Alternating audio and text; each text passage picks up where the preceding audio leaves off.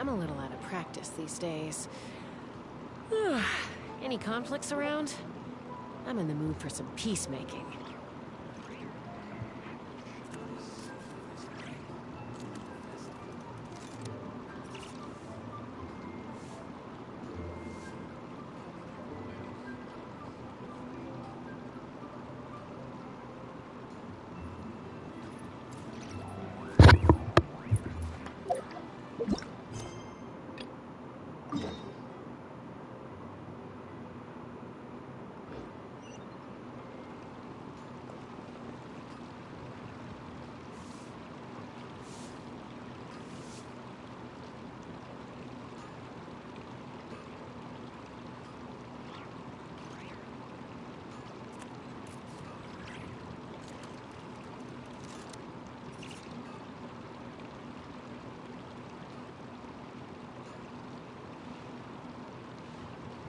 I'd have lost myself long ago if I allowed myself to be led by the whispers of the abyss. Surviving is tough. Taming the beast within is tougher.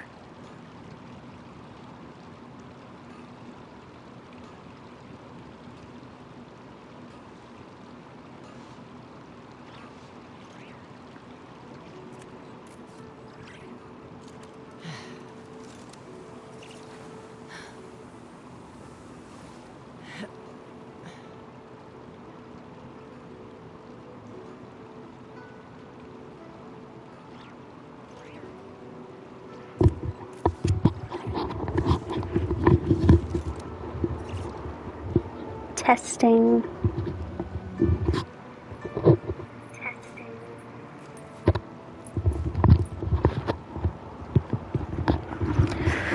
Oh boy. I live, kind of. I'm not sure I feel like I'm alive, but you know.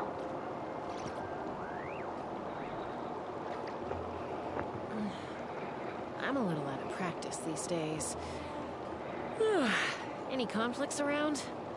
I'm in the mood for some peacemaking. Alright. I've decided to just finish the lantern rite so that it doesn't interfere with other crap. Because who knows if I'll decide to take another year-long break and then it interferes with another lantern rite or another quest comes up for an event that has to do with Liyue. It's just easier to get it done. Let us plant a whole slew of mint. Once I reach 10,000, Cloud Retainer's abode shall be Mount Outsong no more, but rather Mount Mint Song.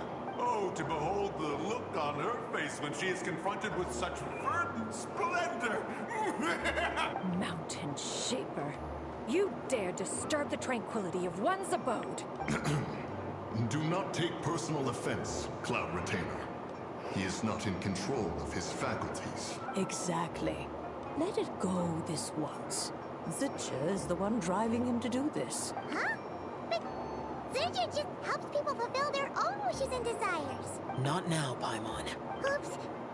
Sorry, Mountain Shaper. Paimon might have just thrown you under the bus. When he wakes up, we shall have words. Everyone, to your positions.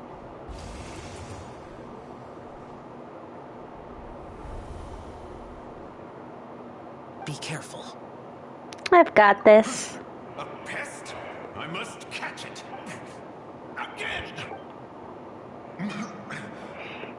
Oh, young one, it is you. Don't tell me. Cloud Retainer sent you? Yeah, she told me to get rid of the mint. Ha! Such brazen insolence. And that includes your garden on Mount Hulao. Such presumption. Such boundless avarice. That wretched adept's impudence knows no end. If she dares lay a finger on my garden, I shall smash her cuisine machine to pieces. You sure about that? You think I am one to fold so easily?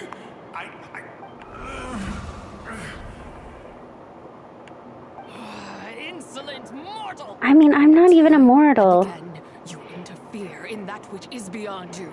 You make it exceedingly difficult to contain my rage. We need your help. You have no conception of that which you seek.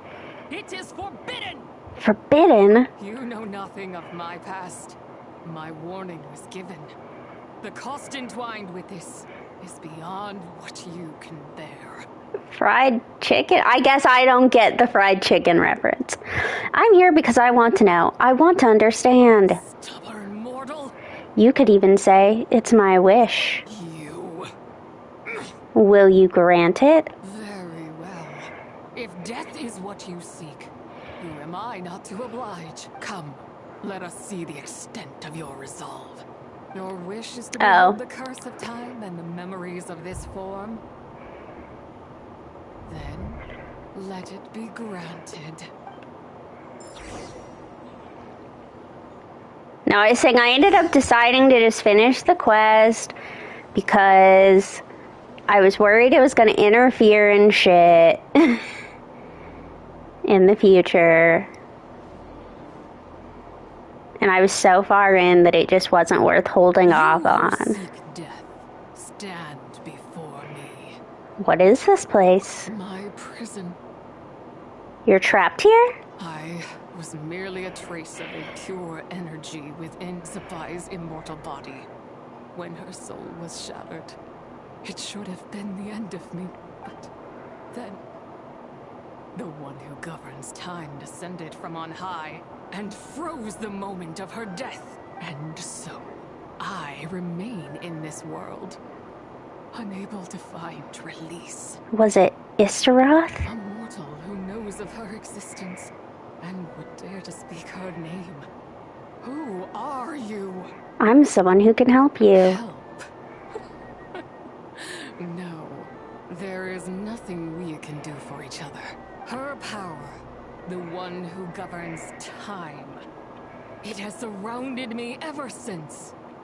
A blessing and a prison, all at once. So you've been trying to break free? No. I have been asleep in this prison for countless years, until a familiar presence woke me. Then, through that mortal girl's eyes, I saw it. As pure and bright as ever, unchanged across the millennia. It was the moon. No wonder she took the picture at Chiwong Terrace. That place is called Chiwong Terrace. Did later generations rebuild the altar in a new location? It looks just like the one used to honor Zapai. Could it be that traces of what happened back then still remain in this world? What is it that happened? That memory is embedded deep within the essence of Zapai's soul. It is one that should have been forgotten, yet it is precisely that which haunts my every waking moment, fuels my rage, and denies me a modicum of peace. Now you, a mere Again, mortal, I'm not come to immortal. seek that which is forbidden. So, let us see whether the fire that fuels your ambition is a hero's wisdom or a fool's courage. What do I need to do? I shall relinquish control over this body's curse and let it devour everything within sight. Run as fast Exactly, as and they keep calling us immortal. Become your grave. Look, it draws near. The river of time, come to sweep all into oblivion. A torrent of tears for the dead and departed. This must be the curse of time. I shall wait for you at the end, mortal. Evade being swept up in its waters, and I will show you everything. Fail, and we shall sink into oblivion together.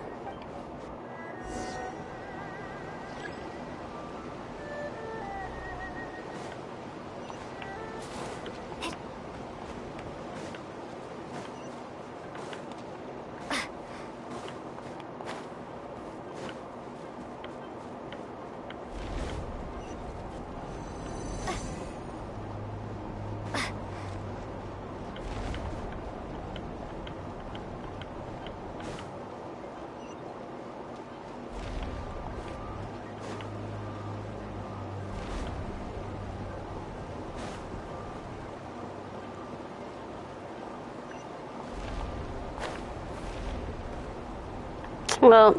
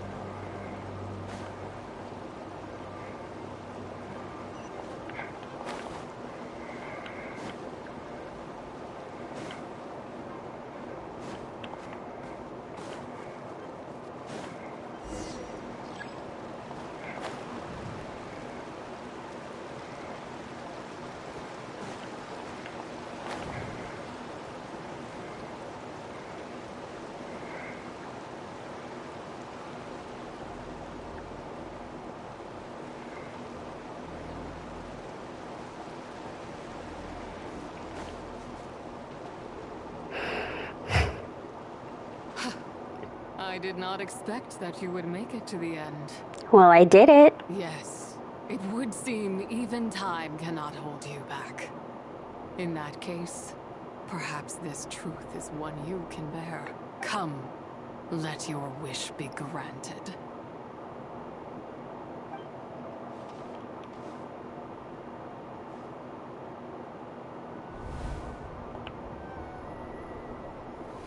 Under moon eternal, in radiant night, a maiden grants silk, soft and light. Under moon iridescent, in night divine, a maiden grants fiber for cloth so fine. Under moon of frost, in night so great, a maiden grants tools to divine our fate. What are Mom and Dad doing? Shh, just make a wish. The kind Adeptus on the moon is listening.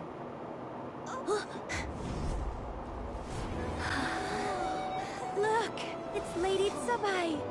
Wow, Lady Tsubai? Is she powerful? Of course. She taught us how to grow grain and beans, millet and rice, how to peel hemp and reel silk, spin thread and weave cloth, how to cut stone and build houses, cast bronze and forge tools. According to Mom and Dad, the Adeptus Tsubai is the god of soil and grain, who blesses our land and its crops. Huh? Lady Tsubai's leaving. It's all right. We just have to wait till next year. She'll be back.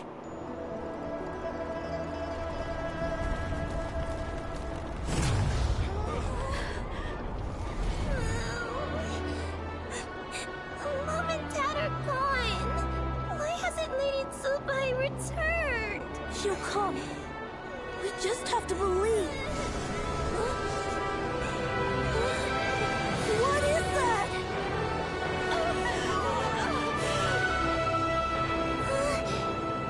Lady Tsubai abandoned us. All places tainted by the abyss need to be purified. That includes Long Gone. And what of its people? You know what will happen. You are but an emissary to the mortal realm. This is Heaven's will. There is no need for guilt, and no place for hope. I wouldn't dare. But the people of Langan honor me, worship me, pray to me. If I do not answer, the guilt will be too much to bear. And if you do, you will meet the I same assume that's end. Istarath. Then as their god, I shall die among them.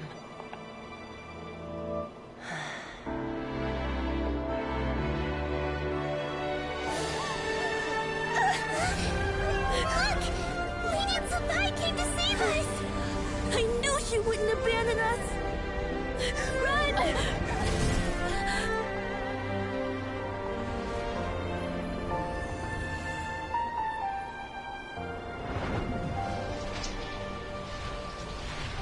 You have done enough.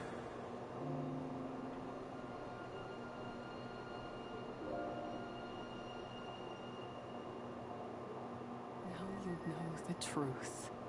These are the memories that suffocate me where I stand and crush me under their weight. Your nation was destroyed. Not just my nation, but the people I loved. Were it within my power, I would ignite a blaze fierce enough to burn a hole through the heavens themselves. But how did it all happen? It was a time of war, one that ravaged heaven and earth.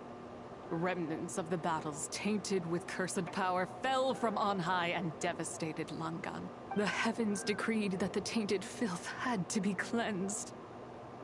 No matter the cost, if I just had more time.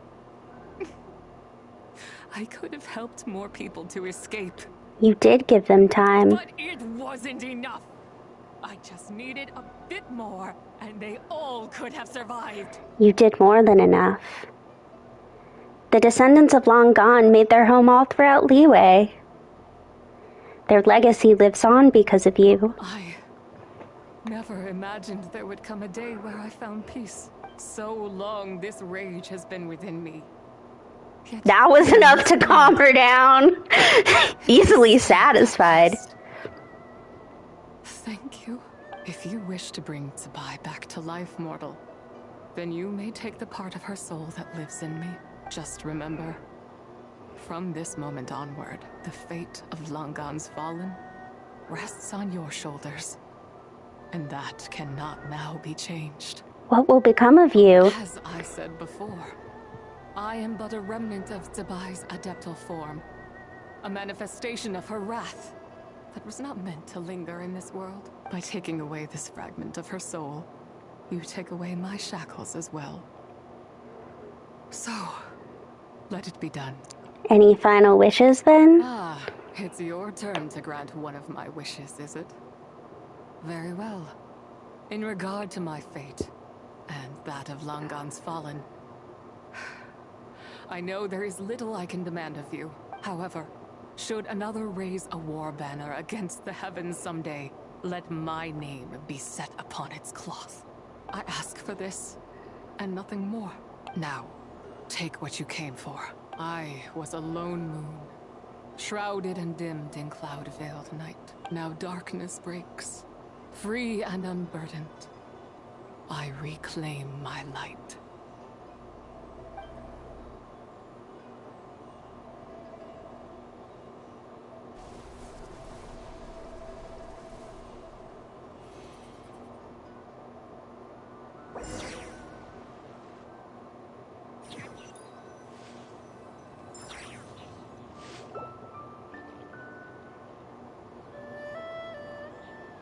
You think I am one to fold so easily? I'm back. Young one, what brings you here? My, what exquisite mint seedlings. Was it you who planted them? I had not taken you for one so versed in the horticultural arts.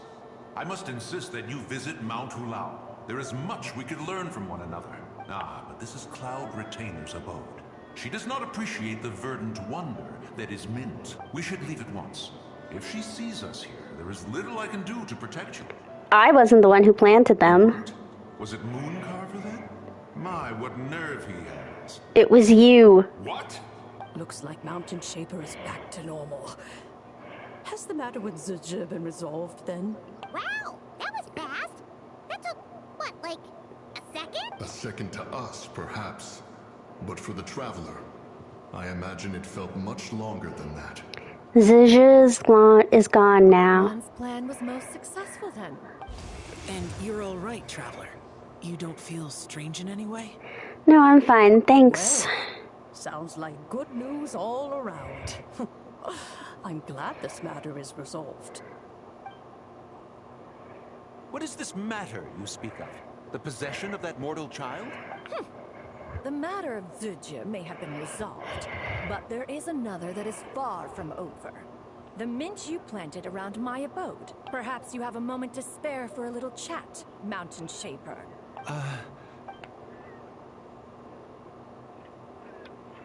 You seem reluctant to talk in detail about what happened with Liyue. She told me about her past.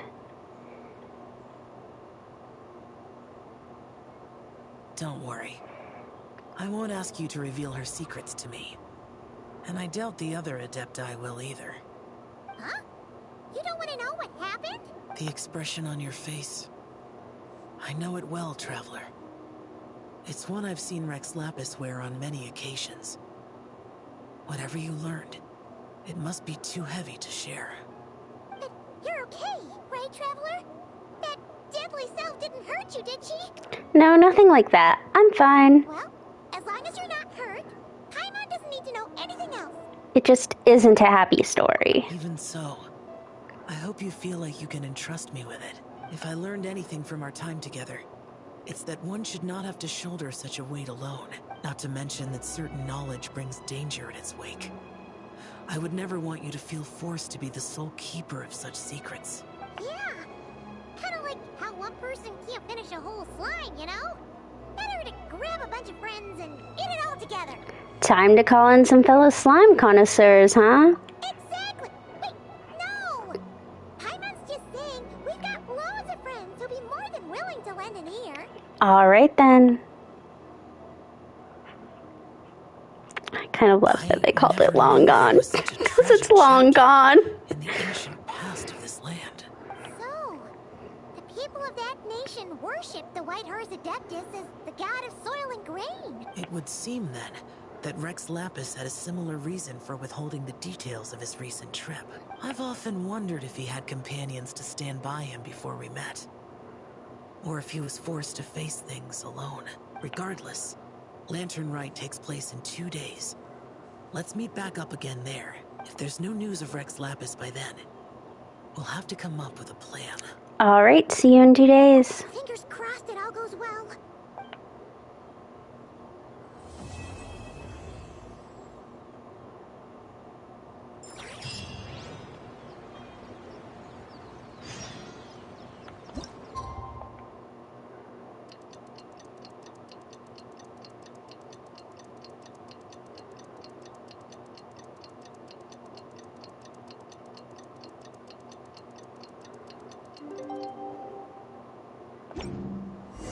It's time to meet back up with Xiao. Let's head to Mount Outsong.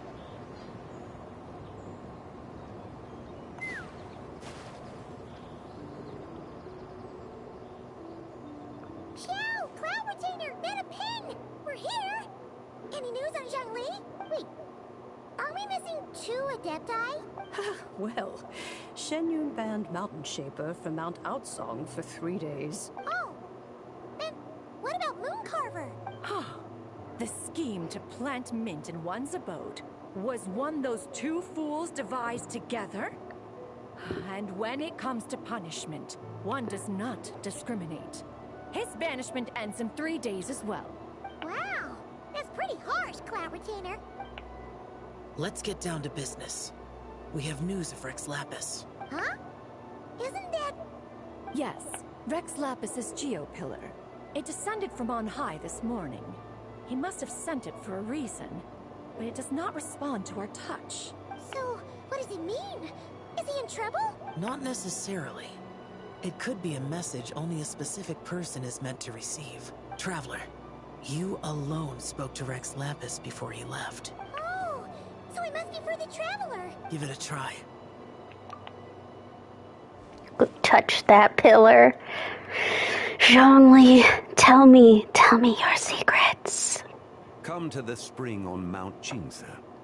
I have left an entrance for you.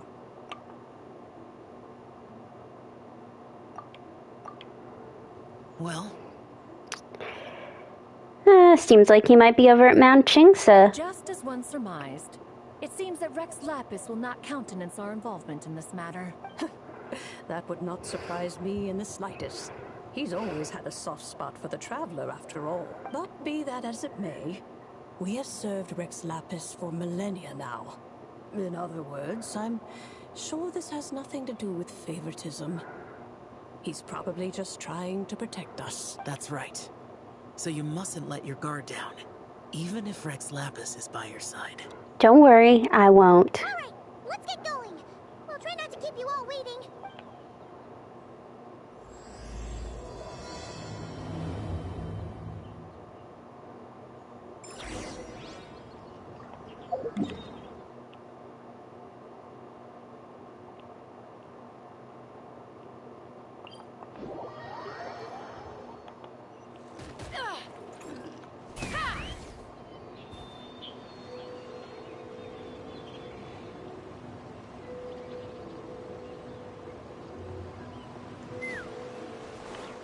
Keep your eyes peeled. They should be around here somewhere.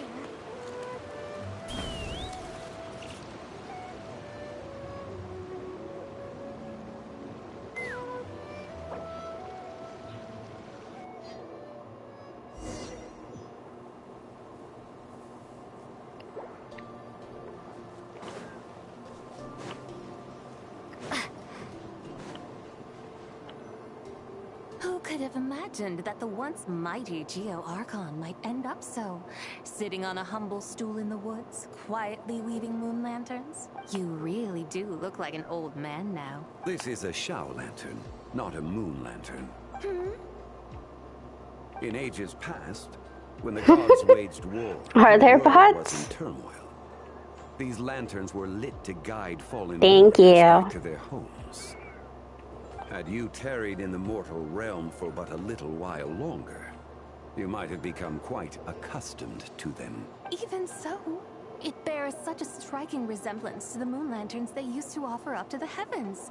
Could this truly be mere coincidence? Perhaps in some sense it is, yet in another, it isn't. For instance, who is to say that some of Langan's magnificent jade did not become part of the very foundations upon which Liyue Harbor now stands? It is conceivable that this ritual was transmitted in such a manner too.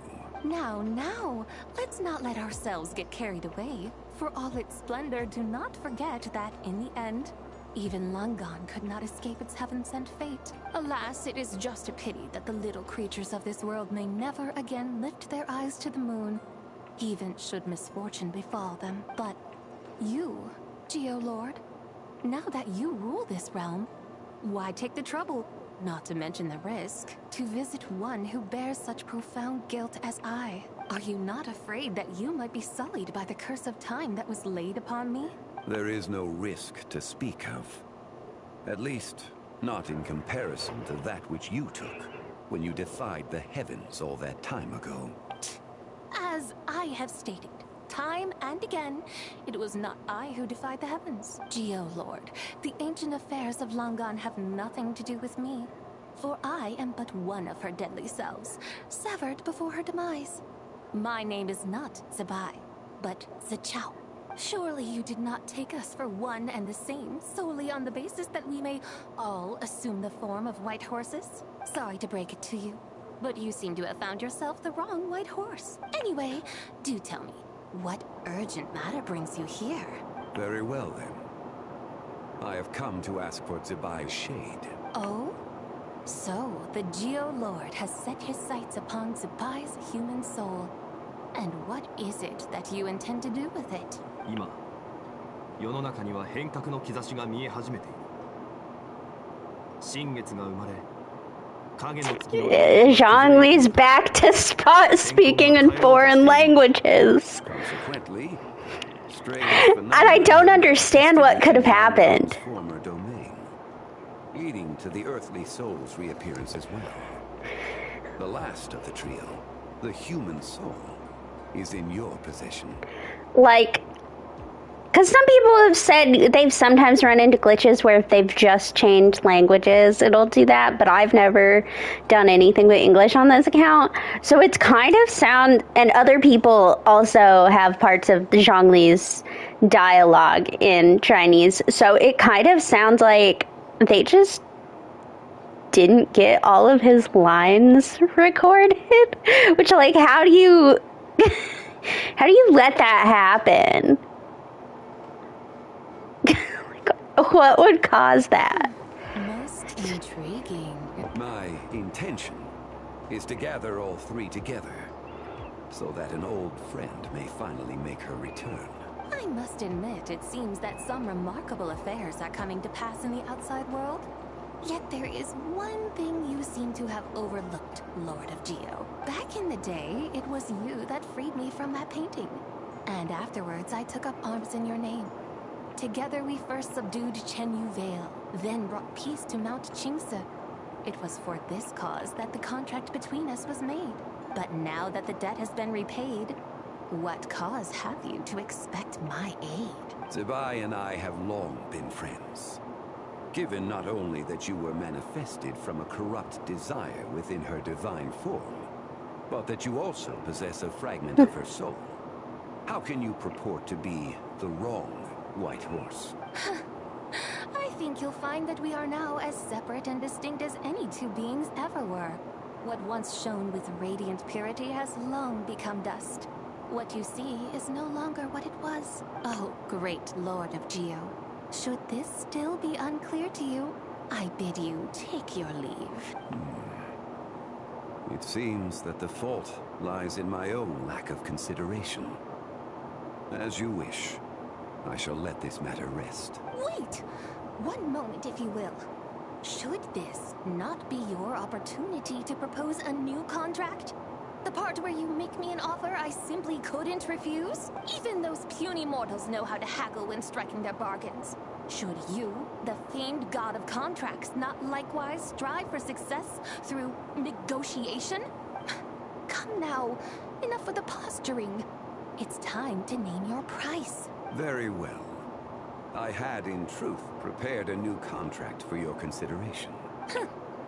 I knew you would not come before me unprepared. Yet, you should know that I want for nothing, for I live in the mountains, carefree and untroubled. Occasionally, I even find sport in teasing the mortals who stumble into my presence. Then why persist in telling them those ancient stories? I speak of what transpired before the sky collapsed and the earth sank into itself. That is merely my way of passing the time.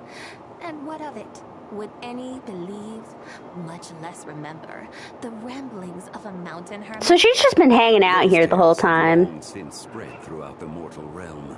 Who? Should my words prove insufficient, I invite you to see the world for yourself. To this end, I have found you a pair of trusty guides. The lantern rite is presently underway in Liyue, and should prove quite intriguing for you. So this, then, is the contract you have prepared for me? Indeed it is. Think of it as a contract for a one-day festive excursion. Surely you do not hope to offer this in exchange for Tsubai's shade. The foundation of my very existence for a little excursion seems a little steep, wouldn't you say? Why not see for yourself? You can always decide afterwards. The final determination, of course, shall rest with you. Is that so? Then perhaps this deal might not be entirely off the table after all. Where then are these guides of which you speak? Hey, it's Xiangli! Oh, we've been looking for you everywhere. We thought you might have gone missing. And this is... So these are my guides. Well, well. They certainly look the part, I'll give you that. Guides? Oh, you poor innocent little creatures. The benevolent Lord of Geo has soaked you to me, which means that for the rest of this day, you belong to me. Sold us to you? Just what have you gotten us into, Xiangli? The situation is not quite as dire as that would sound. I ask only that you accompany my Adeptus friend on a tour of Liyue. And you'll help us after that? I would suspect that depends on how well you entertain me. Entertain you? Where would you like us to take you? Let us start with this Liyue harbor of which I have heard so much. Nowhere is quite so fascinating as a place teeming with little mortals. How come this Adeptus sounds so different from what Paimon imagined? Let's just play this by ear. Okay, we'll take care of it. Get ready to find out why they call Paimon the best travel guide in all of Tibet.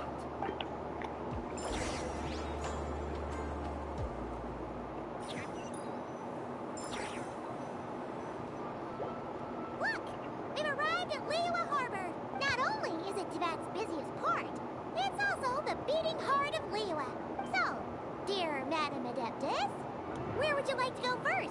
With humble fare and wine to sip, in comfort clothed and soul at ease, one eats, and all the heart's ills cease. So we're heading straight for the good stuff? Well, you're in luck, because Paimon's an expert when it comes to food. There are two main cooking styles in Liyue. Li cuisine, which is all about mountain delicacies, and Yue cuisine, which is centered on seafood. The most famous restaurants are Liyue Pavilion and Shinyue Kiosk. Oh, now Paimon's starting to drool. Yes, sir. Only option is to go try them both. 2 meals, back to back. Both sound like excellent options to me. Are these the kind of establishments that most people might visit on a regular basis? No, they're rich people food. Both Li cuisine and Yue cuisine are known for their pricey ingredients. Definitely not what you'd call the budget options. But don't you worry about that. Just think of it as Zhongli's little treat. Kind of putting Hu Tao in a tough spot here, Paimon. Come on! Aren't you supposed to be pals with Hu Tao? I'm sure we can afford to spend a little more of her mora at least.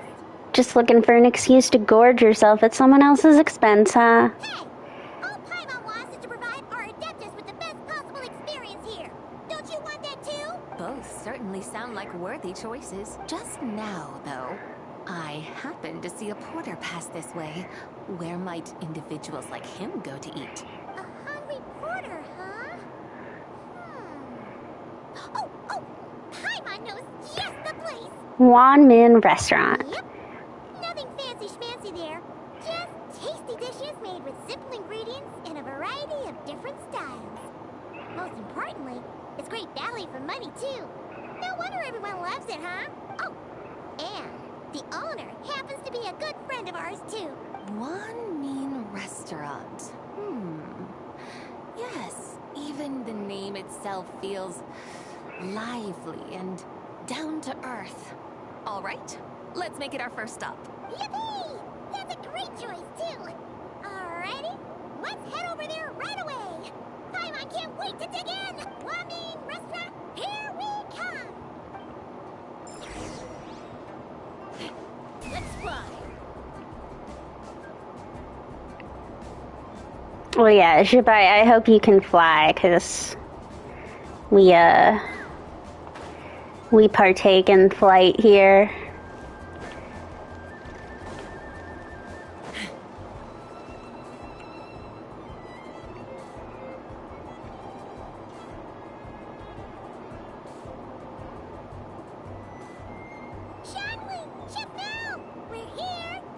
Oh, hello there. What a surprise to see you two. Welcome, welcome.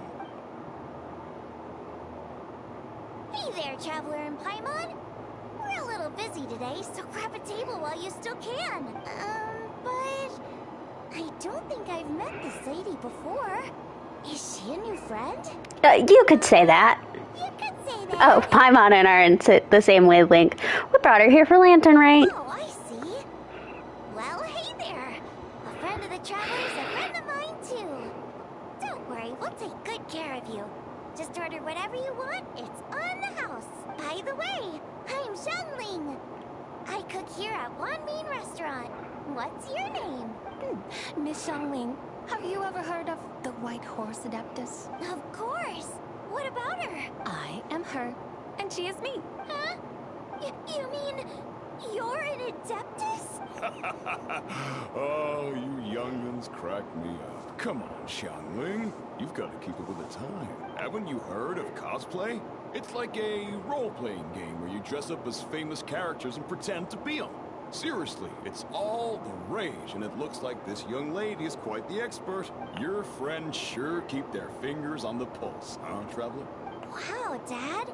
Didn't know you were so tuned in. He's like Zhongling. You gotta be hip with the youth. You gotta listen to our customers. Didn't I tell you to spend less time chasing after wild vegetables and more time making friends? You're even more out of touch than I am. Hey, I like making friends too. Isn't that what I'm doing right now? Anyway, even if it is just a costume, still call you White Horse Adeptus? Of course it's all right, because that's exactly who I am. Okay, okay. I can see you're really committed to the role. How about I call you the real White Horse Adeptus instead? Yeah, in that case, you can call Paimon the real traveler.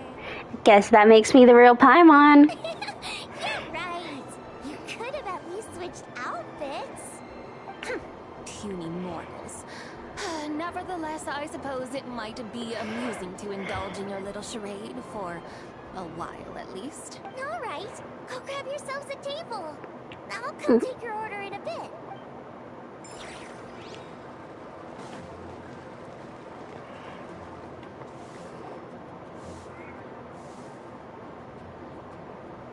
Hello. May I ask if Miss Xiongling and Chef Mao are here? Yeah, they're just over there. Wait a sec. Aren't you? So, what would you like to... Huh? You're... Hello, Miss Xiongling. It's me, Lu Xiongxiong, the one who broke some stuff here at your restaurant a few days ago. I just wanted you to know how sorry I am. I honestly don't know what came over me. Please, please forgive me. Oh, it's you. You really gave me a fright that day, young lady. You didn't actually get food poisoning from our black-back perch stew, right? Come on, Dad. She's come to say sorry. It's all right, Miss Lu.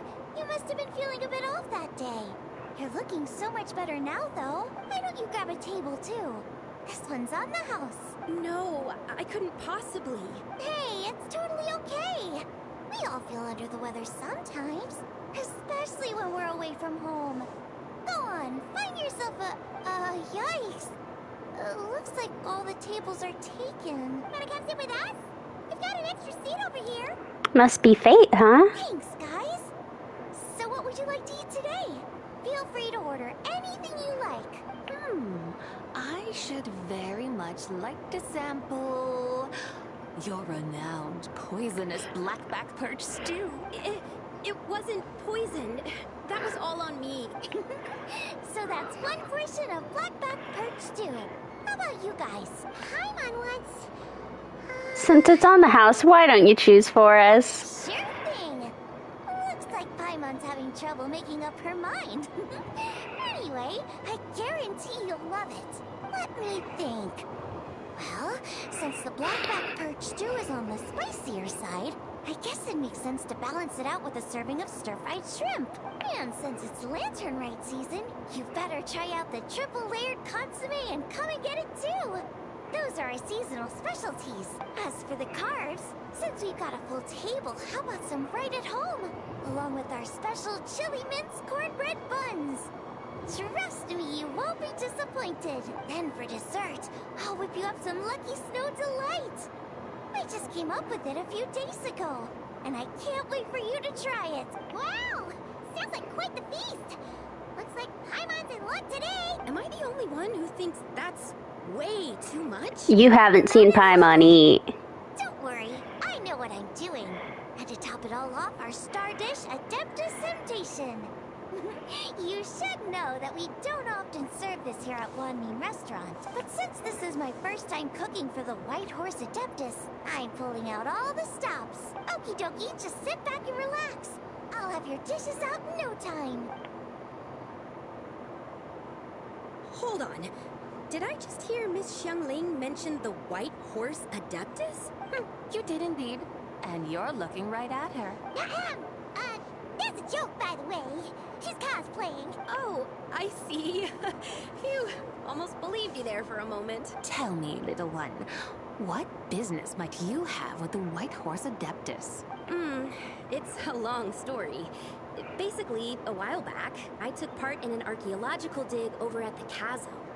While we were there, we discovered a number of relics. Our findings show that they date back to the era of Long Gone, an ancient nation whose people are said to have been the ancestors of some of the modern-day inhabitants of Chenyu Vale. And why might such matters concern the White Horse Adeptus? Because some of those relics not only seem to contain textual references to her, but even depictions of what she looked like. There have long been legends claiming that the White Horse Adeptus was a deity of that era, but there are plenty of other theories out there too. If I could just locate some more detailed records, I'm sure we'd be able to find out so much more. So you're into history? Well, to tell you the truth, I actually joined the archaeological team. She wants to be famous. But once I'd started down this path, I knew that I wanted to make something of myself. Recently, though, things seem to have taken a turn for the worse. Still can't believe I caused such a mess and even ended up hurting someone. Oh, so you're considering becoming a martial artist now instead? No, I mean, they weren't seriously hurt.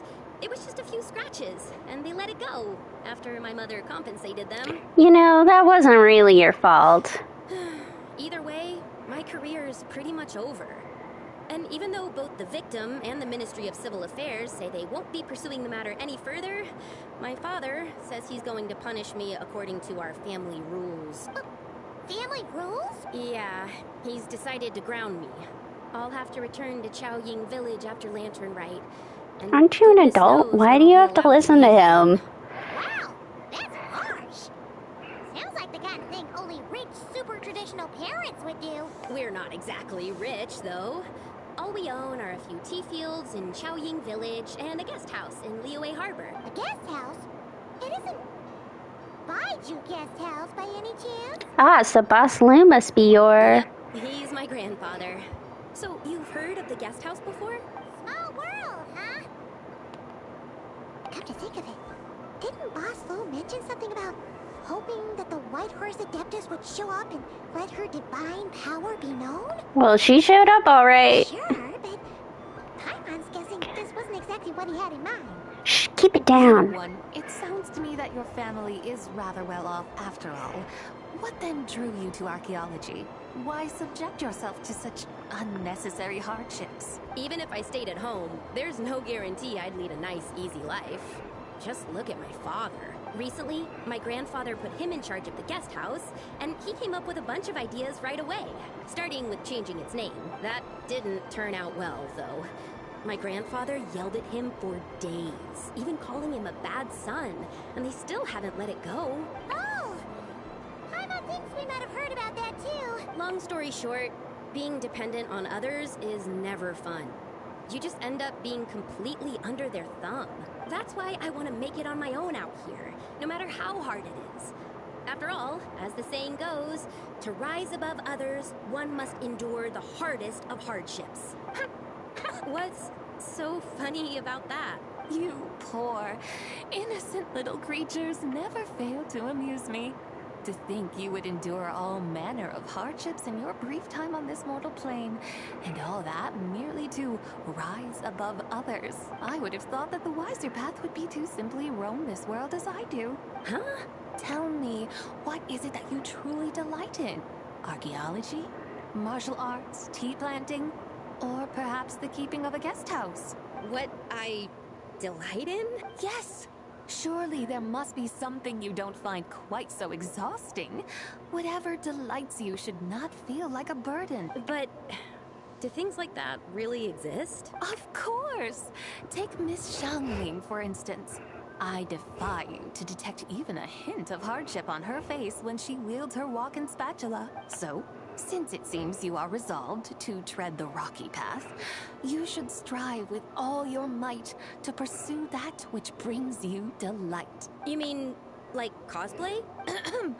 I suppose you might say that. Looks like the White Horse Adeptus is really getting into her role.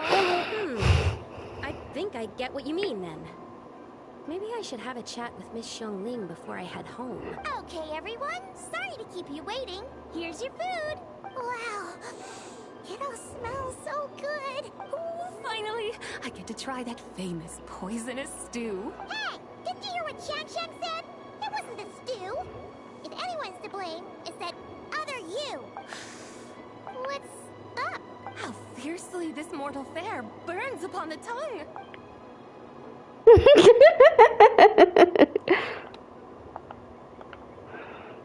That was a cute little picture of Paimon and the Traveler.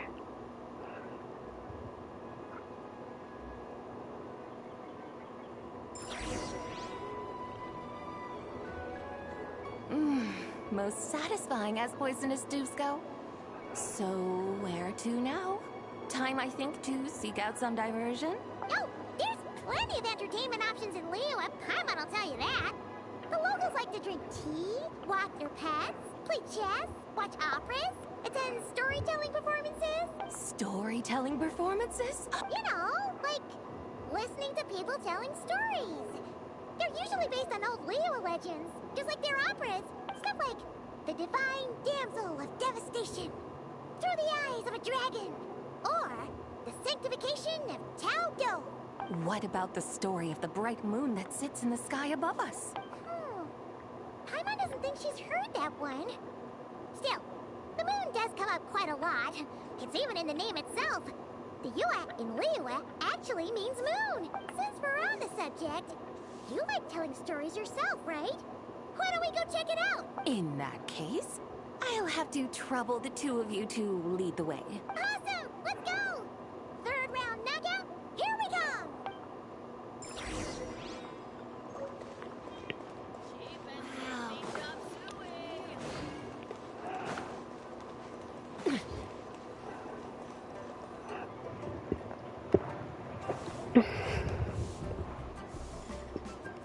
What a tongue twister. I'd have made a complete fool of myself if I tried to say it on stage without practicing it first. Huh. Call yourself Iron Tongue Tien. Wobbly Tongue Tien, more like. I used to have that problem a lot. But if you just take your time to grasp the meaning and commit it to memory, you'll be able to say it smoothly in no time. You're right, Miss Yoon. I'll give it another try. Hey, Yunchin! Fancy seeing you here! What are you two talking about? Ah, Traveler and Paimon, we meet again. And who, may I ask, is this? You may call me the White Horse Adeptus. The White Horse Adeptus? She's not really an Adeptus. She's just cosplaying as one. I see. Well, it certainly looks like a lot of fun. Oh, funny you mention it. This type of thing is actually something I'm quite familiar with. Once, to perform Through the Eyes of a Dragon, I decided to imagine that I was Rex Lapis himself. It was the only way to truly inhabit his mindset and understand his resolve to quell those demons. Sounds like you just wanted an excuse to feel all big and powerful. Hey, that's... You just don't understand how inspiration works. You're one to talk. Paimon's traveled all over with the Traveler, and she's seen things that would make your jaw drop. All right, then. Since you claim to be so knowledgeable, why don't you prove it by reciting an ancient poem? An ancient poem? Which one? Ha! See? You mean to tell me you've never even heard of the ancient poem called An Ancient Poem? What kind of a title is that? Quit teasing, Paimon. We only just found out about that ourselves. He's talking about the writing on those ancient relics. When we first saw it, we couldn't figure out what it all meant. So in the meantime, we decided to just refer to it as an ancient poem. However, thanks to the painstaking work of the scholars who were tasked with decoding it, it seems like that's exactly what it was. Or rather, an ode offered in veneration of the moon and the White Horse Adeptus. Oh yeah! Didn't Kuching mention that before? It's got something to do with Long Gone, right? That is correct. The Ministry of Civil Affairs has issued a notice stating that, although it is true that the moon may disappear tonight, we should be in no danger. In other words, there's nothing to fear. But if you're worried, we can always take a leaf from the Book of the Ancients. By reciting this poem, I mean, and calling for the White Horse Adeptus' aid. If we do that, I'm certain she'll protect our moon and keep us safe. Seriously? Paimon has to get a look at this. Under moon eternal and radiant night, a maiden grants silk soft and light. Under moon iridescent in night divine, a maiden grants fiber for cloth so fine. Under moon of frost and night so great, a maiden grants tools to divine our fate. The fields are plowed, the seeds are sown, and from the earth life is grown. The seedlings stretch, the crops do rise, and all unfolds before our eyes. Fruits are gathered, sweet wine is poured. These gifts we offer to our Lord. Pure as heaven, so fair and bright, she shines as light in this dark night, and with her does this wish take flight. Under moon eternal, in red under moon iridescent, in night divine. Blah blah blah, something cloth so fine. Something about fields being plowed. Paimon, you're not reading this poem at all. Seriously? What is this? The fields are plowed, the seeds are sown, and from the earth, life is grown. Whoa! You did that without even looking! Bravo! Bravo! We have an expert in our midst. Looks like this young lady really does know her role inside out. If I didn't know any better, I'd have taken her for the real deal. That's because I am the real deal. That's the spirit. This is exactly the kind of mindset I was talking about. Behold, mortals, I am none other than the indomitable Rex Lapis himself. Kneel before my Oh yeah, this surely sounds like Zhongli. Believe me, young lady, I know exactly why you do it. Back in the day, I was just like you. I must say you are rather amusing as mortals go. Miss Whitehorse Adeptus, it is a great pleasure to make your acquaintance today. I have some questions regarding the poem, and I was wondering, perhaps, if you might be able to shed some light on it? You want me to explain the full meaning of its verses? Your guidance would be much appreciated. Fascinating. Huh. Tell me, do all the people of Liyue still express such reverence for the ancient ways? Well, it's true that we hold a deep fondness for our history, but it is hardly our only pursuit. One of my good friends, for instance, is even more devoted to the modern Fontanian art of rock and roll. Exactly! And don't forget, great practitioners of the role-playing arts walk among us too. People like me and you, young lady. Yes. So rather than placing too much emphasis on our reverence for the ancient ways, it might be better to say that here in Liyue, 100 passions bloom, each with a voice of its own. I see. Then, I suppose it wouldn't do any harm for me to enlighten you. In truth, it is but a simple poem of blessings. Its meaning is this. As the eternal moon rises in the night sky, a maiden adorned with lustrous jade descends upon the earth. She blesses the kudzu vines and mulberry leaves, so that they may be used to make coarse cloth that is nevertheless soft, light, and comfortable to wear. As the iridescent moon rises in the night sky, a maiden adorned with lustrous jade descends upon the earth. She blesses the kudzu vines and hemp, so that they may be used to make fine, luxurious cloth. As the frost moon rises in the night sky, a maiden adorned with lustrous jade descends upon the earth. She blesses the mugwort and artemisia, so that they may be perfect for divination. So she really did come down from the moon? She shows the people how to use the plow and spade to purge the land of weeds, till the soil, and heap up the earth to make it fertile. Then with the hoe, she teaches them to sow their grain, bestowing the promise of life upon every seed. She blesses the millet and the beans, ensuring that their stalks and vines stretch forth without end. She graces the wheat and the rice, so that their heavy heads are filled with plump, glistening grain. Sounds like she's a real pro at all this farming stuff. The fruits of the field are harvested and brewed into sacred wine for honored guests. This we reverently present to the divine maiden, with every ceremonial step flawlessly observed, so that she may witness the depth of our piety and respect. Oh, divine maiden, how can your graceful presence in the sky not seem like that of a fairy descending from the heavens? Oh, divine maiden, how does your pure and radiant form not resemble the guardian spirit of our land. I send my heart's desire, ascending to the heavens, beseeching you to grant us good fortune and blessings in the coming year. Huh? So, I mean, yeah, that's what I got out of it. I find myself speechless, moved beyond the power of words. It was not a complicated poem to understand.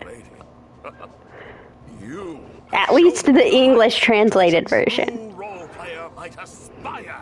A truly remarkable performance. I did not anticipate that anyone could unravel this poem with such depth and clarity. And so soon after the Ministry of Civil Affairs noticed, too. I'd even begun to consider myself somewhat versed in the matter. But as they say, there's always someone more knowledgeable out there. Allow me to extend my thanks to you, Miss Whitehorse Adeptus. You are far too humble, young one. I must confess, it is I who have been surprised. Not only by you, but also by this Liyue harbor of the present day. Ah, so you're not from Liyue. And what, may I ask, has surprised you about it? Oh, it's nothing really. Just some old memories scattered here and there. Very well, my guides. I suppose it is time we set forth on the next part of our excursion. I'd like to go see that wharf now. What say the two of you? No problem! We'll take you wherever you want! Oh, leaving so soon? Before you go, allow me to introduce myself. I am Yunjin, director of the Yunhan Opera Troupe. May I ask your name in return? My own name is scarcely worth mentioning, but since you asked, perhaps I'll tell you the title of that poem instead. Huh? So, it isn't actually called an ancient poem? Of course not. Its real title is Odes of Long Zabai. Odes of Long Zabai. All right then, until we meet again.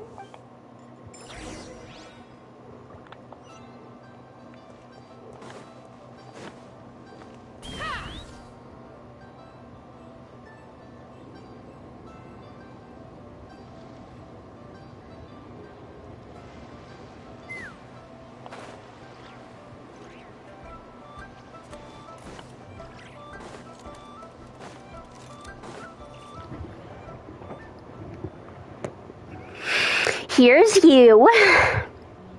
Hey, Ganyu! I almost forgot to mention. On my recent trip to Notcry, I came across something really fascinating in the Frost Moon Scion's library. I found records in their collection of another divine envoy living on the moon. A divine envoy on the moon? You don't think it could have been referring to the Whitehorse Adeptus too, do you? No way to say for sure. Still, the similarities between our legends are intriguing, to say the least. Isn't it amazing? Especially when you consider how far apart we are. It truly is. We might live in different lands, but when we look up at the night sky, we all see the same moon and stars. Right? It's like we're all bound together, no matter where we are. When you think of it like that, it's almost as if our friends from other nations will be right here celebrating with us. Isn't that a wonderful thought? No wonder you were so excited to go see the giant lantern when you first got back. Sounds like you're a real fan of the Whitehorse Adeptus, huh? I guess you could say that. Just a pity she's so elusive.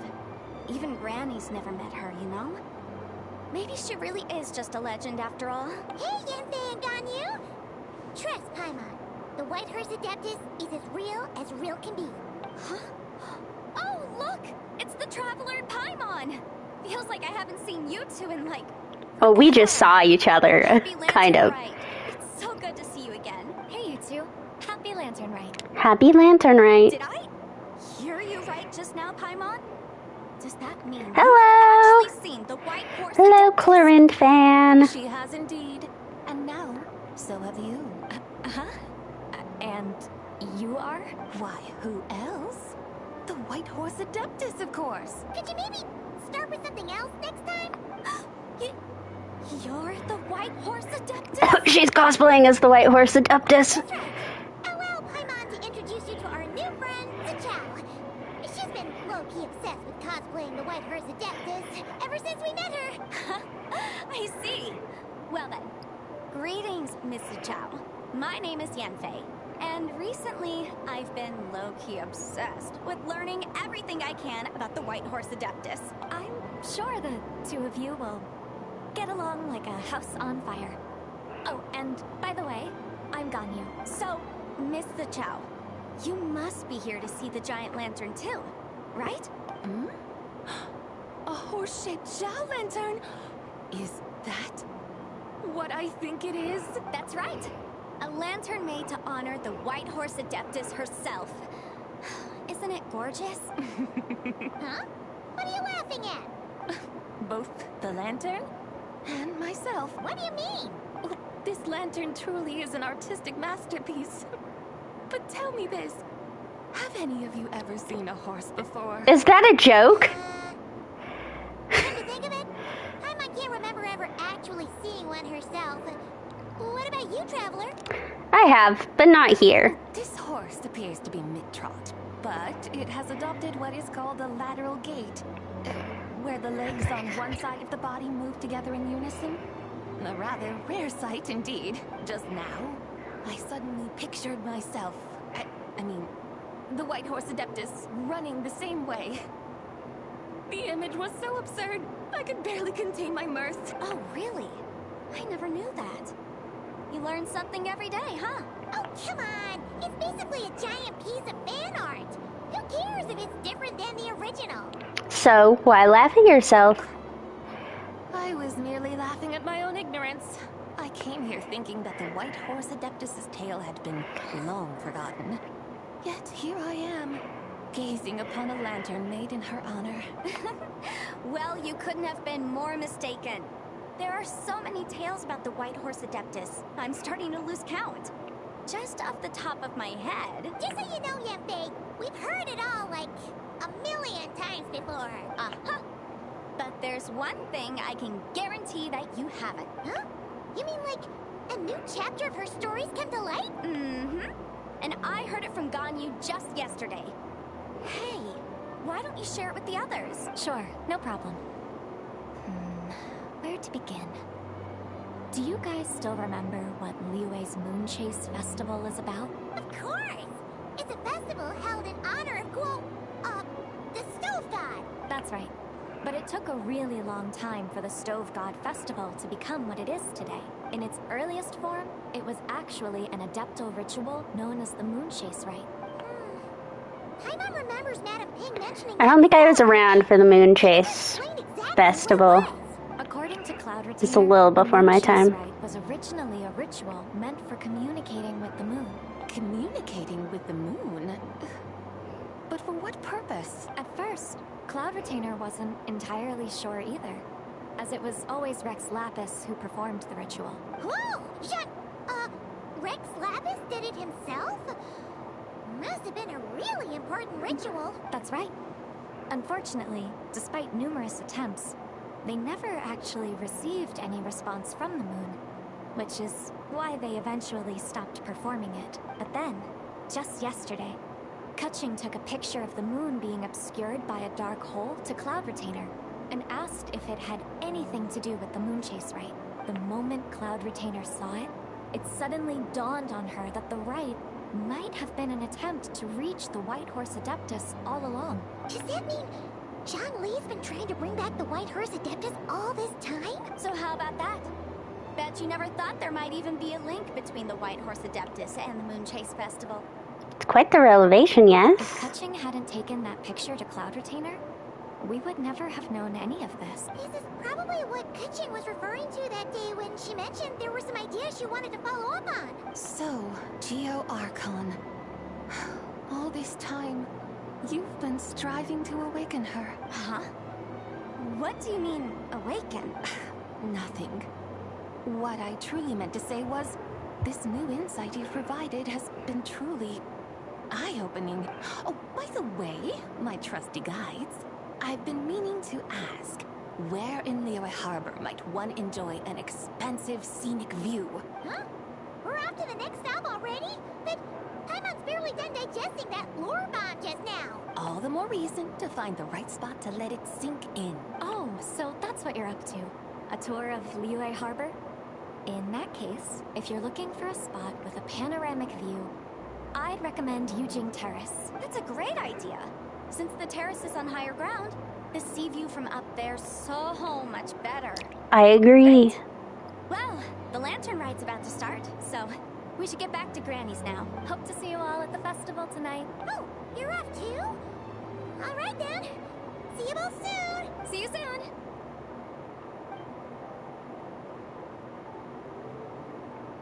I don't know why we had to pretend that she wasn't the White Horse Adeptus in front of other Adepti, but that was a little confusing on that. Hold on a second. Let's take a photo here in front of the giant lantern. And what, may I ask, is a photo? It's this awesome invention that lets you record moments in the blink of an eye. Except you've got to try not to actually blink. Oh? What must I do in preparation then? Nothing. All you gotta do is choose a pose. The Traveler will handle everything else. Come on, let's give it a try. Look, we got a great picture. Paimon's gonna call it The White Horse Adeptus meets the White Horse Adeptus in Liyue Harbor. Huh. They've even discovered a way to preserve moments in time. Now I truly am curious to witness what else these mortals might accomplish. Very well. Let us proceed. Yujing Terrace lies in that direction, does it not? Hey, wait for us!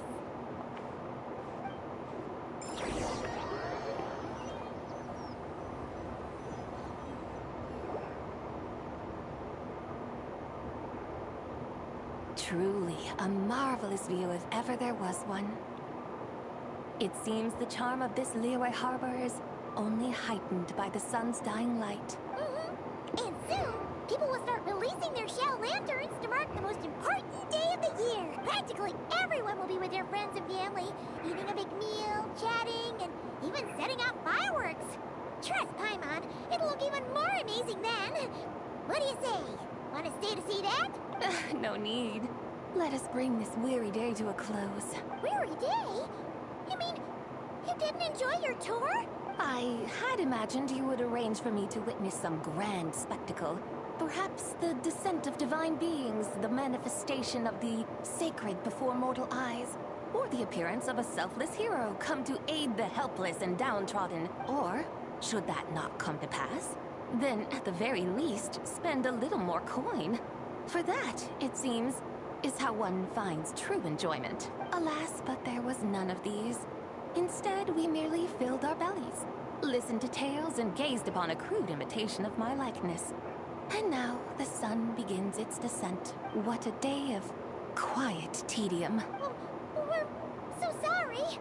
If we'd known that was what you wanted, we'd have done it all differently. It's all that Jiang Li's fault for not making the customer's requirements clear. Well, it's too late now.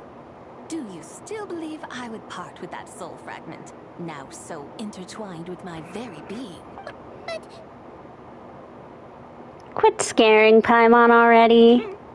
I knew you were the more astute of the pair. Huh? You were just trying to scare Paimon? It seems the realm of the Geo-Archon has a way of making one more stony-faced. So, you were just pulling Paimon's leg? Of course.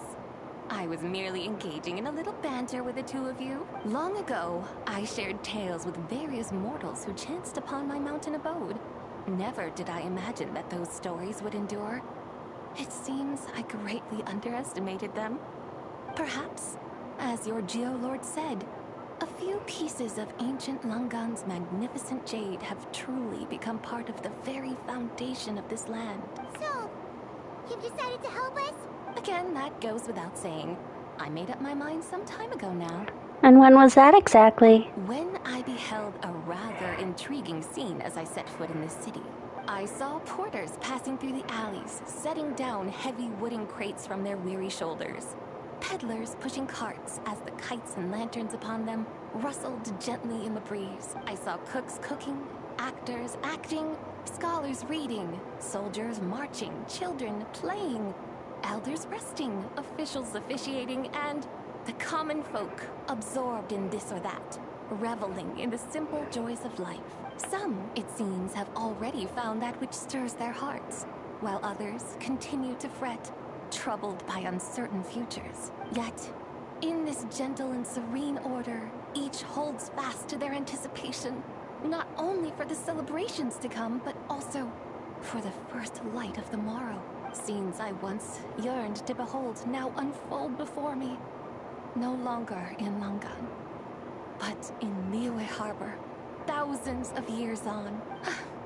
How wondrous is this mortal realm?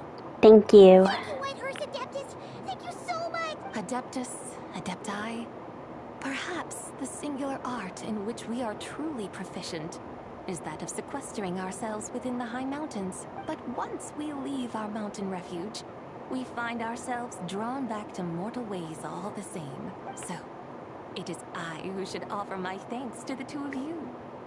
Traveler, Paimon, you have made this day more delightful than any I've known in a long, long time. Come now, and take what it is you need.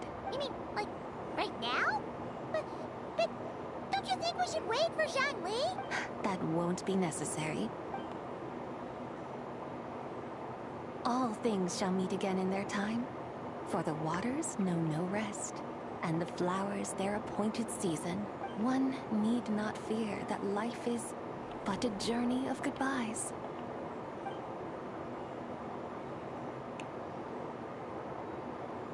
Is she gone?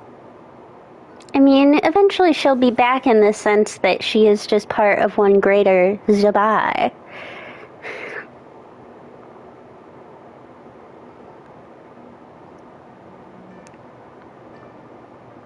Yes, she's gone. A deadly self is formed from the body's impure vapors, so naturally it cannot survive long in this world. Had it not been sustained by the remnant of Zibai's soul, it would have faded away a long time past.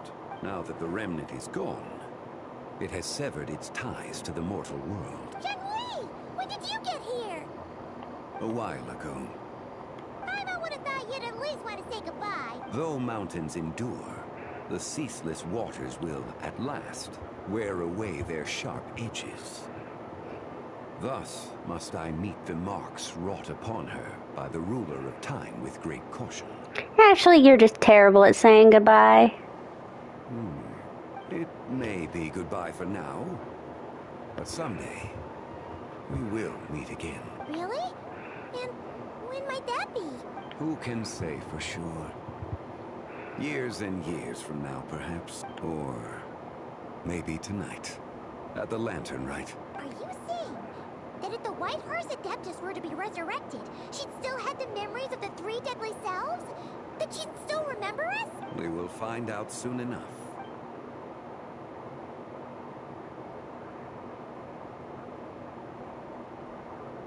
It is time. The rite is about to begin. I'm assuming this was a cutscene. The rite is about to begin. Is the moon really gonna disappear? Got your lanterns ready, everyone? All set.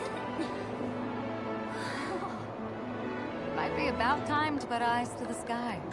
Wouldn't you say, Tianquan? Look.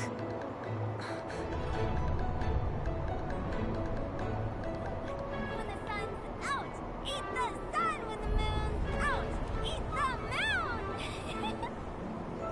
Whoa, is this the lunar eclipse? Under moon eternal, in radiant night, a maiden grants silk, soft and light. Under moon iridescent, in night divine, a maiden grants fiber for you. Under moon of frost, in night so great, a maiden grants tools to divine our fate. The fields are plowed, the seeds are sown, and from the earth, life is grown. The seedlings stretch, the crops do rise, and all unfolds before our eyes. Fruits are gathered, sweet wine is poured. These gifts we offer, to our Lord. Pure as heaven, so fair and bright, she shines as light in this dark night. And with her does this, wish take flight.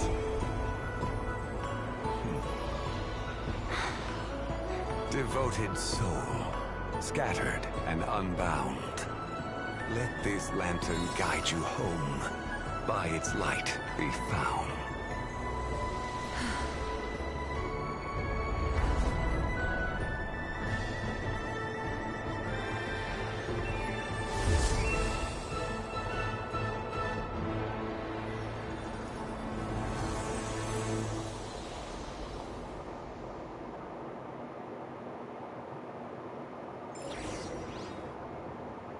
Did we do it?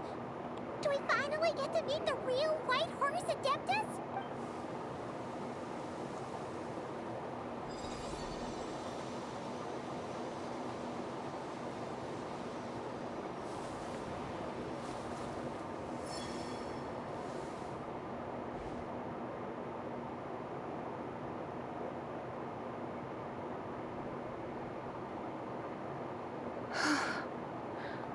This place. Where am I? A familiar land, now known by the name of Liyue. Liyue? The peaks adorn the clouded moon. Then, who might you be? Oh no! She seems to have lost all her memories after all. And those countless lights in the sky. What are they? These lights, each like a dwelling in glad accord, usher in this day of joyous rebirth. And whose rebirth might that be? That of my old friend, Zebai. Zebai? Yeah, that's you! Don't you remember anything at all? That's... me? Oh, yes. The envoy of the Lunar Palace. My name is Zebai, indeed. Then you must be the Lord of Geo, Heaven's Star. Many years have passed since we last saw one another. Zebai, my friend. Welcome home. Home? But why does this place, this Liyue, feel at once so strange and yet so familiar? Do you remember who we are? Who you are? Who are you? Ah, yes, I remember now. You are that treasure-hunting damsel, the one stricken by the poisonous fish stew. How goes your quest for treasure? You must have achieved both fame and fortune by now, I trust. Hey, you've got it all wrong! You're talking about Lu Shanshan. And how many times do we have to tell you? She wasn't poisoned! Sheesh! Hmm? But I could have sworn... Oh, that's right. You're that impudent blonde youngster who kept meddling in my affairs. And to think you even had the audacity to presume yourselves worthy of being...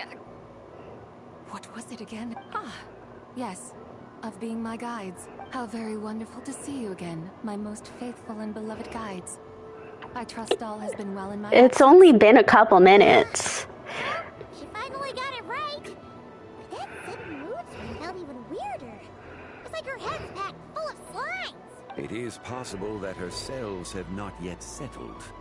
After all, they've only just been brought back together. It may be some time before she fully recovers. Huh? You mean, kinda like she's still half asleep? So how long will it take for her to fully recover? That I cannot say for certain. Perhaps a few days. Perhaps a few years. A few years? Mortal years are but a poor measure when divine beings tread the realm of dreams. Well, if you say so. Anyway, at least she's whole again, right? That already seems like a pretty good outcome to Paimon.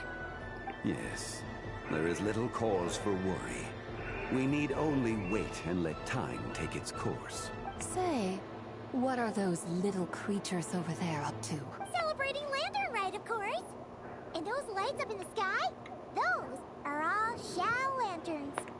This year, each and every one of them carries a little wish inside. Lantern Rite.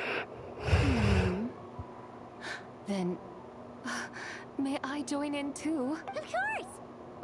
you think we've been running around like headless chickens these past few days. Tell you what, Traveler, why don't we take the White Horse Adeptus out to celebrate? Who knows? Maybe seeing some familiar faces might help her find her feet. Let's do that. Hey, Zhongli! You've got some time on your hands now, right? Why don't you come along with us?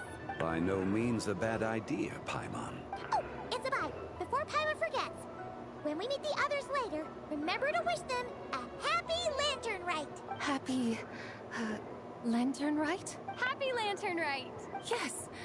Happy lantern rite indeed. Well then, let's go!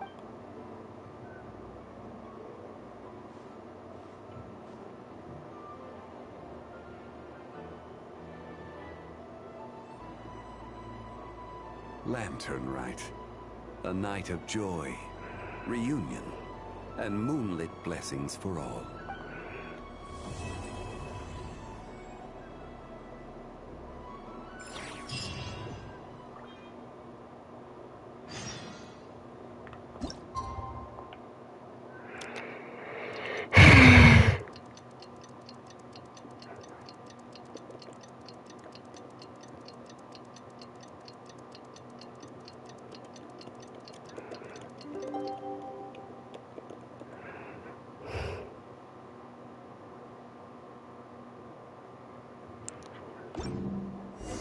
Paimon wonders how the White Horse Adeptus is getting along. Maybe we should check in on her? We can ask Zhongli where she is. We know where Zhongli is. He's hanging out at the bar/storytelling spot. A little worried about Zhongli. Is that a sign of a problem? Looks like Zhongli hasn't stopped by for tea today. Hey, are you two looking for your friend? Try going up that way. Is Zhongli up that way? No, but that young lady who was dressed up as the White Horse Adeptus the other day is. She's your friend, right? I just saw her head toward Wanmin Restaurant. I was wondering why she was eating alone. But then you two showed up hot on her heels. Oh, what luck! We were just on our way to find her. But what's she doing at Wanmin Restaurant? I have no idea. I said hello, but she completely ignored me. She couldn't have forgotten who I am, right? I mean, we're kindred spirits, aren't we? Maybe she's still half asleep, but her brain might be a little fuzzy. Oh, that makes sense. I was wondering why her eyes were so red. Her eyes were red? Oh, that doesn't sound good. We need to find out what's happening. You young people, staying up all night because you think you're invincible? Look at your friend. Missing out on sleep so she can pretend to be the White Horse Adeptus. That's where that leaves you, you know. A word to your friend from someone who's older and wiser. She really needs some rest. Paimon won't be so certain about the older and wiser part. Yeah, what was that? Nothing. We'll make sure to pass on your message. Hurry along. Oh, and don't forget to come back and check out my Rex Lapis cosplay when you're done.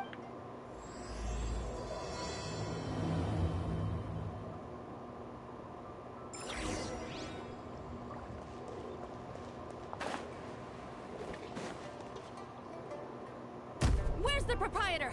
Come out and see me at once! Xiangling and Chef Mao aren't here right now. What can I help you with? And who might you be? My name is Shenhe. I work here at Wanmin Restaurant. Shenhe. Shenhe. Are you that crane adeptus who loves planting mint? It's been a few days. Have you improved your gardening skills? Did you manage to cover the slopes with mint? Mint? I don't know anything about mint. But I am familiar with Qingshen and glaze lilies. Ha!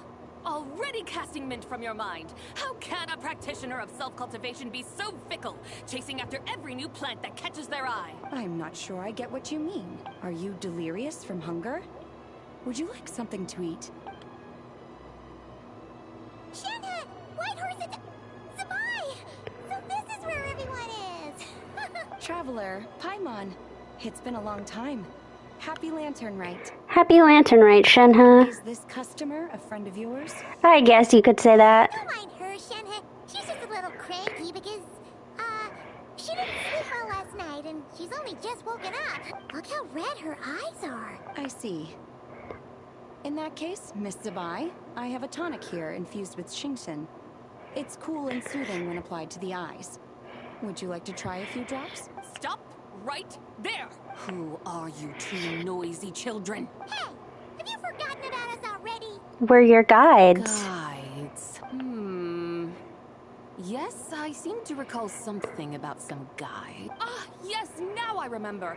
What luck! I was just looking for someone to show me the way to Yilong Wharf. Huh. Is she starting to come around? Why do you want to go to Yilong Wharf? Someone requested my help in purchasing some tea leaves. I was informed they have discounted prices during the festival and that I shall get a good deal there. Tea leaves? This sounds like Zhongli's doing. He sure knows how to get people running errands for him. Has Zhongli started buying discounted tea? Your friend Rex Zhongli initially requested the most expensive tea, but then a young lady in a hexagram hat mentioned he burned through the Wangsheng funeral parlor's yearly expenses at an exhibition a few days ago. As such, he is only permitted to buy items that are discounted this month. Oh, that's his boss, Wu Tao. It's about time she realized the problem and put a stop to his spending sprees. Oh, I see. So that's why you're here. Unfortunately, Wanmin Restaurant doesn't sell tea leaves. If you're truly in need, I could gather some wild tea from the mountain slopes. You don't sell tea leaves? But I remember your boss, Miss Lu, saying that she owns tea fields. You really should get some rest. The person you're talking about isn't the boss of Wanmin Restaurant. She's just like you. She came here to eat. Is that so? Life really is full of surprises. What surprises? Your brain really is as gooey as a pack of slimes. I can't believe Zhongli entrusted you with going all the way to Yilong Wharf and buying tea. Why don't we show you the way to Yilong Wharf? That would be excellent, my dutiful guides. Yes, Miss Crane.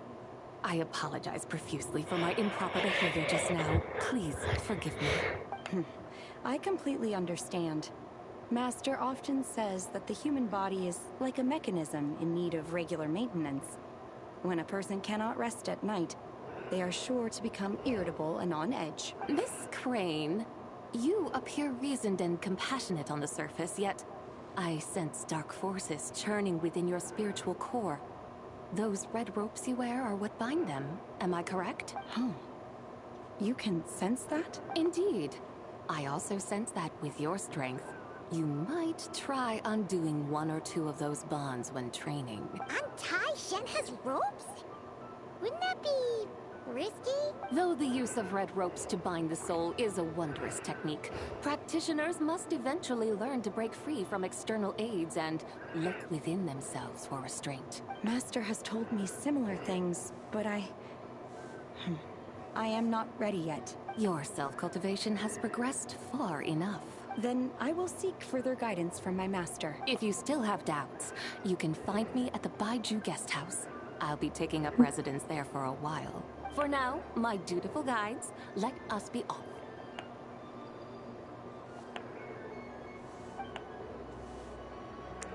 Oh god, Shabai's on the struggle bus. A little bit.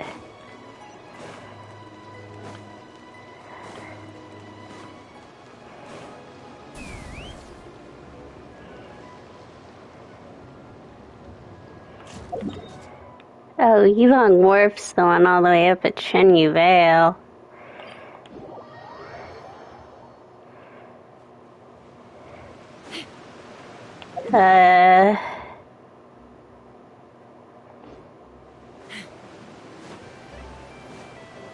Alright. Take me up!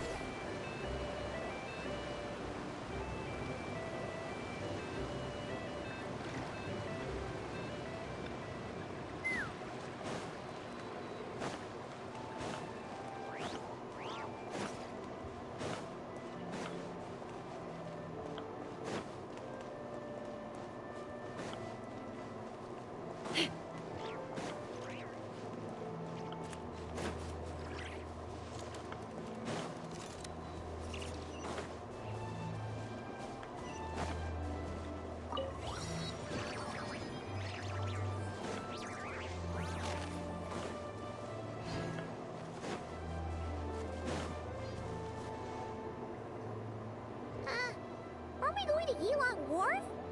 How do we end up on this mountain? Is that small town over there not Yilong Wharf?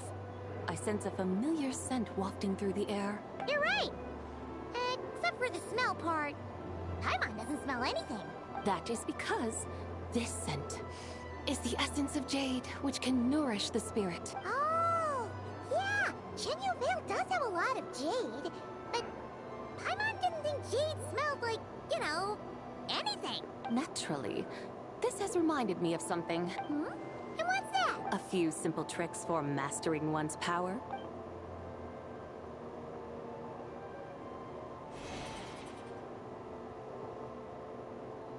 What is that thing?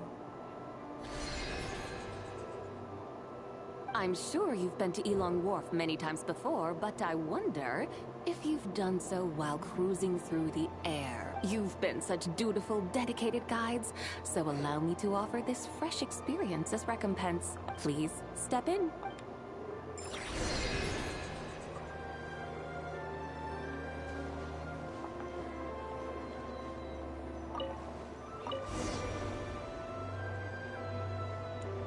This is very soothing. This is amazing! Paimon feels just like an adept just flying through the sky. What is this thing? I created it from my memories of the chariot of the Lunar Palace. Many years have passed since I last laid eyes upon it, so there may be some discrepancies. Nonetheless, it is functionally much the same. A lunar chariot? Wow! Paimon never imagined she'd get to ride in one! So, Sabai, does that mean you used to work on the moon? Work. That's an interesting way to phrase it, though I suppose you are correct. I was once an angel, a member of a race tasked with guiding humanity. Then, graced by serendipity, I became a moon envoy. Huh? What's a moon envoy? Some kind of super important angel? As you would understand it, a moon envoy is a job title. Any angel, or non-angel, can become a moon envoy. Does that mean you're not the only one? Of course not. Though my memories are still hazy, I vaguely remember some of my colleagues. There was one who liked to take on the form of an ibis. An ibis? Could it be... Can all moon envoys turn into animals? Does that mean Rauma could take that job? She can turn into a deer, and moon chanters are some sort of Luna envoy anyway, right? I assume the ibis is referring to some Sumeru stuff. Chanter? I have no idea what those are. Oh, okay then.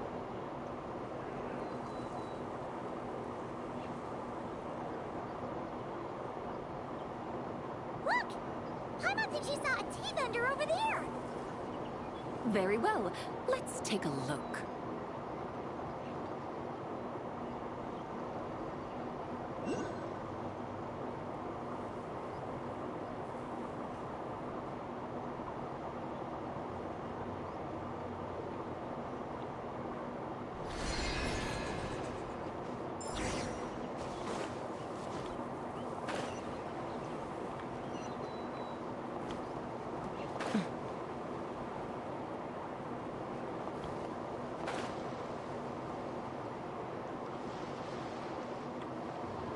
Welcome, please have a look around.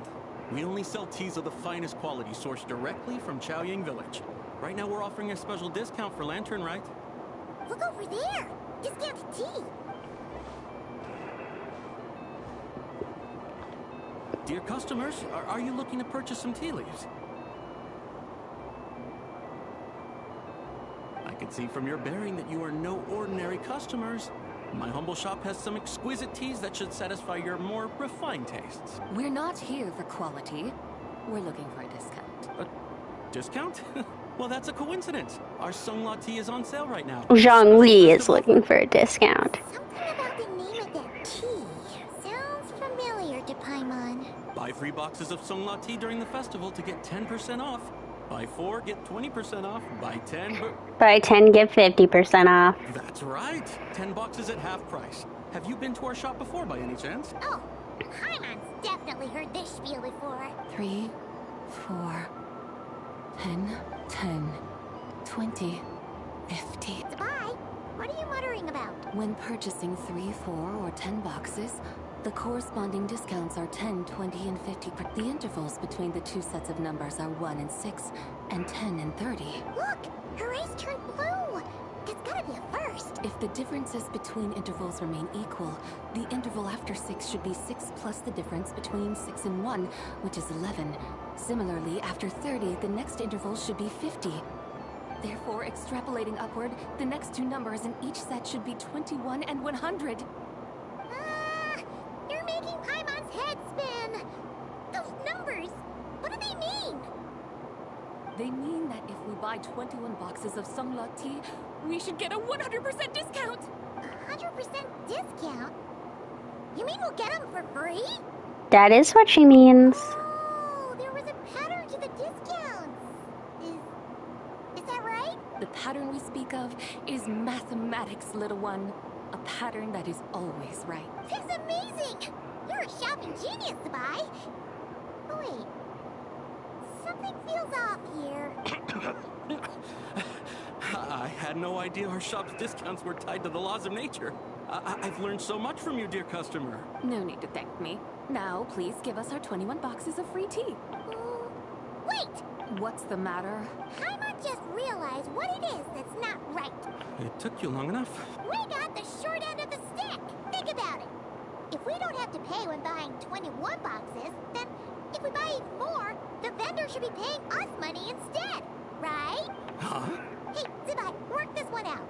If we buy 100 boxes, we'd make loads of money, wouldn't we? It stands to reason. Wait a moment, dear customers. Don't you think you're haggling a little too hard? You are the one dictating the discounts. We're simply extrapolating the numerical patterns within. As such, we are hardly haggling. You have a point. However, that's right. I'm so sorry. I just remembered. My supplier didn't come today, so we don't have any tea after all. Such a shame. Terribly sorry about this. Awful luck. Where can we find your supplier? Well... Not to fret. We'll save you the effort and go straight to the source ourselves. Well, you see, dear client, the supplier's discount isn't as generous as ours. You won't be able to get the same price from them. Huh? Does that mean they won't pay us for taking their tea? Maybe they'll even offer you a 100% discount. How very unfortunate. Nevertheless, as the original supplier, they must offer some sort of... Besides, we're not looking to make money. We just want a good deal. Well, that's great. My suppliers are all tea farmers from Chaoying Village. You can go ask around the village, but please don't say I sent you. Do not worry. We appreciate your generosity. Referring customers to your business partners, even choosing to remain anonymous, the demeanor of a true gentleman indeed. Your business will surely prosper. I hope you're right. Then let us head to Chaoying Village. Do you know the way, my guides? Of course! Just follow us.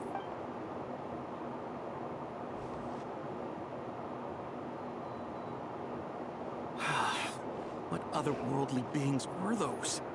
Thank the heavens I managed to send them on their way. I should hurry home and pray to the White Horse Adeptus. May she bless me such that I never encounter such customers again.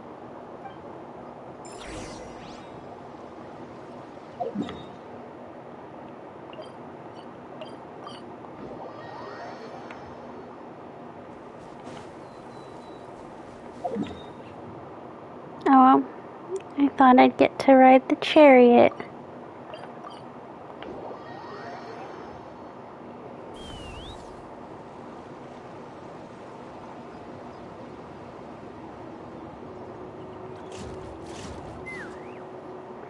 Here we are! Chaoying Village! The mountains and waters are pristine. They embody the beauty of heaven and earth. It's a good-looking place, all right. But it's hard to enjoy the scenery when Paimon can't stop thinking about all that tea-buying Mora we're missing out on. Should fate dictate, Mora will find its way to you sooner or later. Well, Morak certainly finds us often enough. He even sought us out in person this lantern rite. For now, let's look around and see if any tea farmers are selling their crop. We'll be able to see more clearly from up high. Let's take to the sky and enjoy the beautiful scenery while we're at it.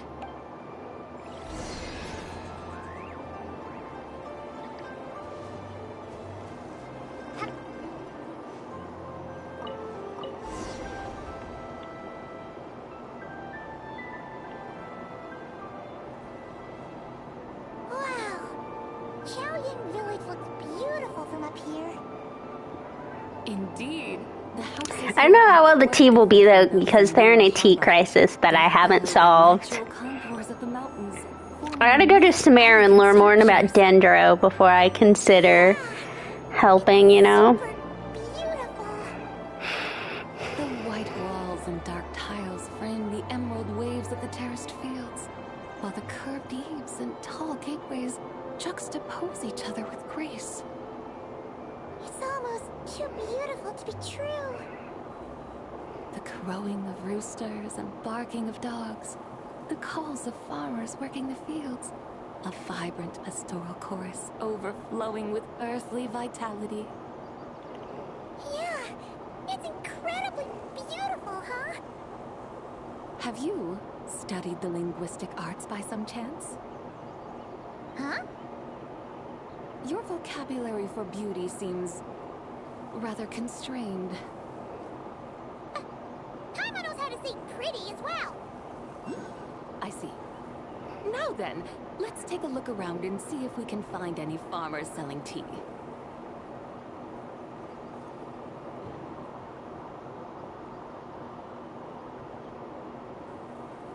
Look! There's someone in that tea field! And they look kind of familiar. Wait, is that Lu Shanshan? And who is that? Oh, you'll remember her once you see her up close.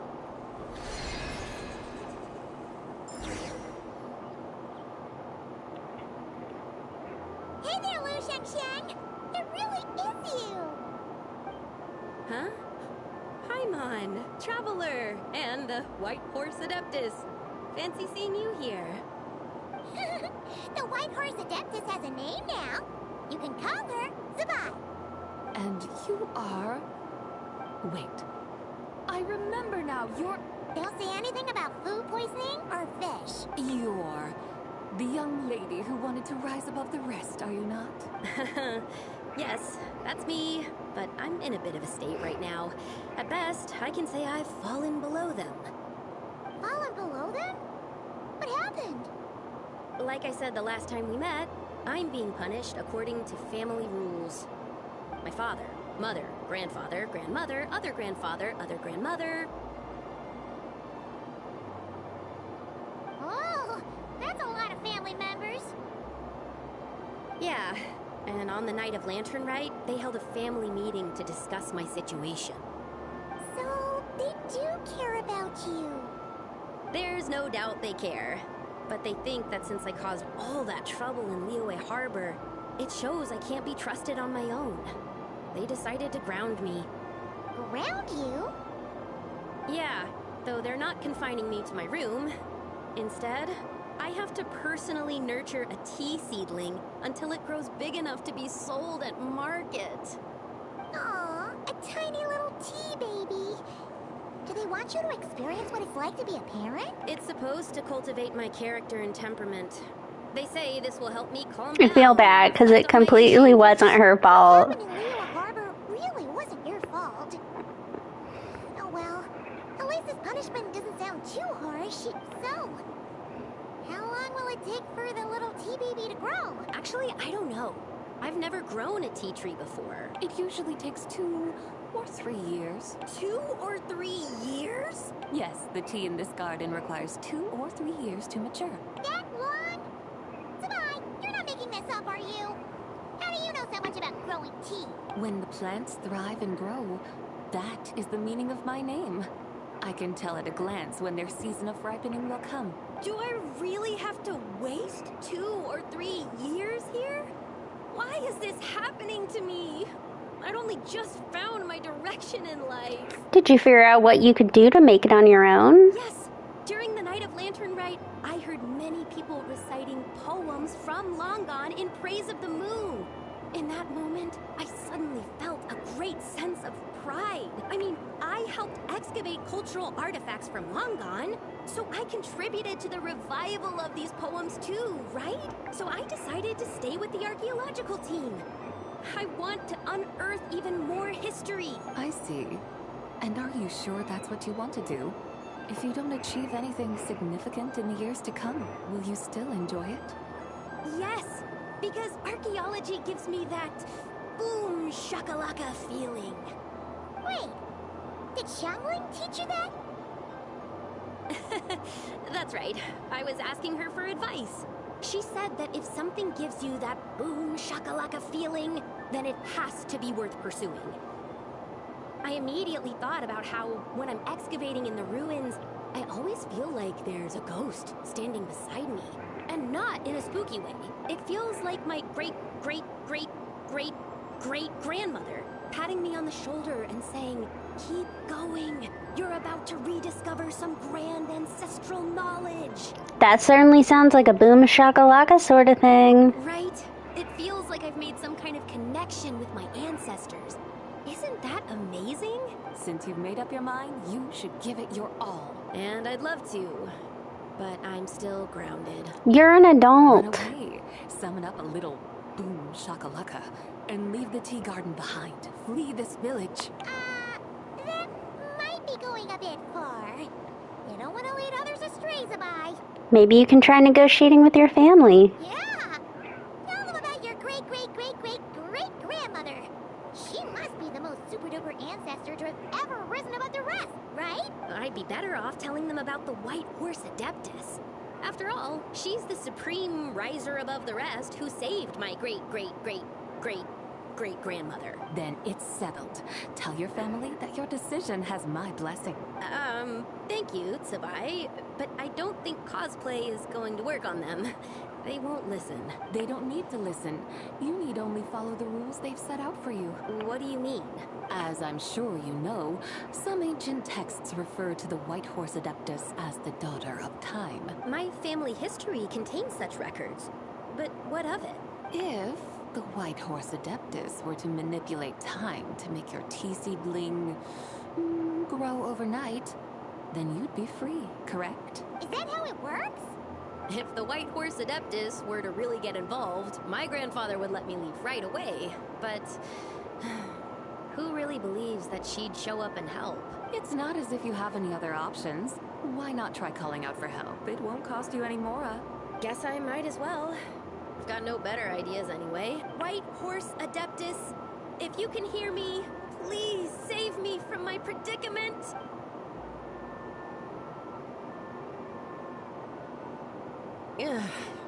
Nothing happened, as expected. Perhaps the White Horse Adeptus has already heard your prayer.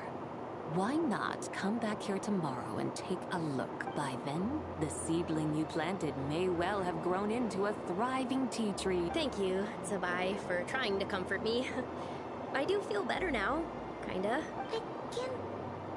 Can't you really do something like that? I'm curious to find out. Oh, it's getting late. Why don't you all stay at my house tonight? My family may be strict with me, but they're always welcoming to guests. That sounds great! Let's get some sleep and then come back here tomorrow to see if our tea baby has grown. It's grown. Oh, the tea tree! Whoa! Your tea baby is all grown up! Indeed, it has grown into a mature tea tree that can stand tall in the face of wind and rain. How is this possible? It must be the work of the White Horse Adeptus. Her prayer must have moved her. Are you sure? Perhaps she heard your prayer and chose to answer the call. She once saved my great-great-great-great-great-grandmother. This time, she saved me. That's incredible! Your family must be blessed by the White Horse Adeptus. I guess so. I need to tell everyone the news right away. They should unground you now, right? They'd better. Since this is the will of the White Horse Adeptus, I don't see how they could object. Go. And if you run into any more trouble, call out to the White Horse Adeptus just like yesterday. Thank you so much. Paimon really thought you were going to use Adeptal energy to make the tea baby grow, Zabai. When an Adeptus exerts effort, consuming their energy, is that not using Adeptal energy?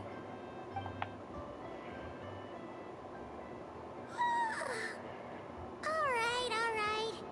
What are we doing out here in the middle of the night? We're here to help Lu Xiangxiang fulfill her wish, of course. Can you really make the tea baby grow? It won't be easy, but there are ways.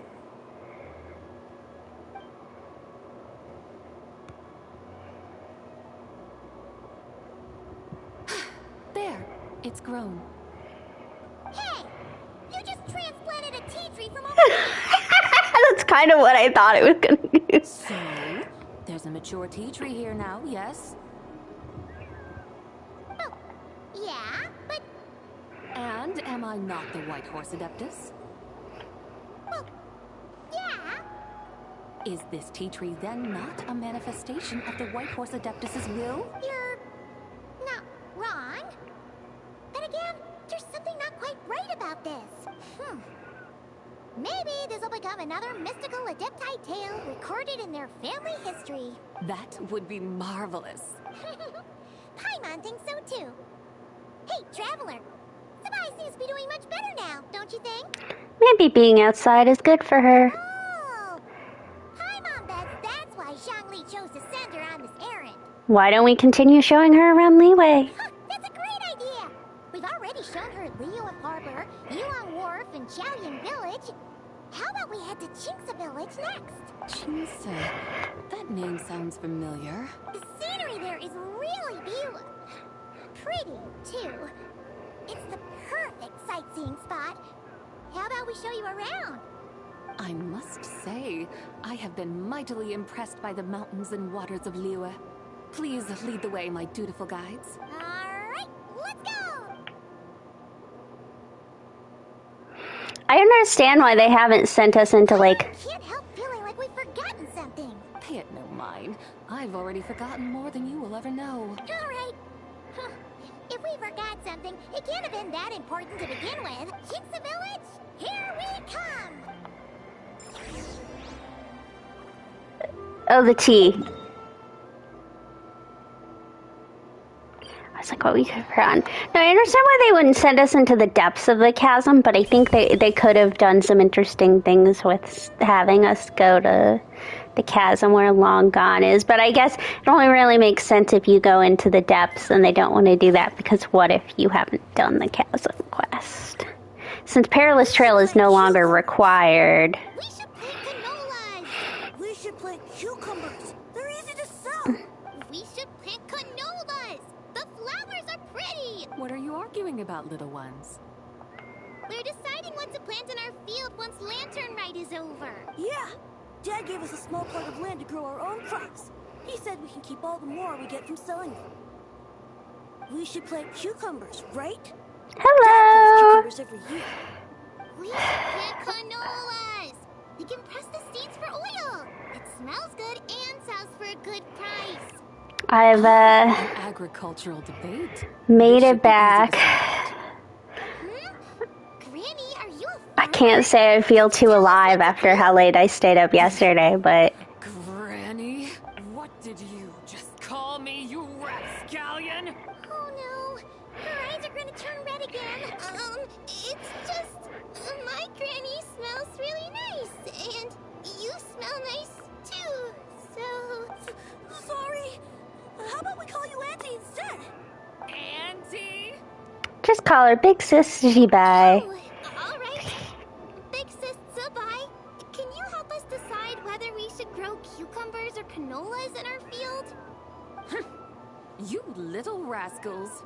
Using priceless land like this just for cucumbers and canolas? What a waste of heaven's gifts!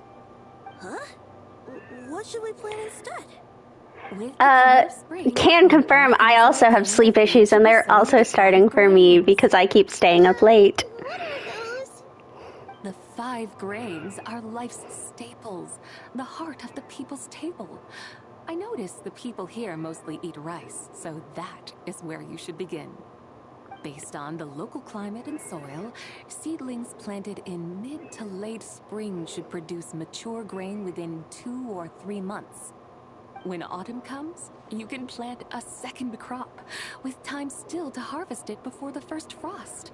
The rice you harvest can be sold at market or kept in your stores. It's a far better choice than cucumbers or canolas. Oh, but Big Sister Zubai, I like canolas. That's no issue. It is unsuitable for continuous cropping in any case. You can rotate it with rice to maximize your yields. After the second rice harvest, around wintertime will be the perfect opportunity to sow their seeds. And when they mature in mid to late spring, you shall be just in time to sow the first rice crop of the year in turn. I get more sleep than that, but if I get less than 8 hours, I tend to... I'm very prone to like headaches and eye aches, and it's not super swell to make it through. And depression, I start to get depressed after an extended period of time, so I have to be careful. This way, your field will sustain balance. Rice and canola in a harmonious cycle. Wow, that means we'll have crops to harvest all year round. Wait a minute! If rice and canola take up the whole year, what about my cucumbers? A firefly dares rival the brilliance of the moon?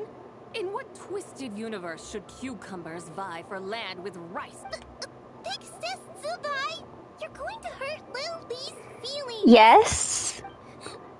Maybe. Auntie hates cucumbers. As long as it's not like slurs. I mean, I cuss in... As long as it's just normal cussing and not stuff that's gonna offend people's feelings. Scatter some cucumber seeds in the earth, and before you know it, you'll have a thriving patch of vines. Cucumbers delight in sunlight and moisture, but they suffer in cold weather. If you wish to plant them this early in the year, you should make sure they're protected from... It might take a minute for it to post, though, because I might have to approve of it. Depending on if... Yeah, depending on what it is, it might be blocked. Well, thanks, Big Sis Zubai, who's fierce but really good at farming. I know there's a couple of them that I've allowed, but I also have some bots, so they might just automatically block them, unfortunately. What's so strange about that? The people of Longon called me the god of soil and grain. Are the fields not made of soil? Is rice not one of the 5 grains? Huh, that's true. So, if the god of soil and grain is a farming god, that means the White Horse Adeptus must be a farming adeptus. I don't think I could ever tell my boss that. When you put it like that, Sabaya suddenly seems very down to earth. Of course, the god of farming is down to earth. Mind your tongue, impertinent child. How dare you diminish the lofty bearing of an adeptus? Hey! You're the one who said the god of soil and grain is all about farming. Enough! It's time for us to take to the skies once more. Join me now. Witness the majesty of mountain, water, and field, and broaden your horizons. Yeah, I don't have that experience.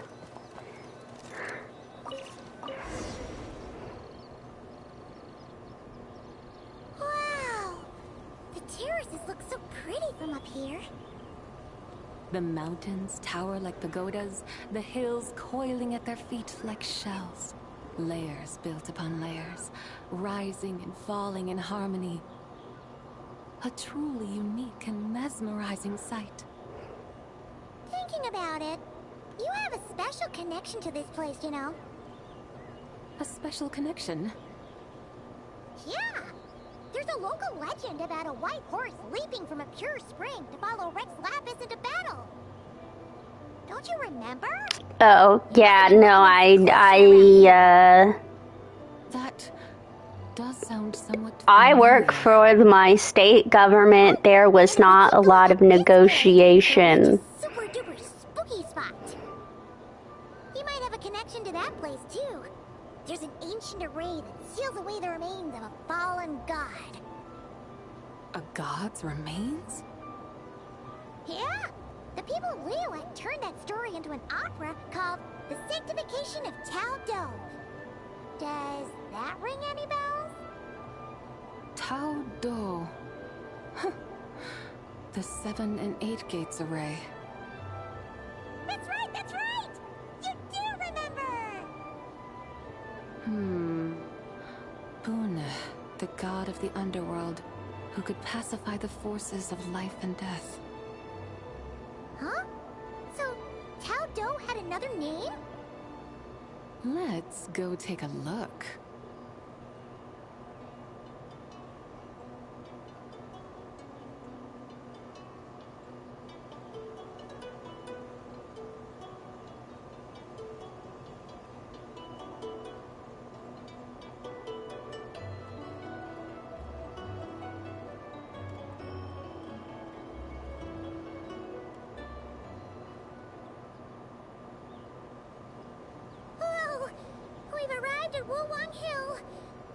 Atmosphere just turned spooky.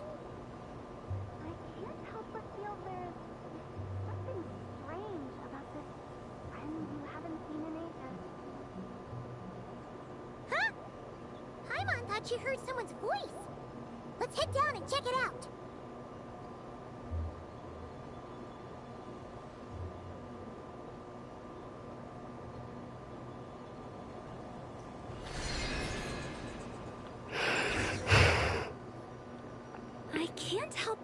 There's something strange about this friend you haven't seen in ages. Strange? Whatever do you mean? Her strangeness defies description. As long as you're nice in chat, I don't mind. Enigma, don't you think? I'm afraid I have no idea what you're talking about. Aren't you worried about sending her all the way to Yilong Wharf on her own to buy tea? What if she gets lost? Where there are people, there are paths. Now I'm the one with no clue what you're saying. She can ask for directions. And then what? She will meet strangers in unfamiliar lands, build friendships, part ways. Hers will be a long journey indeed. The further the journey, the more footprints one leaves behind. The deeper those footprints, the harder it is for time to erase them.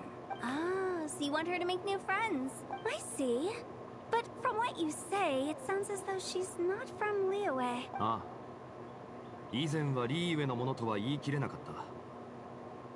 だが、これからはそうでなくなるかもしれない。You're sounding Shangli's having some issues again. Oh, over there. Oh, look who's here. Hotel, Shangli.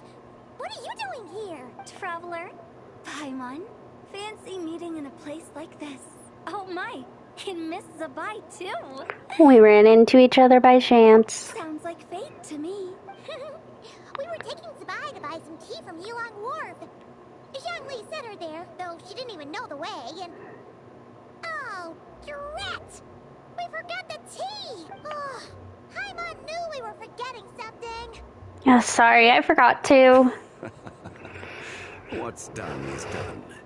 There's no need to dwell on it. Fresh tea grows with each passing year. Let fate deliver it as it wills. Exactly. You can get tea wherever you go. You're hardly running low now, are you? Paimon feels a lot better now that you've said that. Still, I'm a little confused.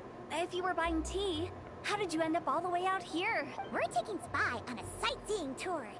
We started at Liyue Harbor, stopped in at Yilong Wharf, went sightseeing around Xiaoting Village, made our way to Qingce Village, and now we're here. Wow, that is quite the itinerary. Yeah, actually, Paimon thinks it's about time we headed back. What are you two doing here, Hu Tao, Zhongli? I'm here to pay my respects to my ancestors. My dear consultant kindly agreed to join me. It is Lantern Rite, after all. Adepti and ancestors should be venerated alike. Ancestors? Wait, could you be? Are you heir to the Wulong Kid? Or perhaps the lone butterfly of the Crimson Flame? Whoa! Have you got all your memories back? Huh? Miss Zabai, you know about the Wangsheng funeral parlor and the 8 adepts? I happened to hear a storyteller expound on the sanctification of Tao Do. Lots of people know that story, sure, but very few can discern my family lineage from just a glance. Well, Zhongli, your friend here really is quite something. Unfortunately, there's no time to dally right now. We have a hill to climb. Perhaps once today is done, we can find time to chat over tea, recite poetry, and admire the moon? That would be wonderful, Director Hu. Oh, and before we go, you've been traipsing around all day. I suggest you stop off at the Wangshu Inn on your way back for a good night's rest. Wouldn't do to exhaust yourselves, hmm? Thanks for the advice. Don't mention it. All right, we'll take our leave now. See you later. Hotel's so thoughtful. Why don't we follow her advice and stay at the Wangshu Inn tonight? Zabai, you can see the whole of Dihua Marsh from up there. The view's amazing. Plus, you can sample Smiley Yanxiao's cooking. Wangshu. An intriguing name.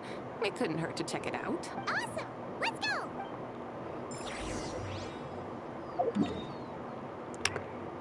This is just very much a tour of Liyue for Lantern Rite. Which is nice. I mean, it's definitely just a good way to, you know, bring Liyue back into focus.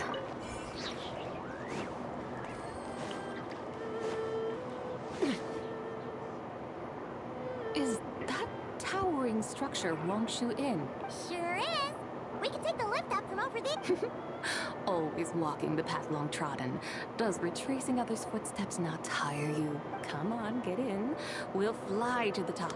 Oh, and in the background, you can see Dragonspine, where another nail fell on people. Would you like to see that, Miss Shabai?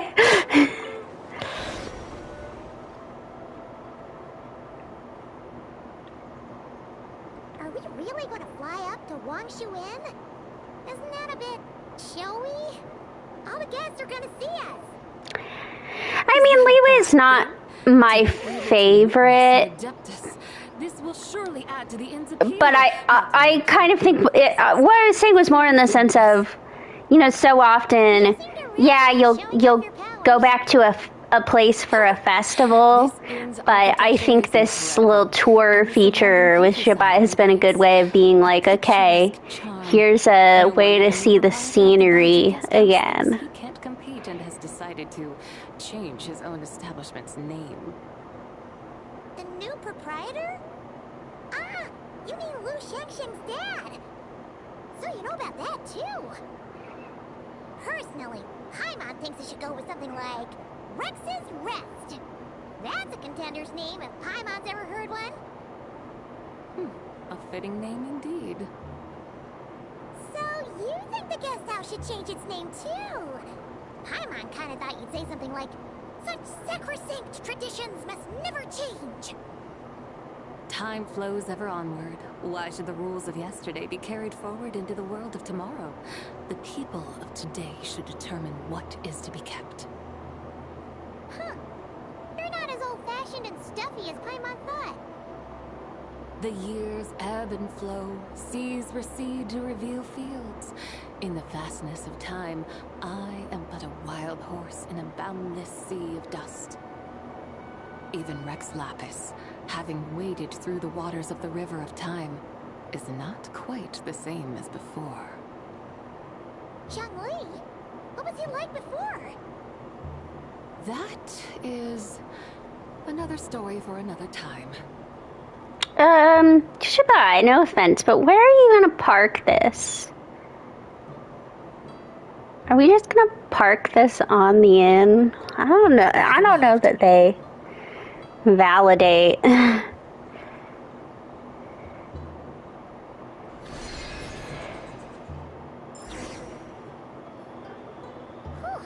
This is the first time Paimon's ever flown up to Wangshu Inn on a chariot. Everything's so different when you're up high. Wangshu. Like moon lanterns and shell lanterns. Might it all be a coincidence? What's a coincidence? Do you not know what Wangshu means? I have no idea. Wangshu can refer to the moon, but its original meaning is actually the goddess who rides the bright moon's chariot. And you must be the conqueror of demons. Xiao! Paimon was wondering if we disturbed you by flying down from the sky.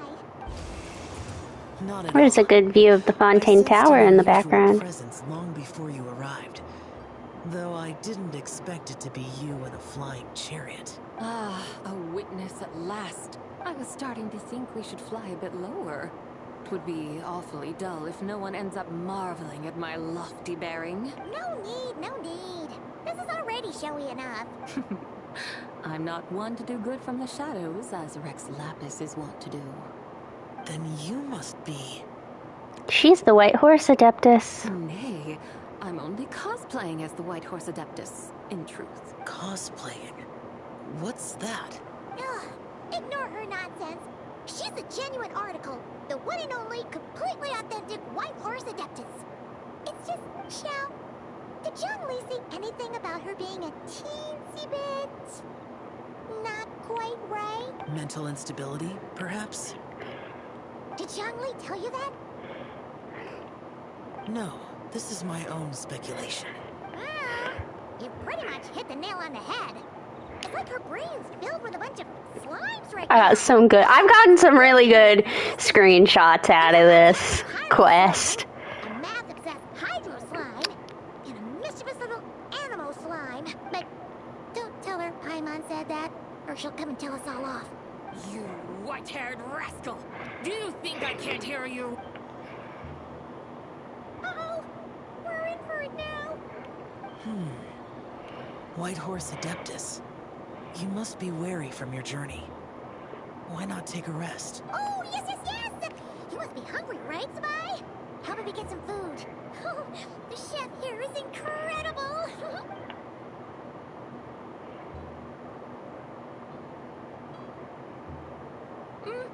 It's so hot! So spicy! Are you okay? Do you want Paimon to get you some water? Don't worry about me. I just need to pace myself.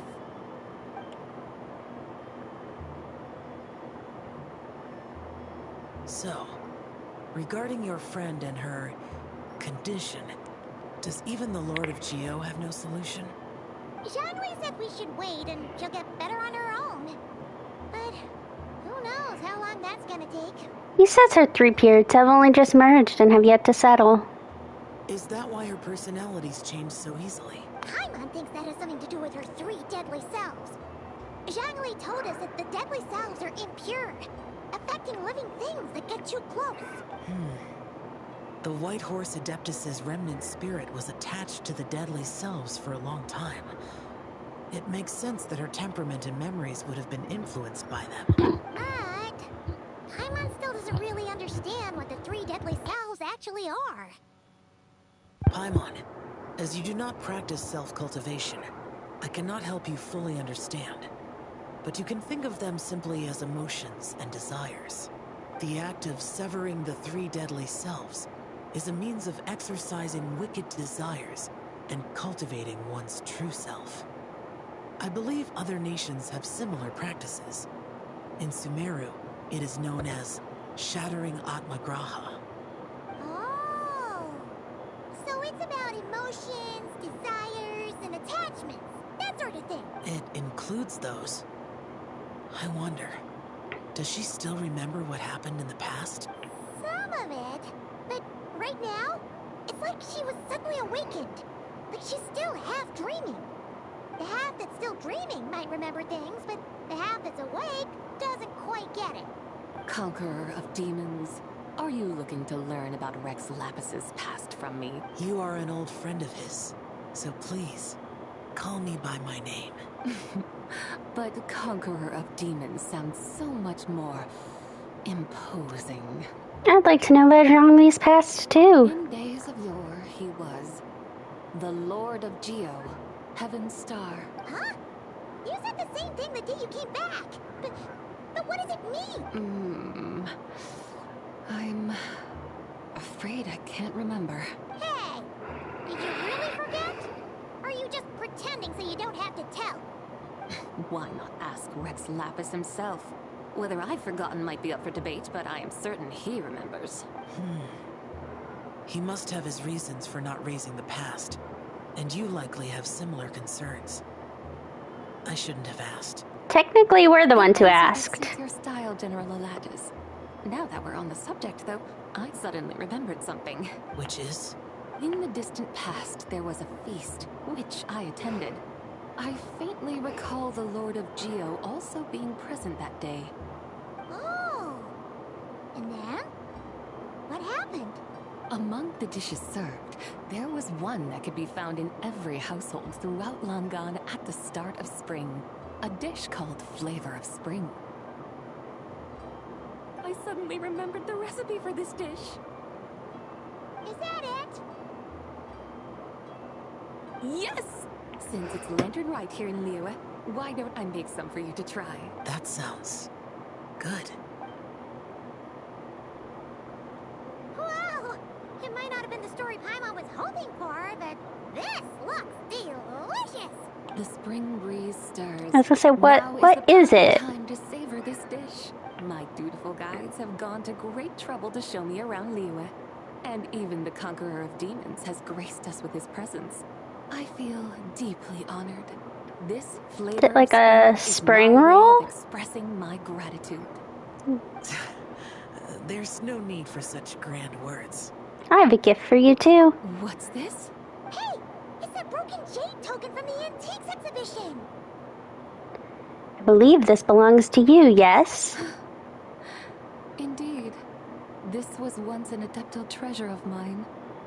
I'm amazed it ended up in your hands. Alas, it serves little purpose now in its fractured state. Please, keep it as a memento. Oh, that's a shame. Can't we fix it? This is the way of the world. Once jade is broken, it can never be made whole. I know it's like bad luck to continue wearing broken jade bracelets and stuff. That is a good point. That it has ended up in your hands must be a message from fate. I could try to craft it into a little trinket for you. One that might prove useful on your journey. Ooh, what sort of trinket? It's just a passing thought, one that will require the right opportunity. I'll think about it more when the time comes. Now that we've had our fill, we should get some rest. Tomorrow we return to Liyue Harbor, where I'll have need of your guidance once more. Good night, Zhao. Hopefully they have a room for us.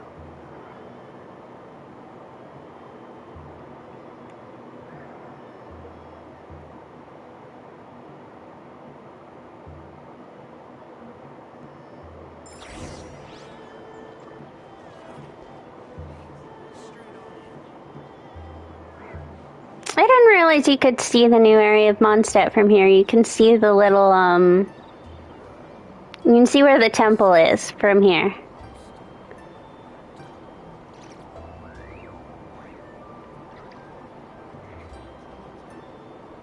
Because I kept seeing the Fontana tower in the background, and then all of a sudden I saw the little broken bridge pieces, and I was like, what the fuck is that? Alright.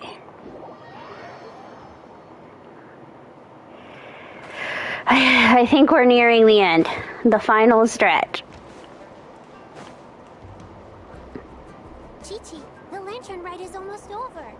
Do you remember how to make a Shao lantern?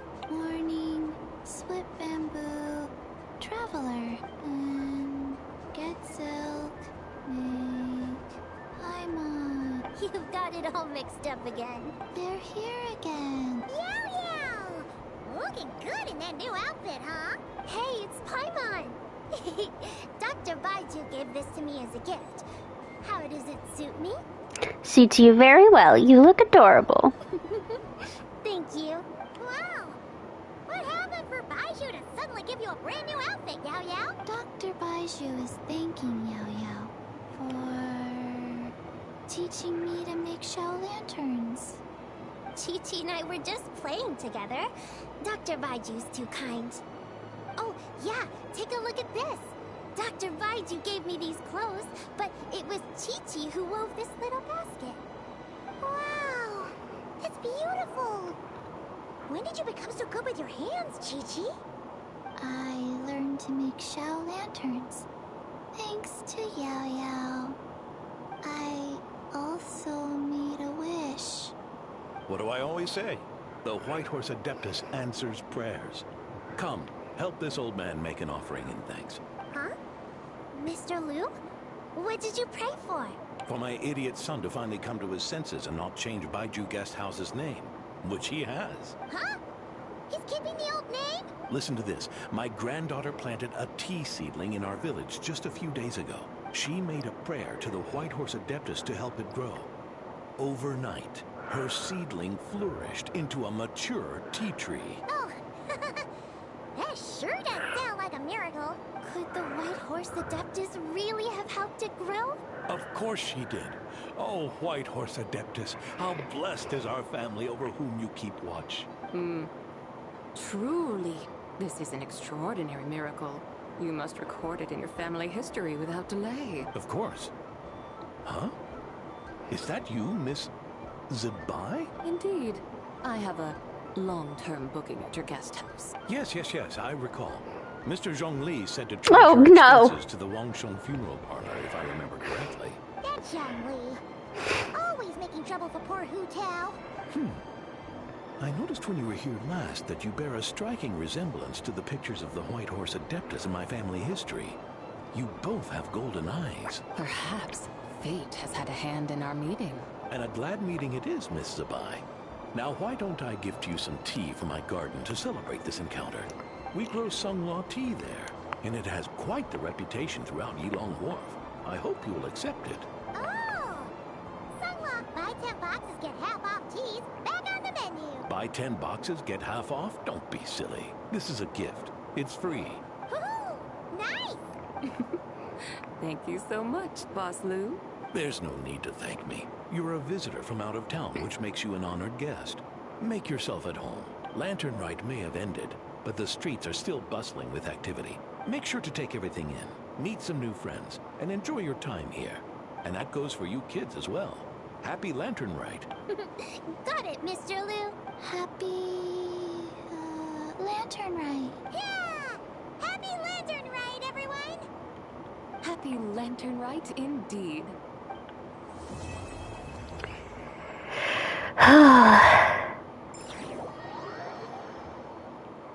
Well, there it is, all gone.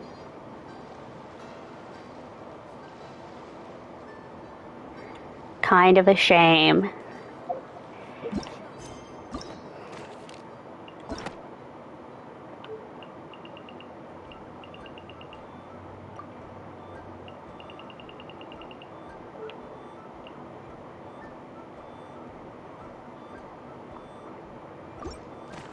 Okay. I don't think I have anything, so... Okay. I'm gonna go take a quick bathroom break, and then when I come back, we do be going to Sumeru.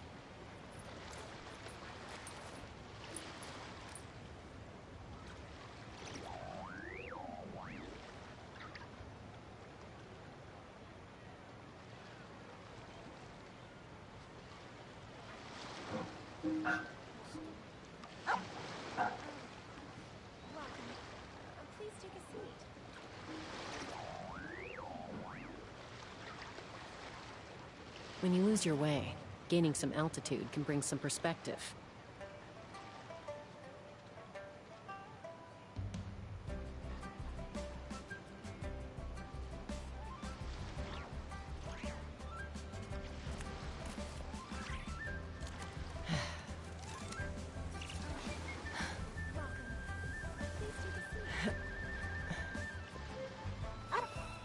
Why'd they have to give me that transfer?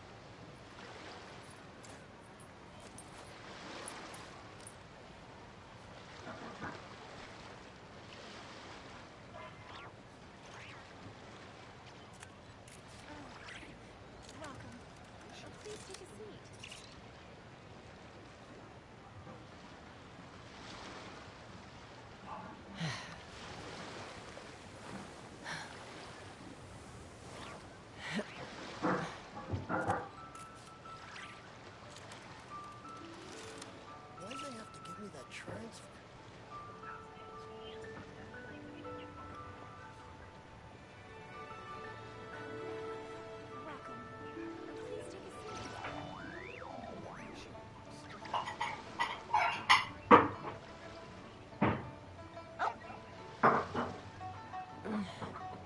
I'm a little out of practice these days.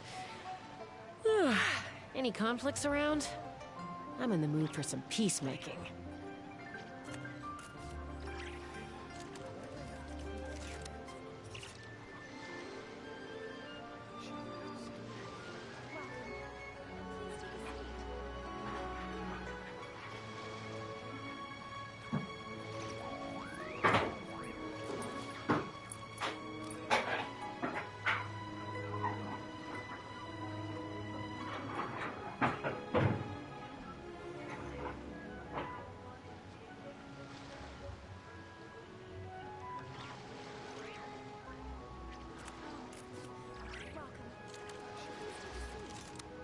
When you lose your way, gaining some altitude can bring some perspective.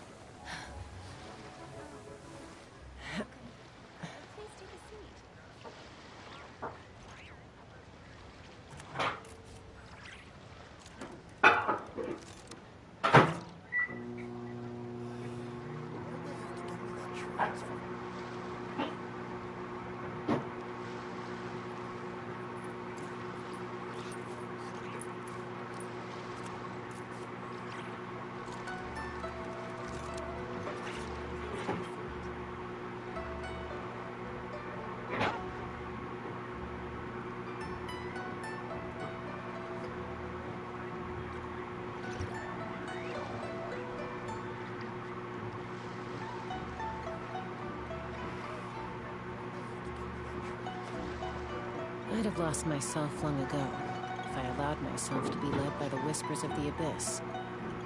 Surviving is tough. Taming the beast within is tougher.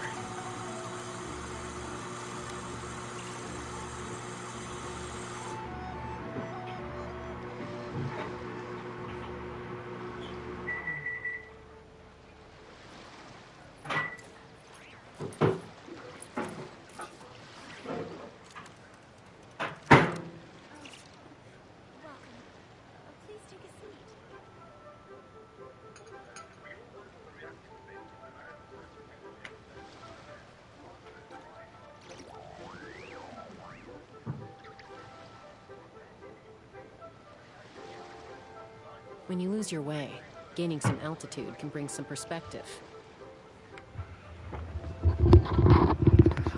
I'm back. Had a small issue. Pretty sure I'm gonna have to call my apartment people in because I think my toilet is broken, which is just so lovely. It's not like broken, it's just not refilling with water.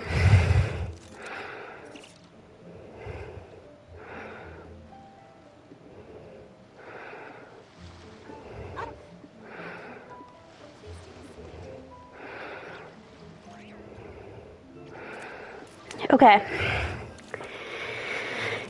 It's time. Me.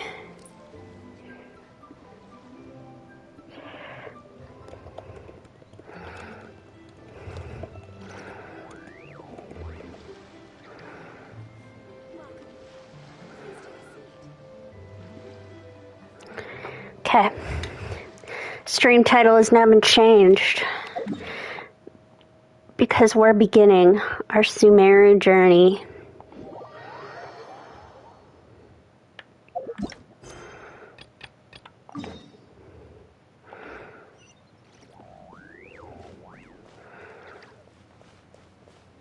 And in preparation for this, I tried.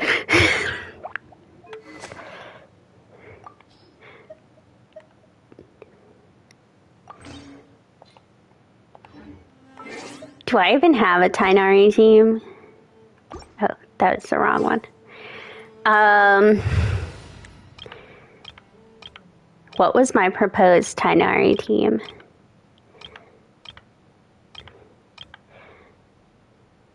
Well, it's something.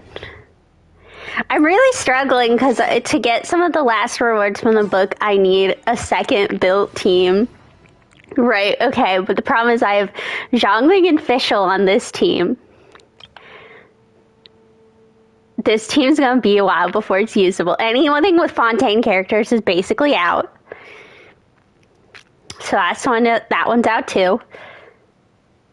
Out. This one has Fischl on it. Fischl and Zhongling. Fischl and Zhongling and a Fontaine character. This one's out. Fontaine. Fischl and Zhongling. Fischl. Fischl and Zhongling and Furina. Fischl. So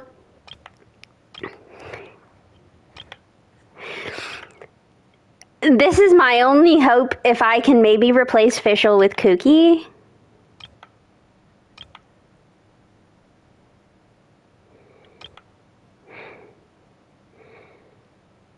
Or I could turn... If I could turn this into more of a freeze team, replace Fischl with a Hydro character, right? Then that would make something like the Sino team usable. Maybe if I built Mona. Because the problem is I kind of want someone who would have their element down continuously. I mean, obviously Cheska can make use of them without that, but...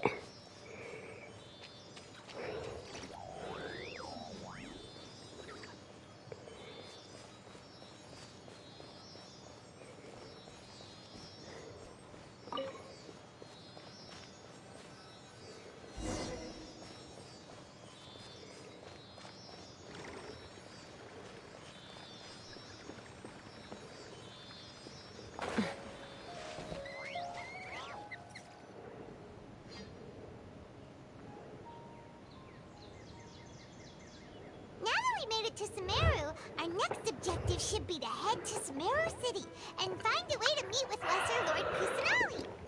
And speaking of Lesser Lord Kusanali, even though we haven't heard too much about her, she doesn't seem to be the same deity who abducted your brother. But even so, people call Sumeru the nation of wisdom, you know. If we can get a chance to meet the god of wisdom, maybe she can give us some useful information. Alright, sounds like a plan. Paimon doesn't know the way to Sumeru City. Maybe we can climb up to that spot with the statue of the Seven on it. That'll give us a way better view of things. Even if we can't see exactly where the city is, at least we'll be able to check for some smaller settlements nearby. Wait a second. Look! There's someone up ahead! Perfect timing!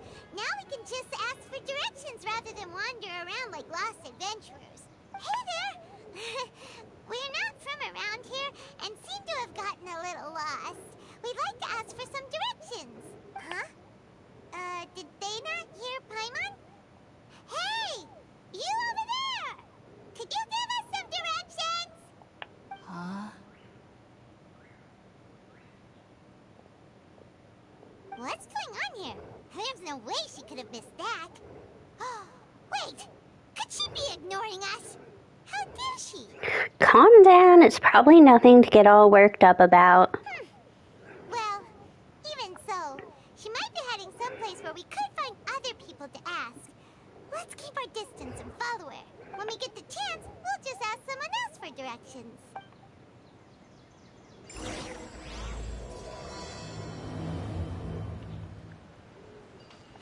Come on, let's follow her. Just keep quiet. Make sure she doesn't notice us.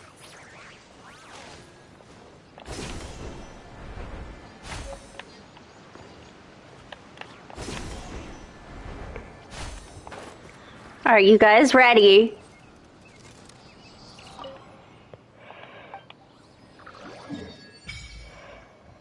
Oh.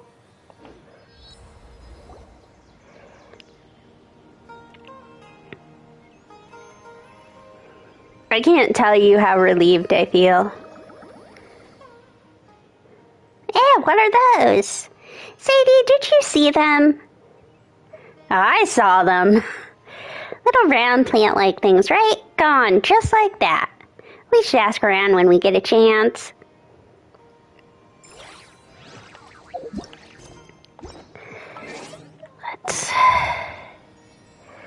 Let's borrow a traveler for the minute. There's still a long road ahead.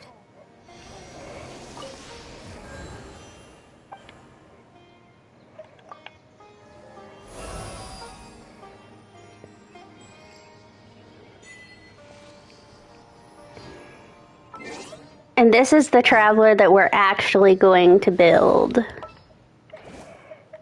Alright, whose wings need...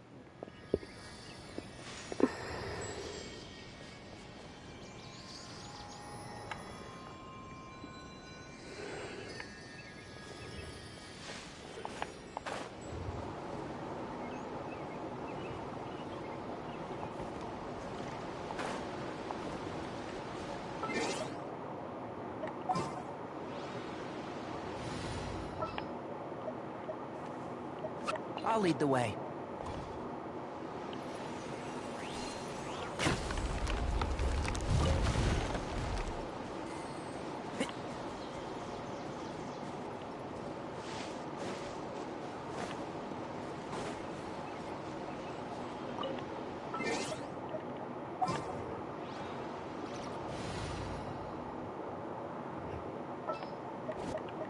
All right.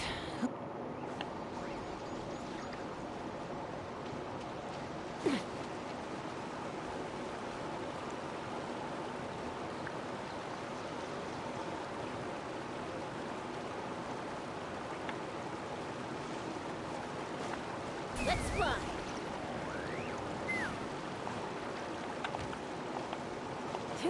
This might not be available until...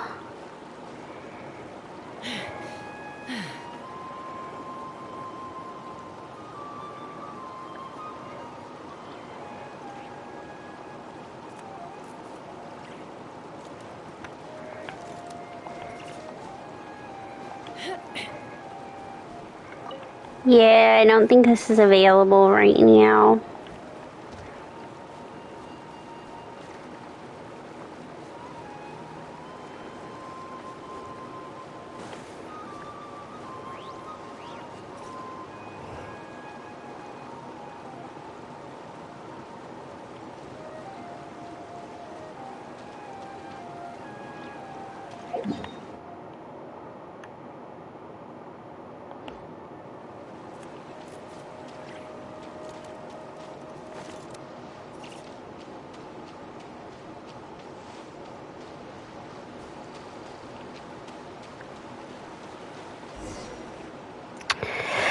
Okay, hold off on exploration until we've done some of the quests.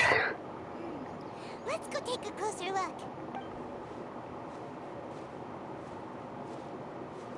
Paimon thought this cave would lead to a village or something, but it looks like that's not the case. Look, she's sitting over there. Wait, she couldn't possibly be living here, could she? What should we do now? Do we try asking her for directions again? Maybe we shouldn't bother her. Looks like she's meditating or something. If we bother her now, she probably wouldn't let us off very lightly. Oh. What a lovely smell. It's coming from that sensor over there. This is definitely not your typical place to call home, but at least it smells nice. Maybe living here wouldn't be too bad after all. Uh-oh. What's the matter? You don't look too good. The smell, something's not right. What? Is the smell making you feel sick? Strange. Paimon doesn't feel anything. I've got to get out of here. I think I'm gonna pass out. What's happening? Traveler? This is no time for a nap. Come on.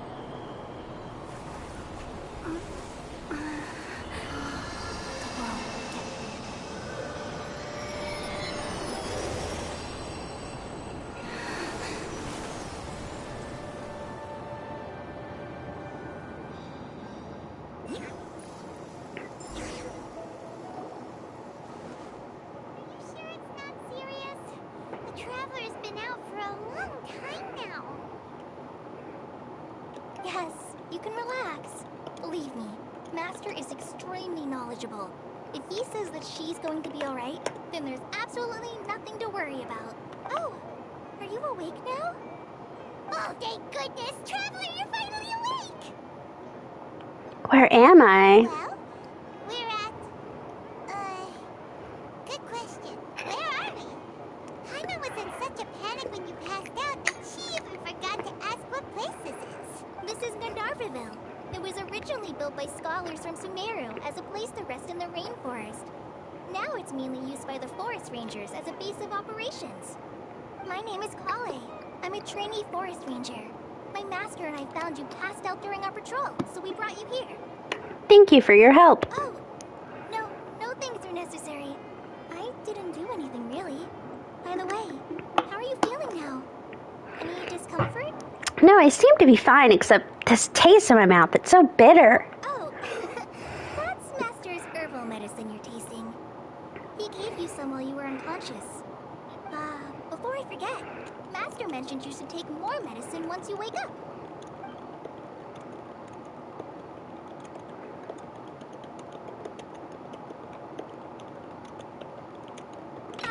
Whoops! Kale, what's the matter? Were you trying to retrieve the medicine? As I've already told you, you must be careful with these. I'll get it for you once I am finished here. Sorry, Master. Now, the guide to Avidia Forest's edible fungi is clearly posted on our bulletin board, but if Farbode forgets which mushrooms to avoid one more time, I'll have no choice but to leave the guide somewhere a little more visible. Like right smack on his forehead so others can remind him to be careful. right? This is the second time he's come down with food poisoning this month. I'll be sure to give him a good talking to. Yes, please do. If, on the off chance, Farbode simply enjoys having little imaginary fairies dance before his eyes, then we'll just let him be. But the next time he requires any of our medicine, be sure to charge him accordingly.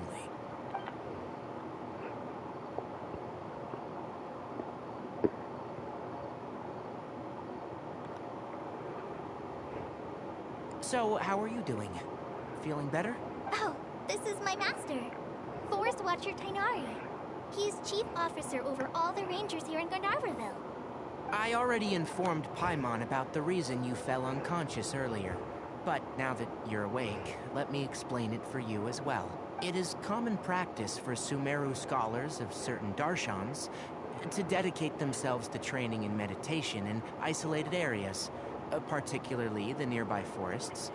While meditating, they use a certain incense known as Spirit Borneal to help calm their minds as they enter a state of deep rumination. In hopes of asking directions, you two followed a scholar named Hypatia into her cave. The incense you smelled inside was the Spirit Borneal I just mentioned. That incense typically has no effect on most people, but for a very select few, it can have profound effects on one's cognition, as you experienced firsthand. Does that make sense? Yes, that all makes sense. Very good. Now, answer me this. Did you feel anything after passing out? Say, any out-of-body experiences, or did you see anything while unconscious?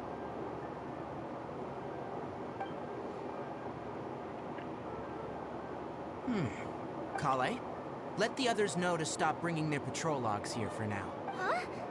Why? Because these two will be staying here for the next few days. They can have my room, and I'll bunk with Amir.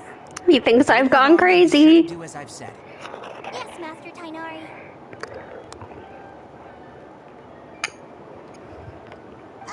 Wait, hold on a second. Can you tell us what's going on? Sure. Let me fill you in. I originally planned to send you on your way once you finished your medicine.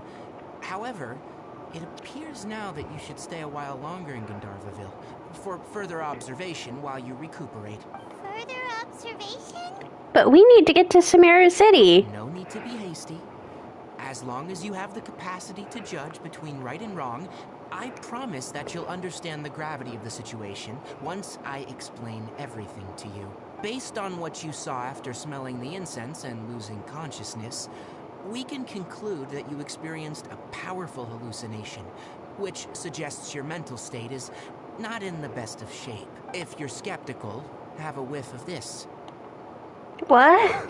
Are you okay? You're experiencing a similar sensation as when you passed out, aren't you? So even though your condition is stable as of now, if I were to haphazardly let you leave, it's highly likely that you'd suddenly pass out again somewhere else. The rainforest is home to many fierce animals and hazardous areas.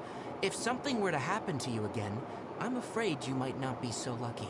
For now, I suggest you continue taking your medicine each day and avoid wandering off on your own.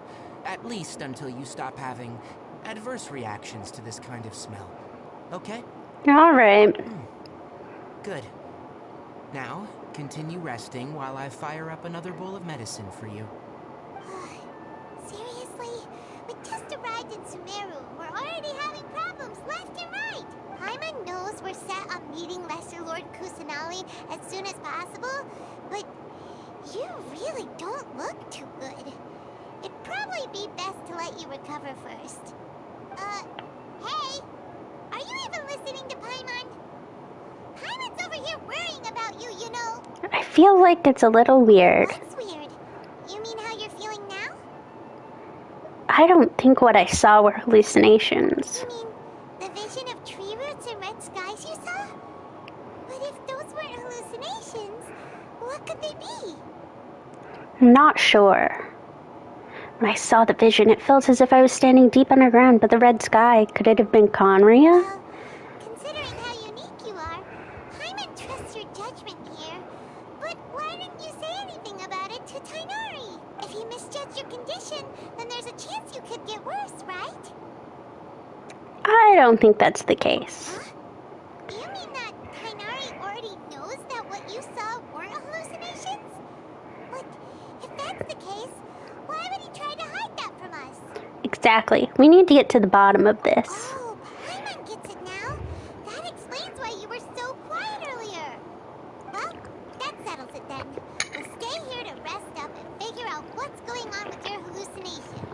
We just established they weren't hallucinations. Asking Kainari might not be an option anymore. What do you think we should do? Let's start by having a chat with Kale. Good idea. Kale's pretty friendly. We can ask her tomorrow about what she knows regarding the Dendro Archon and customs in Sumeru.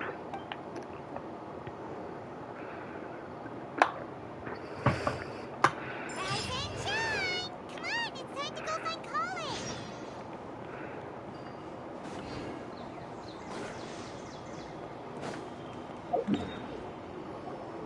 All right, next let's see your right hand.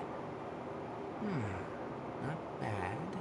But please remember that you still need to be careful, understand? Yes, I will.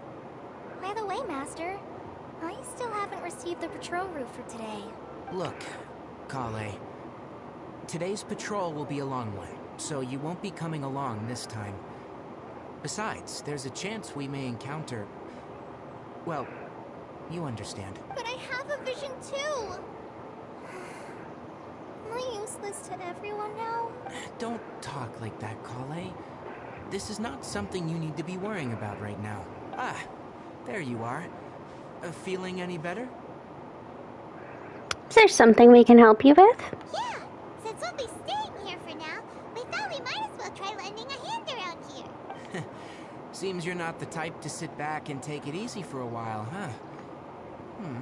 In that case, perhaps Kale could take you two for a patrol south of Gandharvaville for the day. And if you're feeling up to it, you can be responsible for cleaning the Statue of the Seven. Kainari, we're ready to head out. Got it! I'll be right there! Alright, we'll be heading into the forest now. I'll leave any further details to Kale. Yes, you can count on me. So, Kale, what exactly are we going to be doing today? Kainari mentioned cleaning the statue just now, but, that doesn't really sound like the job for a ranger. Well, forest rangers' responsibilities can be pretty diverse. They handle a variety of tasks, like checking the condition of outlying roads, maintaining forest facilities, ensuring fire prevention standards are met, and providing assistance to travelers and locals. As for Master, well, he has to handle more dangerous areas of the rainforest. Today we can perform routine checks on the pathway lamps as we make our way to the Statue of the Seven. Paimon, traveler, this way! You can leave the task of checking the lamps to me. In the meantime, you two can keep an eye out for anything unusual.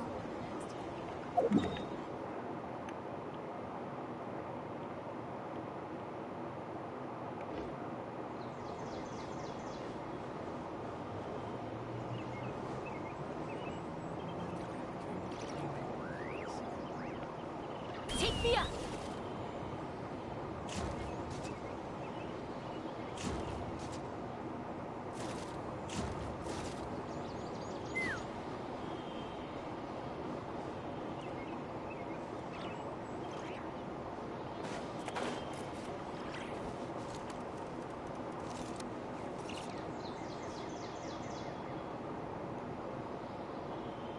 There's supposed to be a Dendroculus somewhere around here.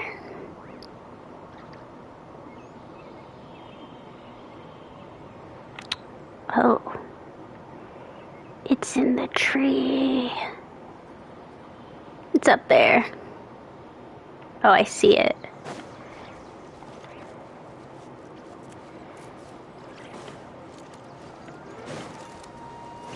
Oh, get to you eventually, Kale. I just want to grab my first ever Dendroculus.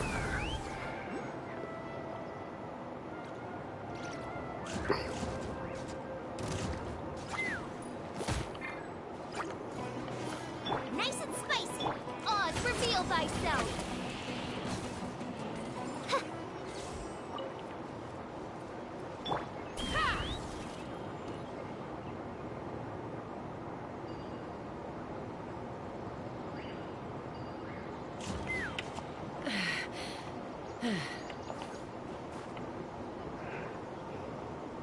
Oh, looks like we'll also get a quest or a chest. Ooh, shiny. It's so pretty.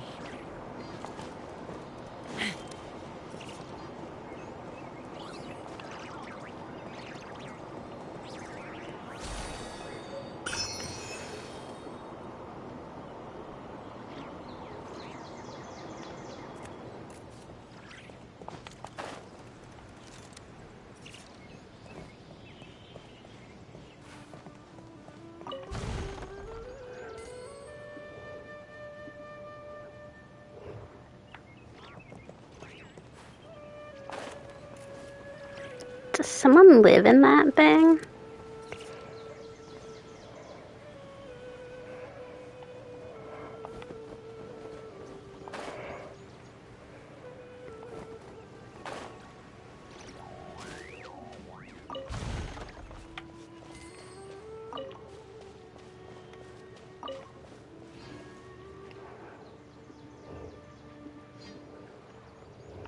Take me up!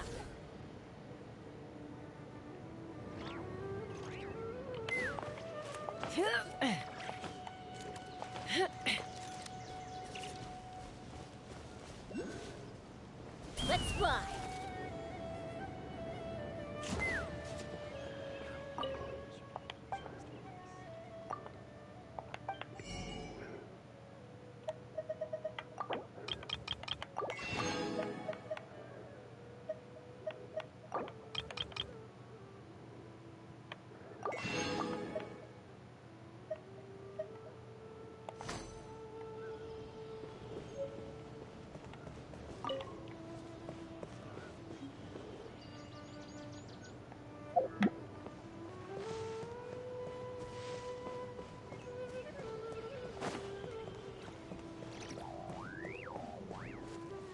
Hello.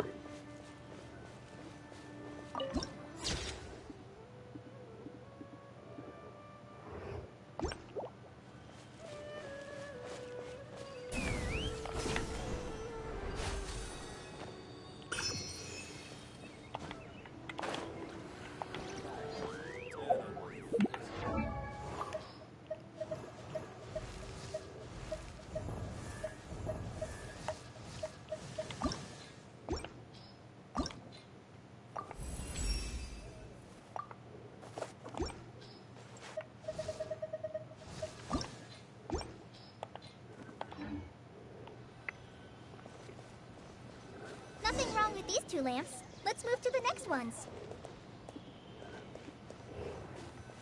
Oh, this lamp seems to be getting a little wobbly. Let me make a note of it. No problems with this lamp. Good.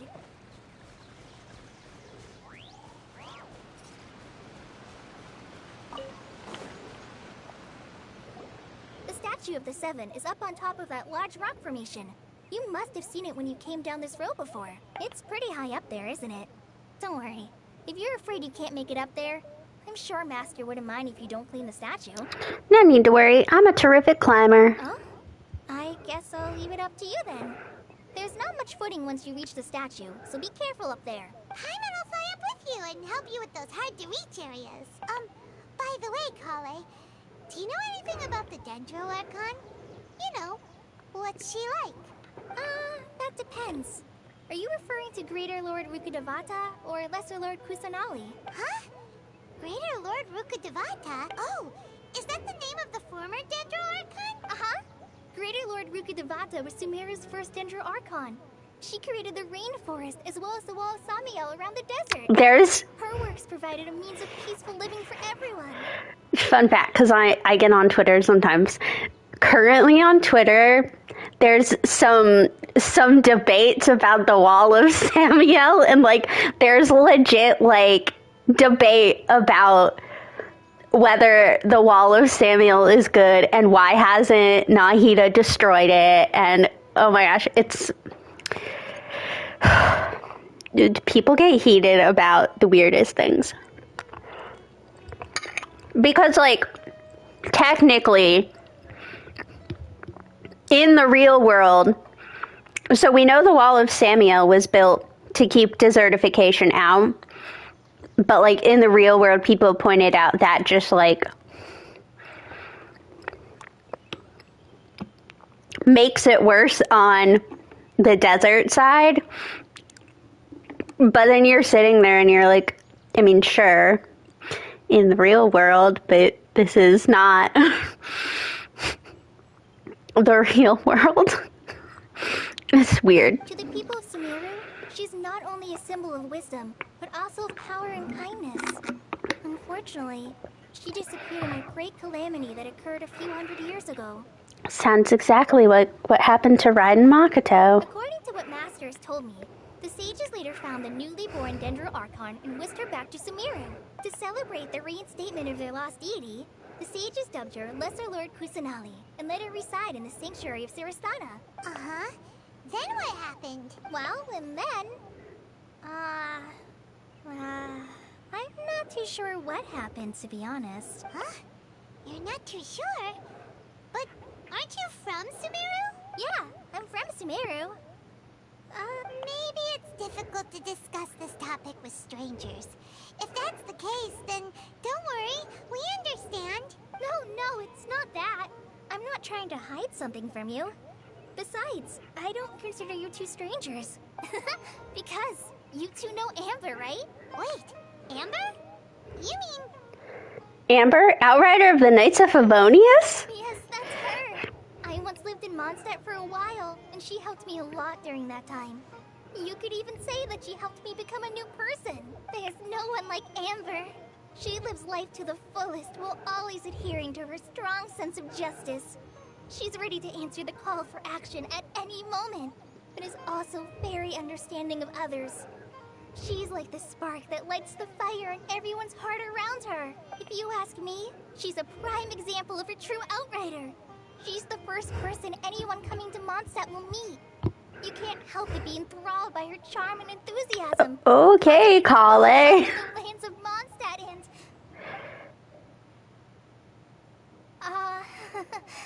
sorry. Wow, we've never seen this side of you, Kale. Paimon thought the work of Outriders was a little different from what you just described, but one thing's for sure, you really like Amber. Sorry. I was rambling on just now. It must have sounded kind of weird. It's alright, Kale. Knowing that you're a friend of Amber somehow makes Paimon suddenly feel a lot closer to you. So, how do you know that we've met Amber? Well, after I returned to Sumeru, Amber and I have stayed in touch by writing each other letters. In one letter, she mentioned that Mondstadt was attacked by a fearsome dragon, but the city was saved by a mysterious blonde traveler and their floating companion. I knew you two were the ones she mentioned. Yeah, that's me. I saw you. But, considering everything you've been through that day, I thought it'd be inappropriate to bring it up. Ah, so that's how you knew. Yep. Paimon is kind of a dead giveaway. Trust. Really, I wish I could tell you more about the Dendro Archon, but I have been away from Sumeru for some time, and I haven't read any books. Sorry. That's alright. You've already helped us a lot. We had never even heard of Greater Lord Rukkhadevata or the Sanctuary of Siristana until you mentioned them. Oh, I'm happy that was helpful. There is one thing I want to ask, though. Why do you two want to know about the Dendro Archon? So that's why you're here. Thank you for telling me your story. Don't mention it. We are friends after all, right? Paimon's right. We're friends. Alright, we have a statue to clean. You both have my thanks. While you two are up there cleaning, I'll go ahead and inspect the forest canopy. Let's meet back here shortly.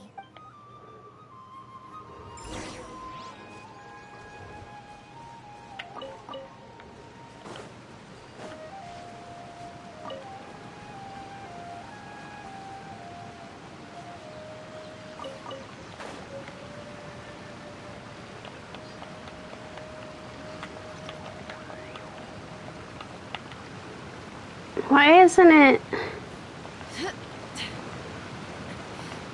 That was weird. It was like showing me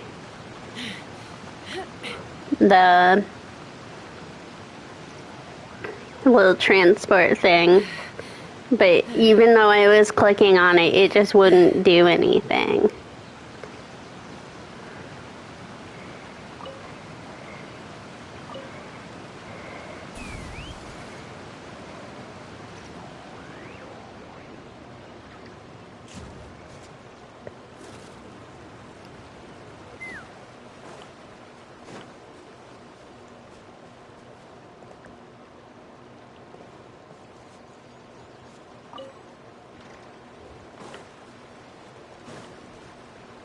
Take me up!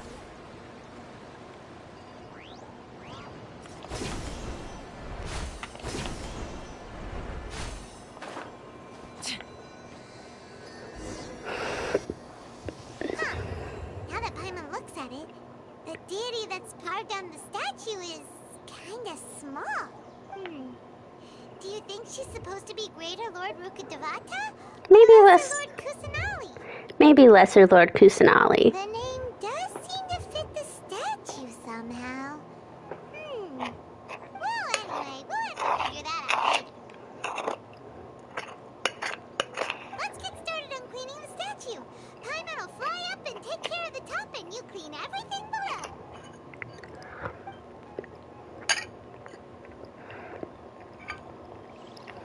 Nice work. That's one clean statue. Let's head down and meet up with Kale.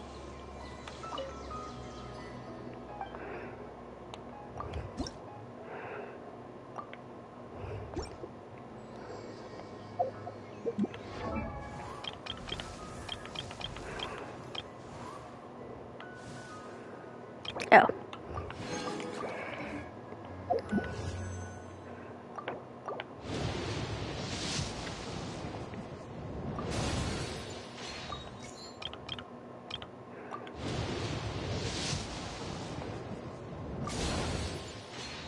If I don't end up getting Linnea, I'm gonna go for Nefer.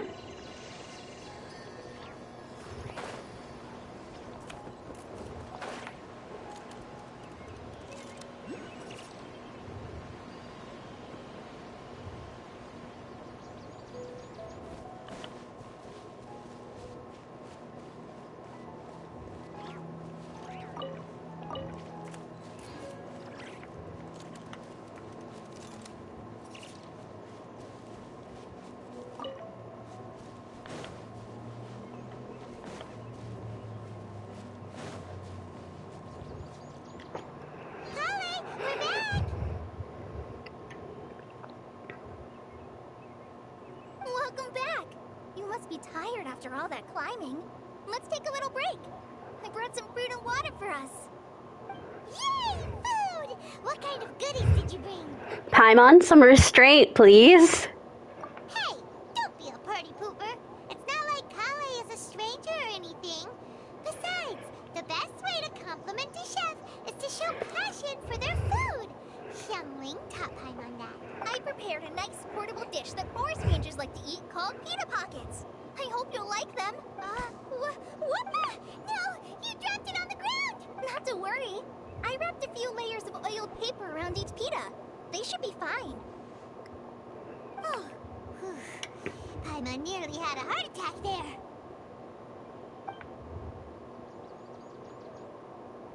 Those pitas are amazing! You're quite the cook, Kale. Thank goodness you wrapped them in paper. Paimon wouldn't have been able to sleep at night knowing something so tasty had been wasted. You really know how to compliment the chef, Paimon. Since you liked it so much, I'll be sure to give you a copy of the recipe sometime. I'll even include all my personal cooking pointers, so you'll be making your own pita pockets in no time. Yay! Thanks, Kale! It's hard to believe someone as diligent as you could have clumsy moments too. Oh, I guess it happens from time to time. So, Kale, don't you think that Tighnari's a little too strict with you? He won't let you touch anything without his permission. Paimon knocks stuff over all the time flying around the Traveler, but she's never said anything. Everyone has their clumsy moments. No, you've got the wrong idea about Master.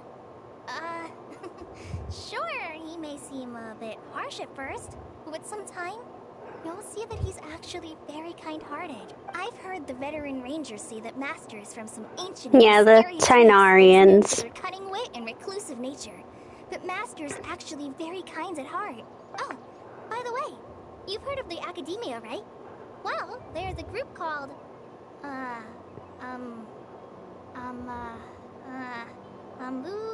something? Well, anyway, because Master does a lot of research on plants, sages from the Academia have written him many times, inviting him to take up an official position there. But Master declines their offers every time, saying, Sumeru City is too noisy. It'd be bad for my ears. Speaking of ears, I'd really like to pet them. I know, right? They've always wanted to pet them too. Anyway, Master could have easily left the rainforest and take up a position at the Academia, but he chose to stay here instead as a forest watcher, helping the locals every day and passing on his knowledge to trainees. In fact, Master's the one who taught me how to make pita pockets. Really? Paimon would have never guessed that. Oh, speaking of Tainari, he was the one who took care of you after finding you passed out yesterday. He even carried you all the way here. Paimon's still kinda upset, though. He kept scolding Paimon the entire way here. What did you do? Oh no, I'm sorry. Master might have been overreacting a little, but it's mostly because Paimon wouldn't stop yelling. Why, oh why? Is she going to die? It probably started to get under Master's skin after a while. Hey! Don't laugh! Paimon was genuinely concerned about you. And I appreciate it. Hey! Now even Kale's starting to laugh. Ugh, that's it! Paimon won't forget this. It's time for some primordial wrath! No! Don't touch me! Huh? Oh, sorry, Kale. Paimon didn't mean to scare you. No, I just... I didn't mean that. Kale, are you okay? What's the matter? No, I'm... I'm fine. I'm sorry. I must have startled you both reacting like that. Oh, well, it's getting late now. Let's hurry back to Gandharvaville. I think Master and the others should be back by now, too. Huh? What was up with Kale just now? And why is she in such a hurry all of a sudden? Look, she's practically running back. Paimon can't even see her now.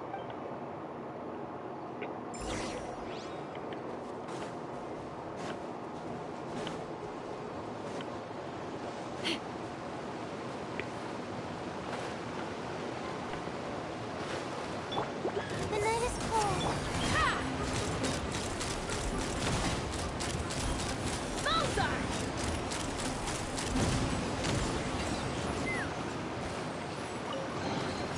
War makes a lot of problems go away. So you can never have too much more, huh?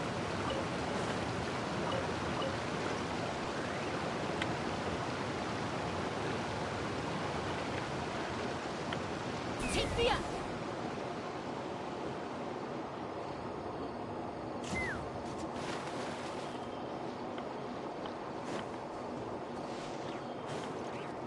Do a little bit of adventuring.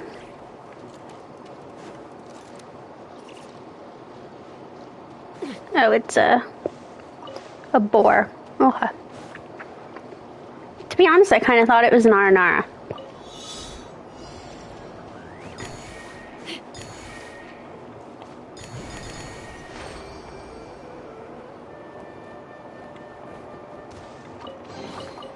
Ooh, shiny.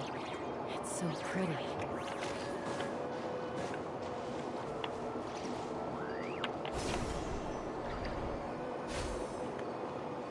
Let's fly!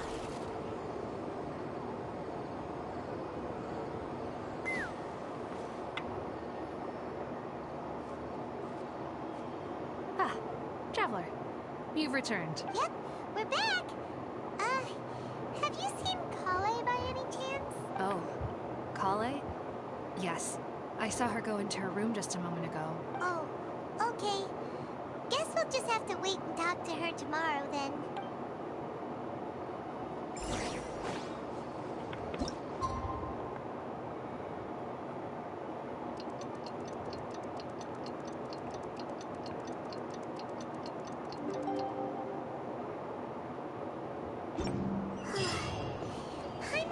thinking all night about what happened with Kale, and still can't figure out what the problem might be.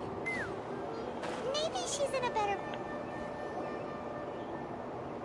Ah, it's you two. I was just about to go look for you. Huh? Tainari? What are you doing here? Where's Kale? I came to check on Kale's condition. To put it simply, she's not well. You mean she's sick? How could she be... Oh, wait a minute. Could it be because of what Paimon did yesterday? No need to worry. Something as small as you could never harm her. This sickness is something that Kale has been dealing with for some time. Kale has been more excited than usual since you two arrived. A little too much so, to be honest. She hasn't remembered to take care of herself. I suppose it's understandable, though. She hasn't been around anyone she considered a friend for some time now. It must have been refreshing for her to have you two here. So, Tainari, what's really wrong with Kale? Let's take this conversation elsewhere. Kale just fell asleep after taking her medicine. She needs some peace and quiet. I'll be right back. Gotta put my dish away.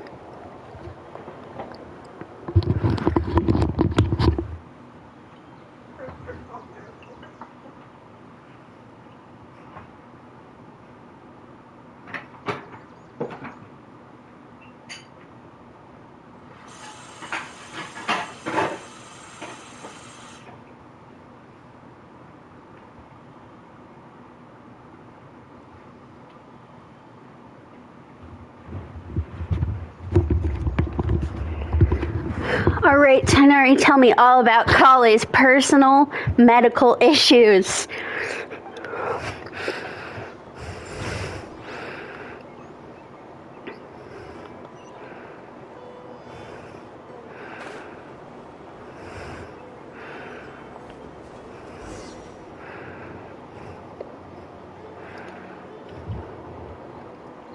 Alright, let's continue our conversation, shall we?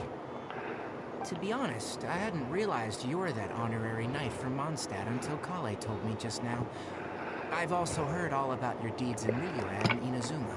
So just to clarify, what I'm about to tell you about Kale is not because of who you are or your past feats. Instead, I am going to tell you because Kale asked me to. And honestly speaking, I was against Kale revealing her past to you. But she insisted, saying you two treated her with sincerity and as a friend. So now she wishes to reciprocate the gesture. So, Tainari, what exactly is wrong with Kale? You said this is something she's been dealing with for some time. Just how serious is it? Right. Ever since she was a child, she's been afflicted with a disease called Elazar.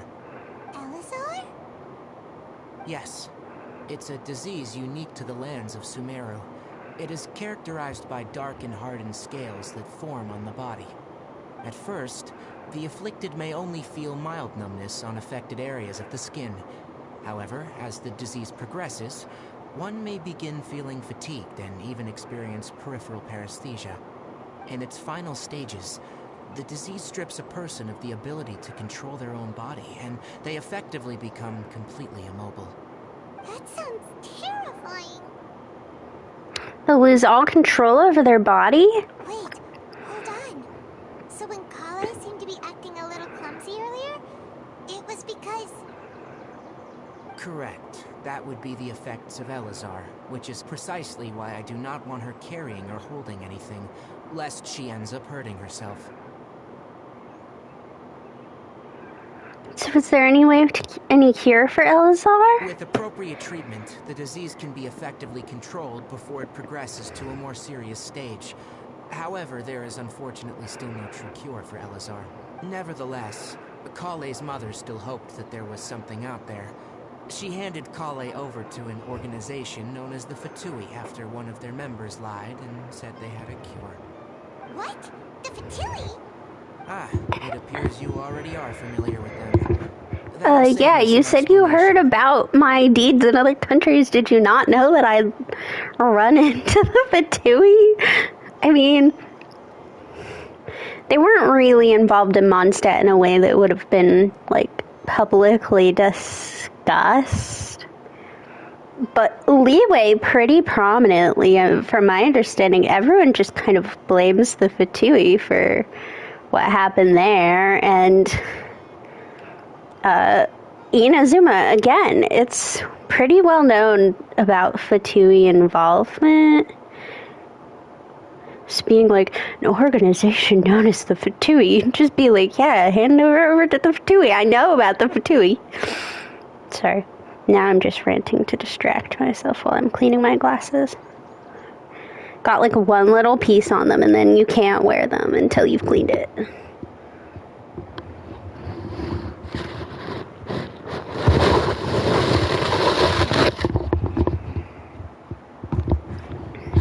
Okay. Let me double check that everything's still running. Yes. The person who eventually rescued Kale and brought her to me for care said that she had been given to a harbinger known as the Doctor. Doctor? I have no idea how this doctor managed to do it, but her case of Elazar was completely stable for all the years that Kale was with them. However, Kale's days with the Fatui were anything but pleasant. Kale is a resilient individual and always tries to appear cheerful, but her experience with the Fatui has left deep scars. Even now, she can still feel deathly afraid of someone touching her. Oh, Paimon had no idea Kale's been through so much suffering. Oh, by the way, Paimon, Kale wanted me to tell you that she's sorry for scaring you yesterday. She also wanted both of you to know that she's sorry for hiding her illness. She doesn't need to apologize. None of this is her fault at all. Well said. I hope you'll get a chance to tell her that in person the next time you see her. Kale once thought that it would be impossible for her to have any real friendships. I trust that you two will never let my trainee experience such emotional pain again. Don't worry, Tainari. We'll take good care of her. How's Kale's condition now? Well, it's not too serious at this point. She overexerted herself the last couple of days, which is what led her to break down this time. As long as she has taken her medicine and gets plenty of rest, she should get better. Though I must admit that Kale's condition was much more stable when she first arrived here in Gandharvaville. She was interested in the work of the forest rangers the moment she saw us. I could see that she was serious about learning, so I felt compelled to ask her to join us. Her stamina has gotten much worse recently. Though a moderate amount of physical exercise is always necessary, I'm afraid the long-distance patrols are a little too much for her now. Alright, now that I've told you about Kale's past, I think I'll head into the rainforest to find some ingredients needed for her medicine. I'll see you two later. Wait, can we come along? Yeah, we'd like to do something to help Kale too. Alright, but I must warn you two. The rainforest is a dangerous place, especially for someone who's still recovering, like the Traveler. You must follow closely and listen to every instruction. No problemo. Let's go then. We'll be looking for a plant known as the Nilotpala lotus. It's often used to help those afflicted with Elazar recover their energy. Hey, Tainari? Where exactly are we going to find this plant? Nilotpala lotuses can be found all over the rainforest, but it often grows right here around Gandharvaville. Given the name, it sounds like we should be looking for it in the water. You are correct. The Nilotpala lotus grows in the water. When fully matured, they look like giant blue flowers floating on the water's surface. Quite an attractive species, if you ask me. The large petals are actually the plant's leaves and sepals, which surround a very small flower. You should note that many of the plants found in There should be Nilotpala lotuses growing somewhere in this area. Let's split up and begin searching. If you could manage to gather 4 of them, that would be sufficient. We'll You're rendezvous gonna here take once you've gathered the needed amount. my Nilotpala lotuses? Technically, you're just taking them from yourself, Tainari, because I need them to build you. No, I'm not. Okay. Alright, we've gathered enough Nilotpala lotuses. Let's head back to meet Tainari.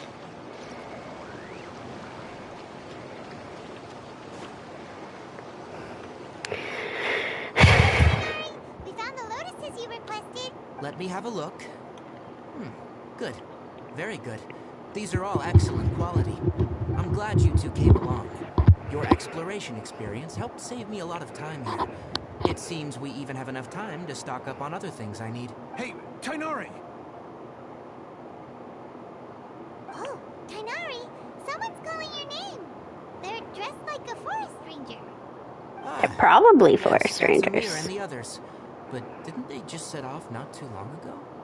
What are they doing back so early? Let's go find out what's going on.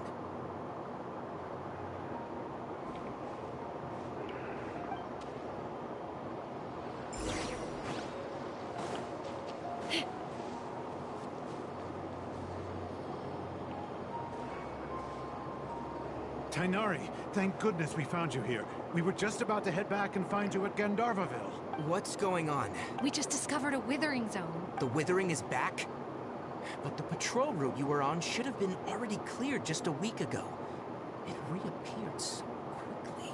Can you tell me the exact location? It's up ahead, deep in the river valley. It's appeared in a spot that blocks nearly the entire narrow part of the valley area, so we decided to come find you as quickly as possible. And the radius of the contamination? Sorry, I couldn't get a clear enough view to tell. No one in our patrol team had a vision, and it appeared to still be spreading. So we didn't risk getting any closer. Okay, I understand. You made the right decision. I'll go deal with it right away. In the meantime, please guide these two back to Gandharvaville. Wait, Tainari, why don't you let us help you? You two have only just arrived in Sumeru. You're still unfamiliar with many things in these lands. There's a unique type of anomaly that occurs in the Sumeru rainforest. It's called the withering. The affected areas not only cause nearby vegetation to wither, but it's also lethal to wildlife and even people. If you don't carry a vision, then you should think twice before approaching such places. Yes, Amir is absolutely right. I wasn't kidding when I said the rainforest is a dangerous place. As Amir said, only someone with a vision, that is, the power to manipulate elements, will be able to resist the withering's corrosive effects for a time. That's right. If any of the forest rangers without a vision come across a withering zone, we first make a record of the location and then have a ranger with the proper abilities deal with it, like Tainari here. Only someone with a vision can venture within a withering zone and find a way to deal with it. I can also control the elements. But you don't seem to carry a vision. Don't worry, she may not have a vision, but she's a real pro at using the power of the elements. Seems the rumors about you were true then. In that case, all right. You two may accompany me. We typically only teach visitors how to identify the withering as they're about to leave Gandharvaville. We'll make an exception today and show you what it looks like up close.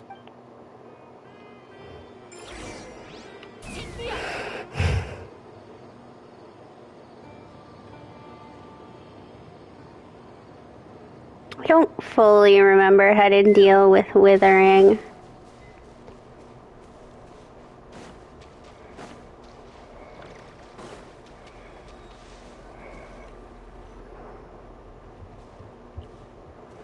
Stop. Don't move any further. Look there, in the distance. Huh? Where? Oh, look! Those plants have withered. That whole area is kinda gloomy. Even the air looks like it's filled with ash. Oh, Paimon doesn't like the look of this. That is the withering. All right, traveler. We're gonna have to enter that withering zone. Once inside, we'll need to look for what we call tumors of the withering. If we eliminate those, then the area will be saved. Gotcha. Let's do this. Thank you. But I must warn you, don't push yourself. This is your first time handling this sort of thing, after all. Even with elemental powers, once you step inside the withering zone, you may experience extreme discomfort. If at any point it becomes too much, return outside the zone and take a breather. It could become a matter of life and death. You ready then? Let's go. I don't fully, like I said, I don't. First, we must locate any branches sustaining the withering zone.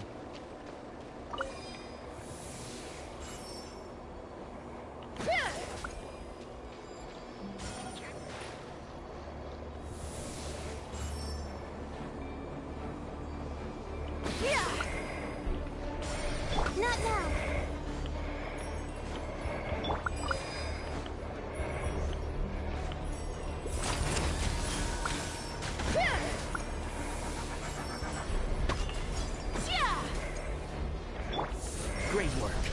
Now that all the branches have been cleared, we'll need to take care of the tomb.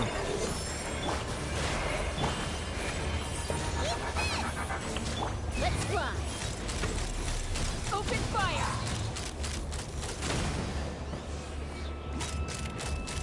Open fire! The night is cold.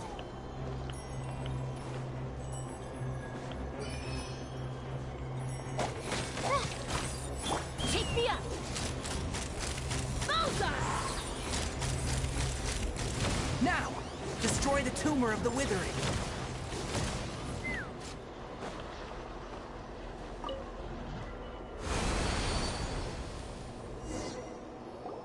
We did it! Everything's returning to normal. Okay, I do remember it now. Yes. Thanks to you two, we were able to quickly restore this area back to normal. Tainari? You make it sound like we did well, but why does Paimon have the feeling you're worried about something? It's that obvious, huh? Alright. It's like this. Recently, the rate at which withering zones appear has been increasing. Even though we were able to quickly clear that withering zone, it won't be long before another one appears. If that simply meant more work for me, then that wouldn't be an issue. But it's far more severe than that. The withering is leaving lasting effects on the rainforest itself. For instance, even though we cleared out the withering zone, many of the plants that were affected will not recover.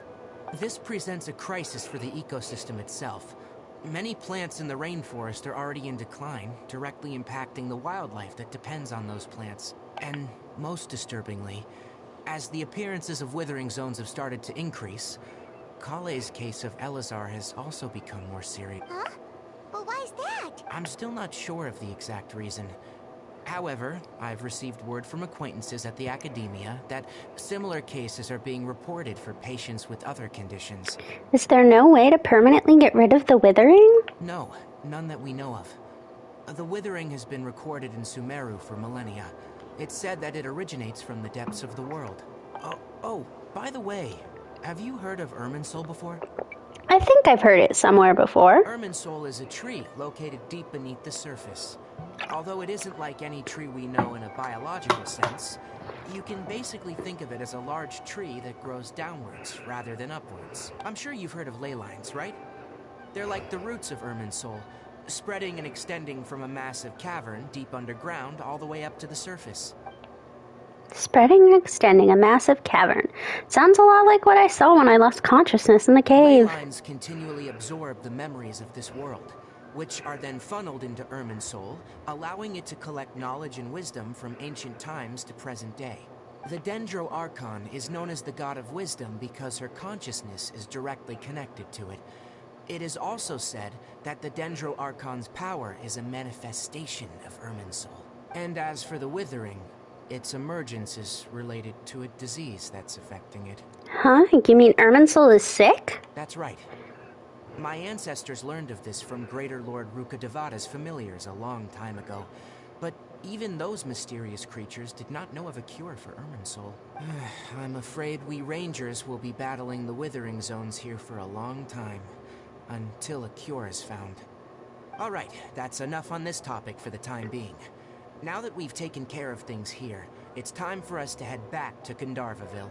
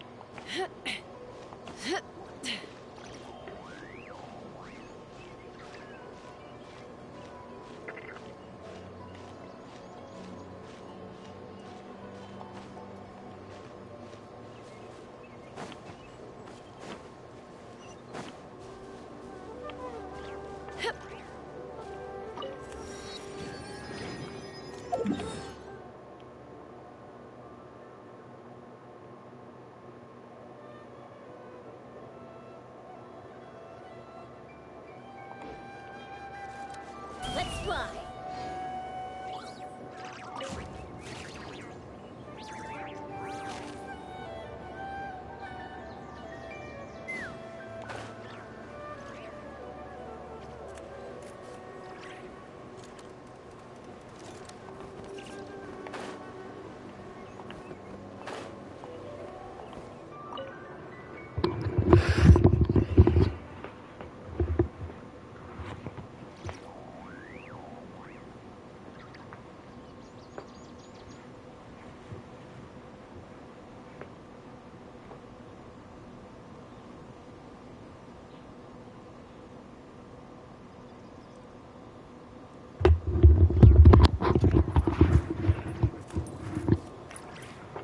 Sorry, I had to take my sweatshirt off.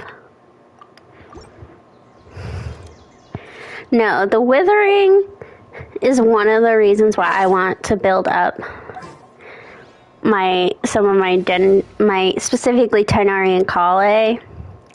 The other reason is I kind of want a team that isn't going to burn/electrify things.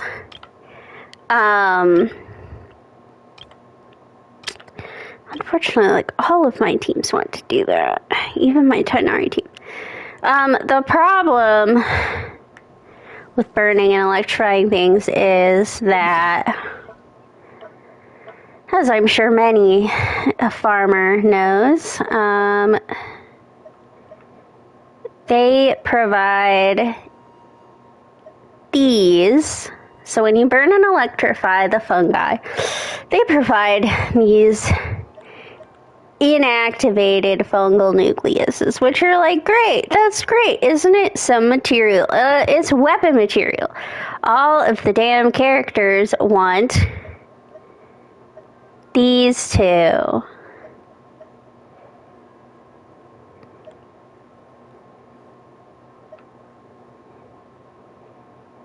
I love it. Merchants usually sell them in paper packets. None of the merchants sell them. No. So the problem is they want these two, which are created by usually killing them with essentially freeze teams or bloom teams. Either of those. But most of your best ender teams are hyper bloom.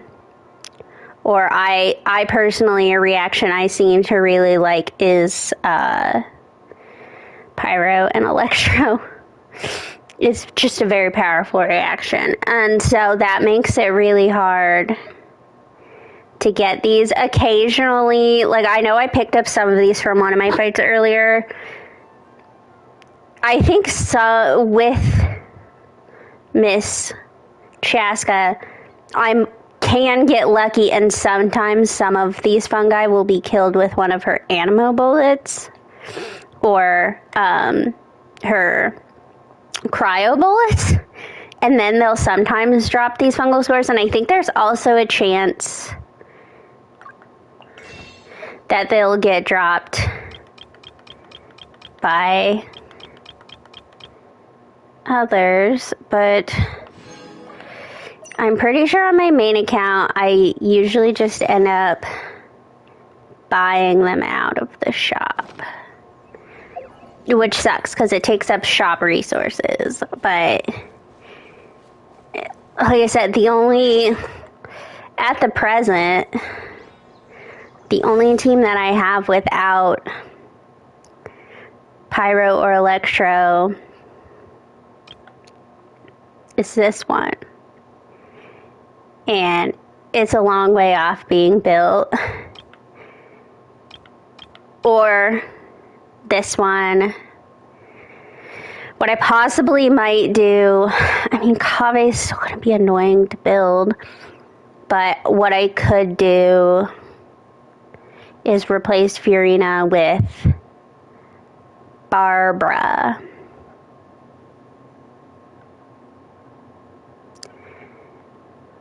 And just do kind of a Jack Bloom team. Or I could go into other people's worlds and build my Furina. She's not... Let's look at what she looks like. I mean, even if I could just get her to up to level 80. Because a lot of my Chaska's not at it. And I think, like, her artifacts are fine.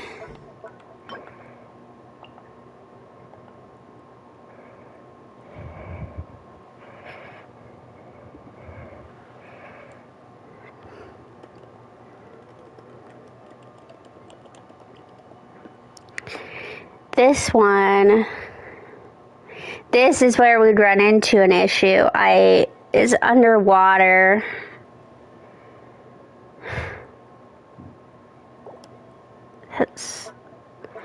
That's a problem.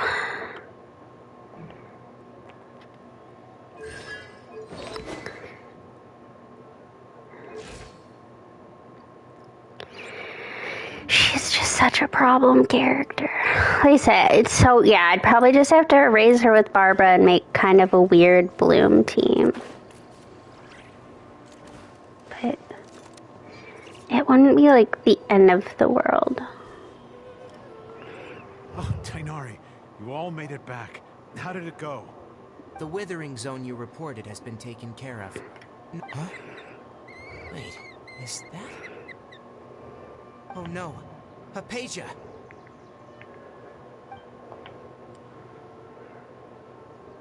Huh? What's wrong, Tighnari? This Duskbird is Hypatia's designated courier for urgent news. You do remember her, don't you? She's the scholar you and Paimon were following when you first arrived in Sumeru. Oh, her? How could we forget? So did something happen? Let me see what's written in the letter first. So what's it say?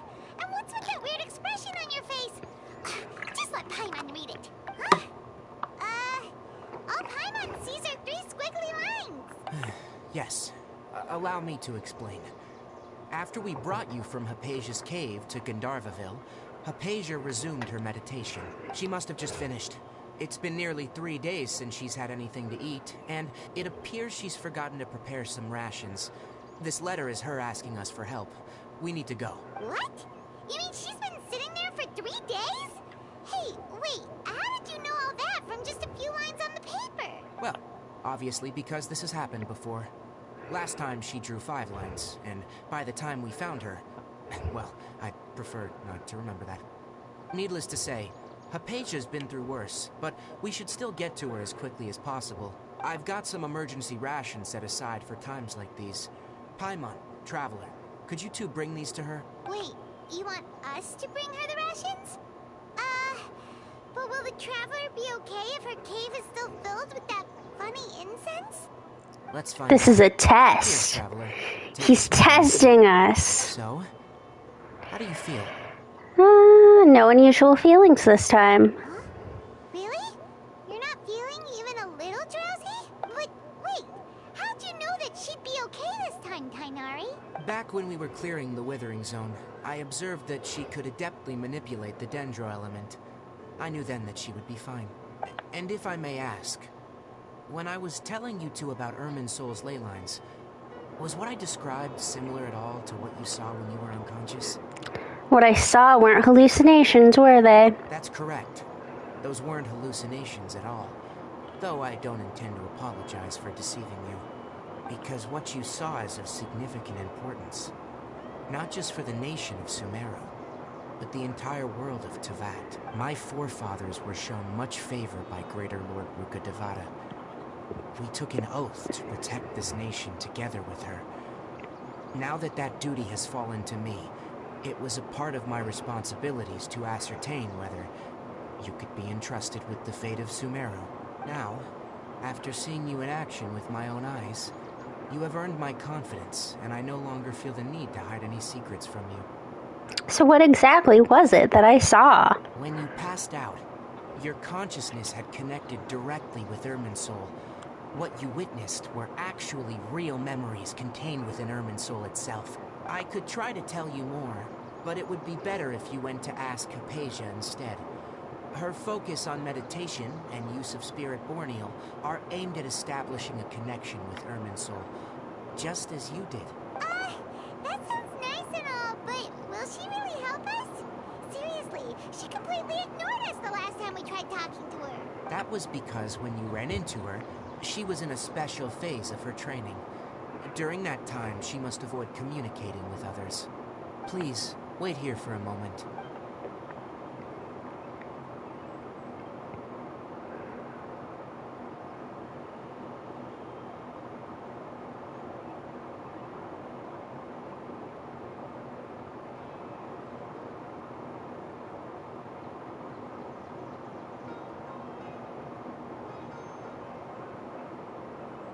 Here, take these.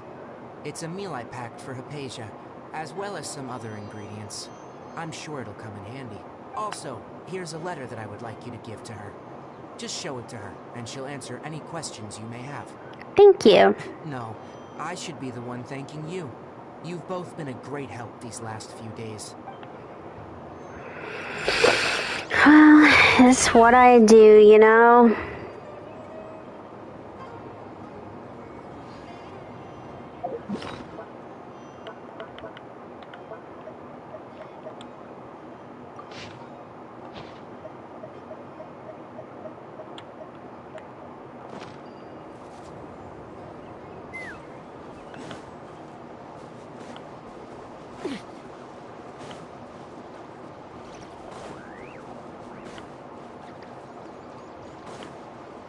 Hypatia should still be in the cave. Let's go inside and see how she's doing.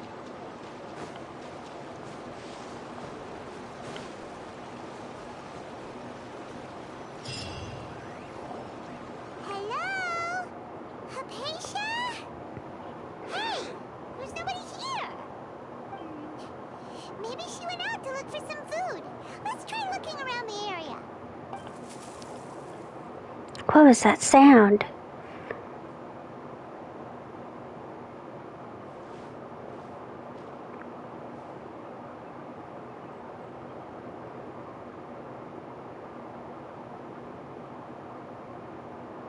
Hypatia, is she okay?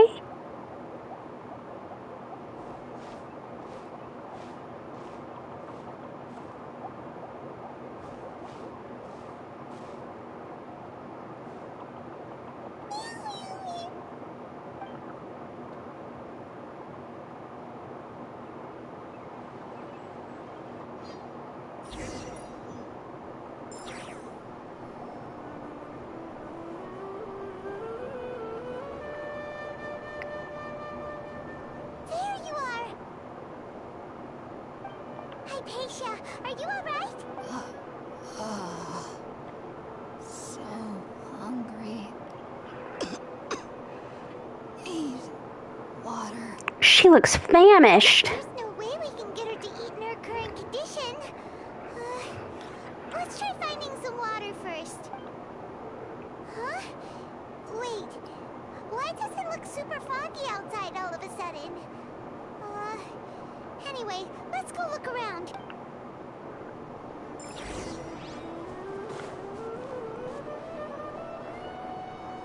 Huh? How'd things out here end up looking like this? What happened? And where are we? Relax, Primal. There must be a logical explanation for all of this. Oh, maybe you're right.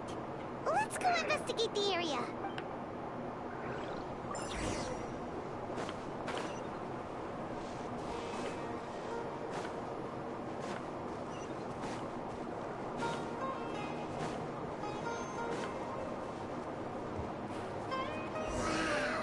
This place is huge! I knew there's something off about that cave. Let's think of a way to get over there and have a closer look. Who knows? Maybe we'll find a lead of some kind.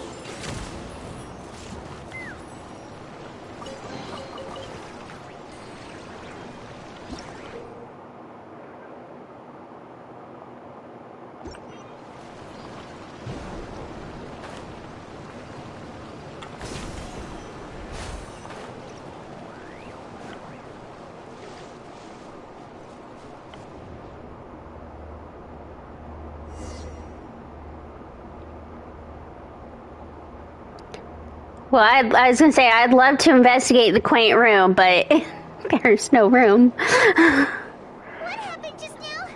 Why'd everything around us suddenly change? Are we in Inazuma? I actually really don't remember some of the early parts of Sumeru. Like, I remember the basics of the story, but, like, I didn't remember us going to Inazuma. Well, not going to Inazuma, but us, like, doing this.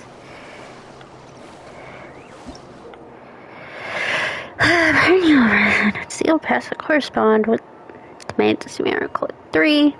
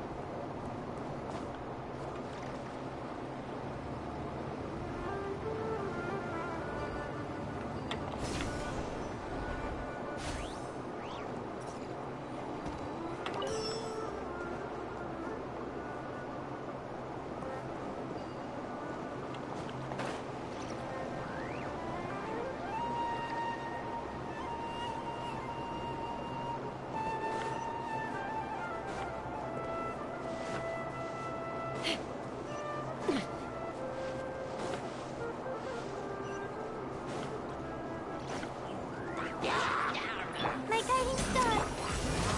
Nice and spicy. Locked on.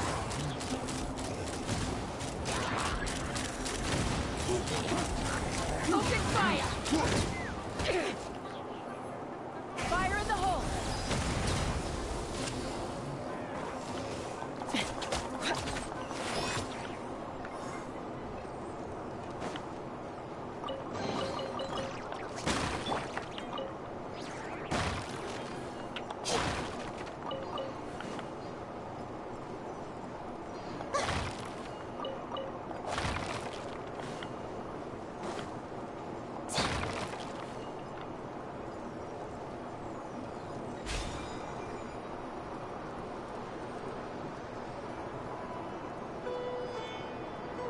Oh, okay. I can't watch this. My motion sickness has definitely gotten worse because, I mean, so I played this not right when Sumeru came out, but pretty early. Like, it was, like, within a couple months, and I genuinely don't remember having major issues with motion sickness at any point.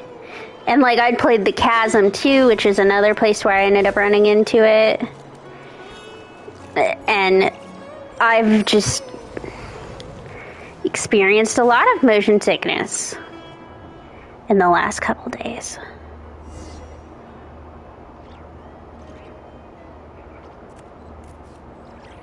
Okay, back in an Inazuma domain. This place is getting weirder by the minute. Hey, what's the matter? You don't look so good.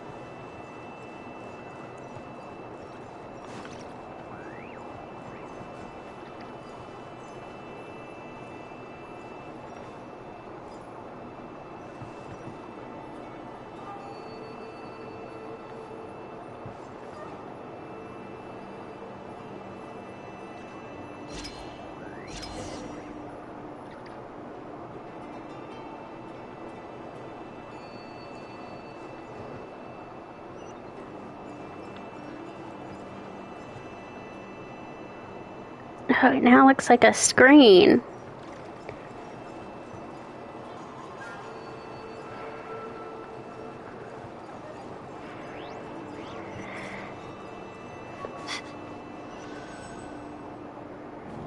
Oh, this is... Maybe it's doing Inazuma stuff because she's... At a later point, she connects up with... Wanderer.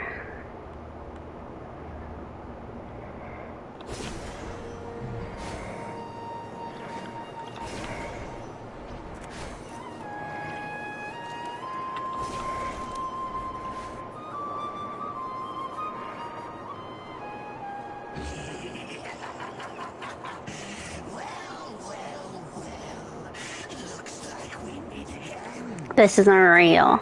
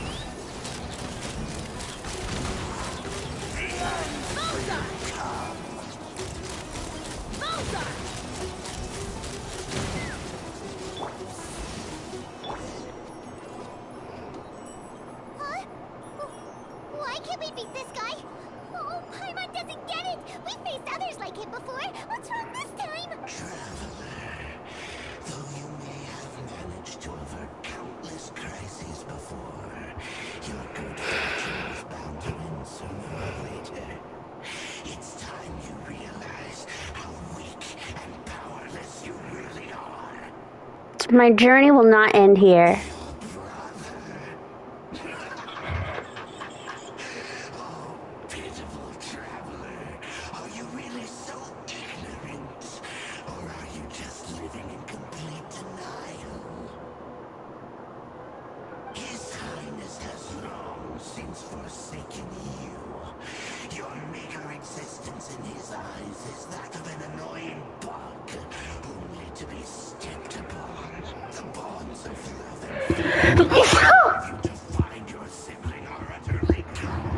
Sorry about that.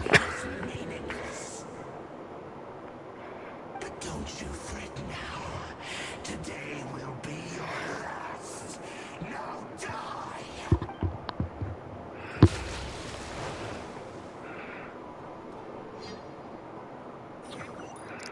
And it was all a dream.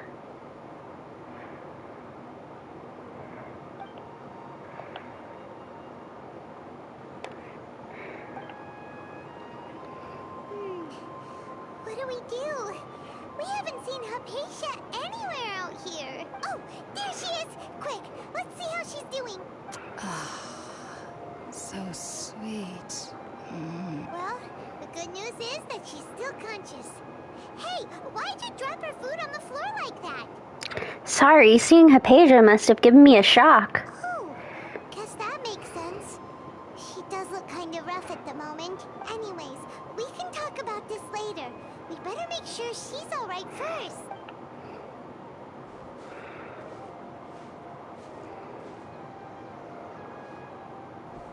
Whoa, wait a sec.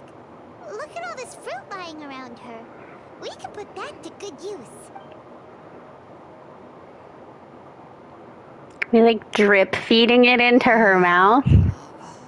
Who's there? Tainari, is that you?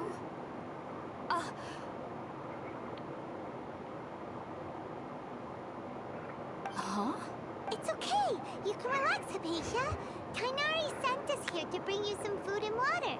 Here, we have a letter that he asked us to give you.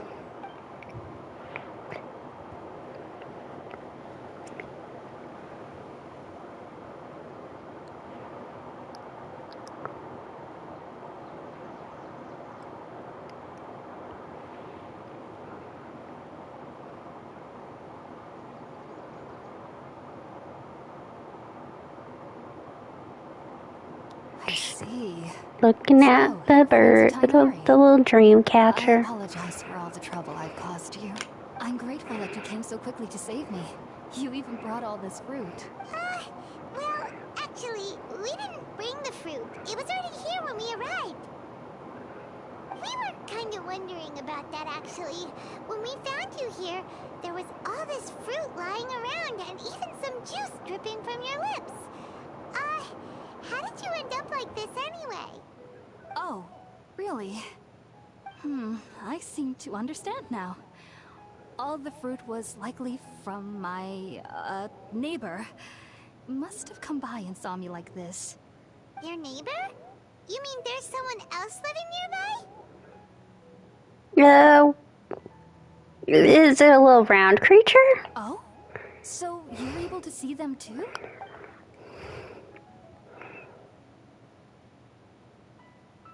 Wait, hold on a second, Traveler. You say that before we arrived, you saw some mysterious creature and suddenly had a strange dream? Isn't that a little too crazy to believe? No, I actually do believe what the Traveler is saying.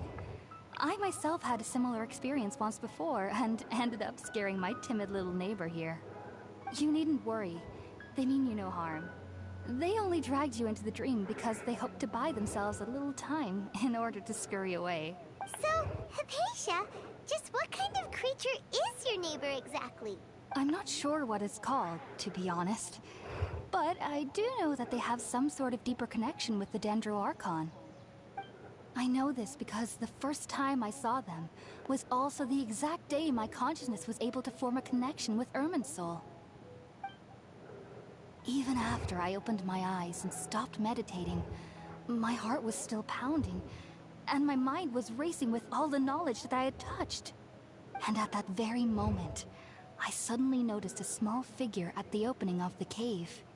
In my curiosity, I began to walk over to the creature. They must have already been used to me living in the cave, because they didn't seem to mind me approaching them. They just kept doing whatever they were up to. It wasn't until I crouched down next to them that they suddenly realized that I could see them. Oh! And then?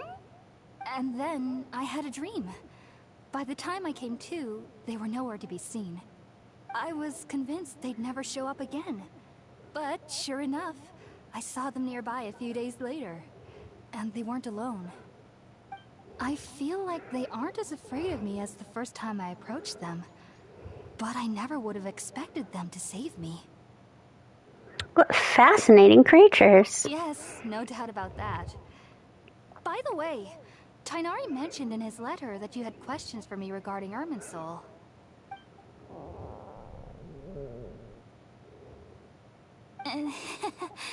Sorry about that. Sounds like just drinking juice still isn't quite enough for my stomach. Well, if somebody hadn't dropped the food earlier... Anyway, looks like we'll need to prepare something ourselves. Besides, Paimon's getting hungry too.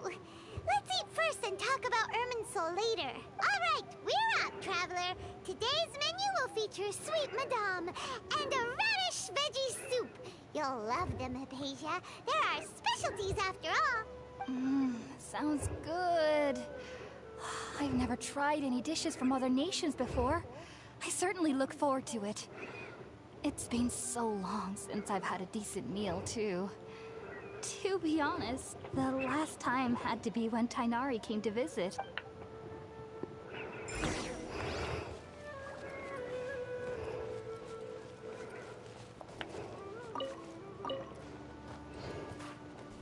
Just in case we didn't have any radishes, I'm assuming. Nice and spicy.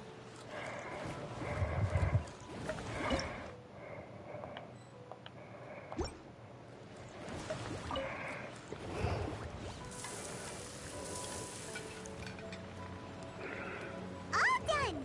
Let's use the empty box that Tighnari gave us since we already watched it. Oh, it smells amazing. And the box is a nice touch too. Let's go serve this up and start eating with Hypatia.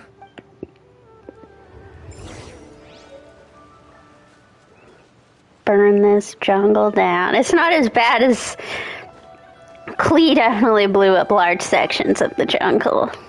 Are you already finished cooking? Smells delectable. I'm truly thankful whenever I can enjoy a proper meal like this. Cooking really isn't my forte.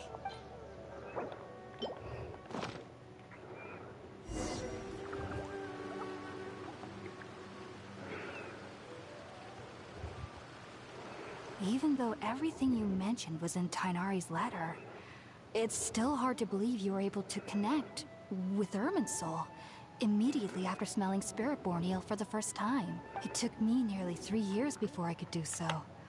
And everyone at the Academia even lauded me as a genius. You should know that some researchers spent their entire lives without ever successfully connecting with Irminsul as you have. So why does this incense allow people to connect to Irminsul? The ingredients used to make Spiritborn eel primarily consist of plants created by Greater Lord Rukkhadevata. These special ingredients are conducive to heightening our senses to the Dendro Archon's power. Since the root of the Dendro Archon's power lies within Irminsul, we can occasionally tap into her powers to peer into the depths of the earth. I think I understand. Naturally, anyone who can establish a connection with Irminsul in their first ever attempt must be a person of great understanding. Makes sense. But Paimon's got a question. Why was she sensitive to the smell of those plants for such a long time? That was primarily due to her body's unique constitution. Stimulated by the incense, she could perceive the Dendro Archon's power and experience the sensory overload, hence the adverse reactions. Taking in any scent similar to the ingredients of Spiritborn eel would cause adverse effects. Not to worry though, it appears you've already fully recovered. Technically, your body should still be sensitive to the powers of the Dendro Archon, but unless you're using intentional meditation techniques, the scent of Spiritborn eel should no longer trigger such reactions. Whew. Well, that's a relief. I must admit, I am quite envious of your abilities. Even if it meant suffering from pounding headaches for the rest of my life, I'd consider it worthwhile so long as I could connect with Irminsul at will. Whoa! You're really serious about this whole thing, aren't you? I am a researcher after all. As a member of the Ritaoist Darshan at the Academia, my main area of research is the stars and their connection to the fate of living beings. But there is still so much we don't know, especially regarding the mysteries that lie in the starry skies. Which is why I must turn to the all-knowing Irminsul for answers. If only my perception wasn't so limited. Unfortunately, I cannot guarantee that my every attempt to attune with Irminsul will be successful, or that doing so will leave my consciousness intact. I am currently in the stage of training known as Satyavada life. Many researchers in Sumeru have lost their minds while seeking to attune with Irminsul during this stage. Sages have said that Irminsul contains divine knowledge, and touching such knowledge without the proper preparations and abilities will only lead to one's mind caving in on itself. That's why we meditate alone. We need to ensure that our minds will be calm while minimizing the possibility of involving anyone else. Whoa. So knowledge from Irminsul can be super dangerous. Don't you ever feel afraid of the risk, Hypatia? Of course I do. Especially during nights that are pitch black with no moonlight, and dead silent without even the sound of insects. However, I've been feeling better as of late. I don't get as scared anymore knowing that I have a little neighbor living nearby. I believe that being able to see them is a sort of blessing from the Dendro Archon. But what's strangest of all is that they're clearly an envoy of the God of Wisdom herself. And they have the curious power to make people dream. What's so strange about that? It doesn't sound so out of place for a divine being, does it? Well, it's strange because nearly nobody in Sumeru can ever dream. Huh. Is that true? Yes, well, to an extent. Only children can dream in Sumeru. Adults, however, never do. The sages say that wisdom implies rationality, but that which occurs in dreams is often neither rational nor logical. Reminds me of the dream I saw from the Aranara. Yes, if one struggles with anxieties, those emotions could It's a little weird right there. It's like they're assuming that you've started the Aranara quest, but also it would be weird to have started the Aranara quest at this point, because if you just came to Sumeru and were following the main quest line, you have not gone in the area of the Aranara quest yet.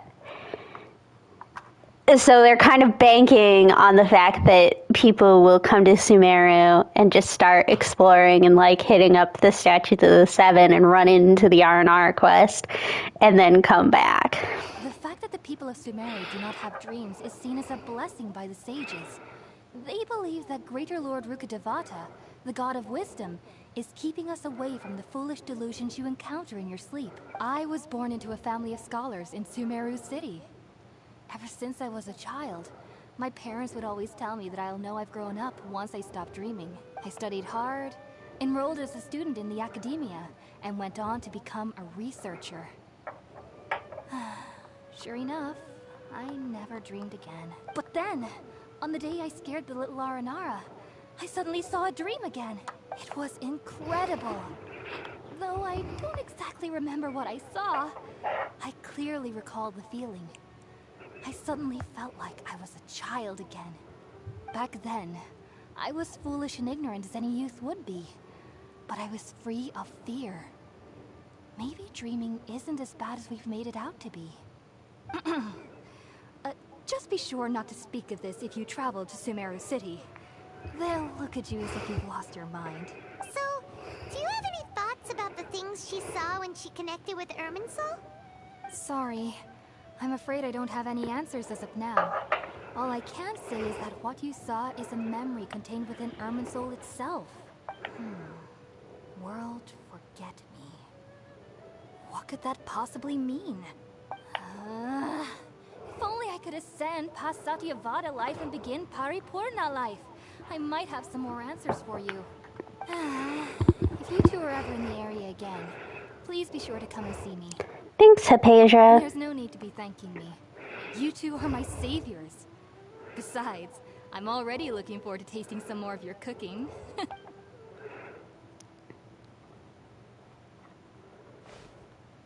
that we know Hypatia is alright and had the chance to ask her some questions, Paimon thinks it's about time to head back to Gandharvaville.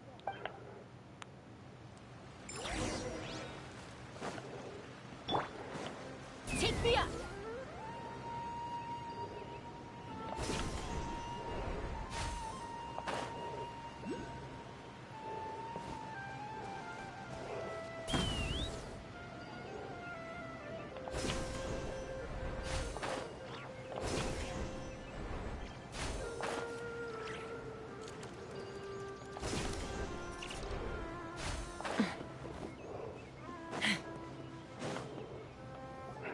Think about it, Tainari. Refusing to join is tantamount to burying your head in the sand.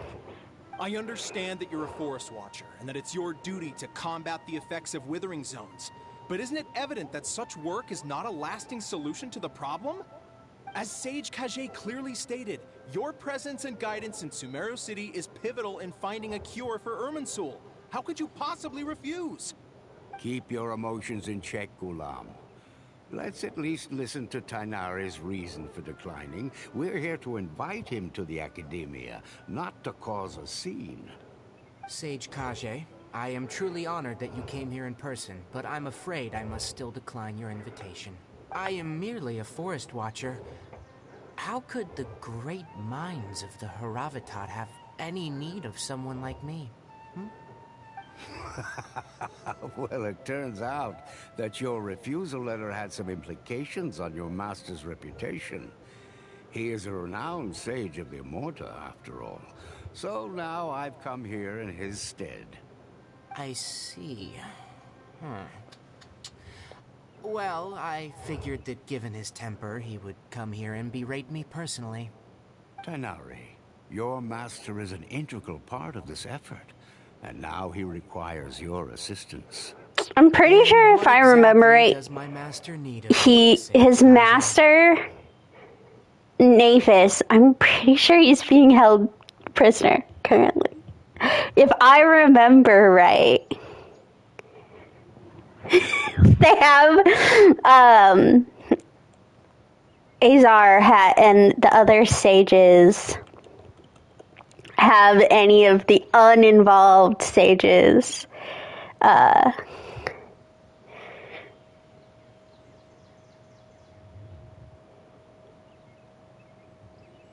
which is, I think, only like 2 of them in prison, because it's Naphis and I don't know that we know the name. You'll know once you've arrived in Sumeru City, that is. And, how long will I be required to stay? There's no definite answer as of now. Do you mean to tell me that, despite coming all the way here to Gandharvaville, you still can't answer the questions I laid out in the letter to my master?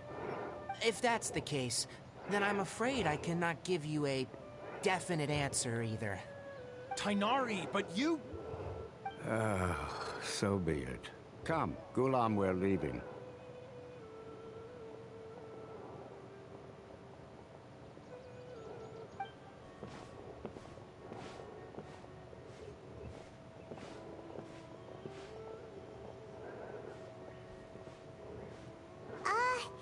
We've been spotted. It's nothing. Some people from the academia wanted me to go to Sumeru City to assist them with a project, but I had to refuse on account of all my responsibilities here. But all that can wait. How did things go with Hypatia? It was quite the eventful trip, but the main thing is that she's safe and sound. She answered a bunch of questions for us, too. Very good. Now that the Traveler has made a full recovery, there shouldn't be any reason for you to tarry here longer. I assume you will be heading to Sumeru City, correct? That's right! We want to meet Lesser Lord Kusanali and ask her for advice. Do you have any idea on how we can find her? Sorry, I'm afraid I don't have any advice for you there. Well, do you at least know anyone we can try asking in Sumeru City? Let me think. My trips to Sumeru City have been fairly short, and most of my acquaintances are researchers. Oh, how about this? I'll write you a letter of introduction that you can give to a researcher I know. He's from the Amorta Darshan and is adept at gathering information. Asking him might prove worthwhile. Also, when you enter Sumeru City, you'll probably end up receiving something like this item here. I'm not sure if it will ever come in handy for you, but maybe you can give it a try. Oh? What is it? It's called an Akasha Terminal. It's a tool produced by the Academia that utilizes the legacy of Greater Lord Rukkhadevata.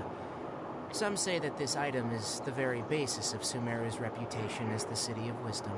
Needless to say, this device and its usage fall under the Academia's expertise, so I'll leave it to them to show you how to use it. Great! Next up, Sumeru City! But wait, before that... We need to say goodbye to Kale. That's right! Tighnari, we have something important to say to Kale before we leave. Is she doing better now? Yes, she's doing much better. After being confined to her bed all this time, I thought a little walk would do her some good. Last I saw her, she was taking the path towards the North Crossing. She knew you two would be leaving soon, so she must have wanted to see you off. Thanks, Tighnari. All right, let's go! Farewell, and good luck to you both.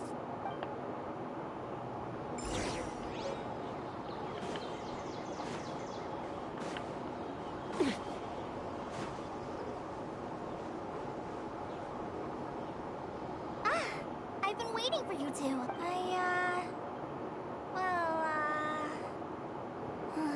Never mind.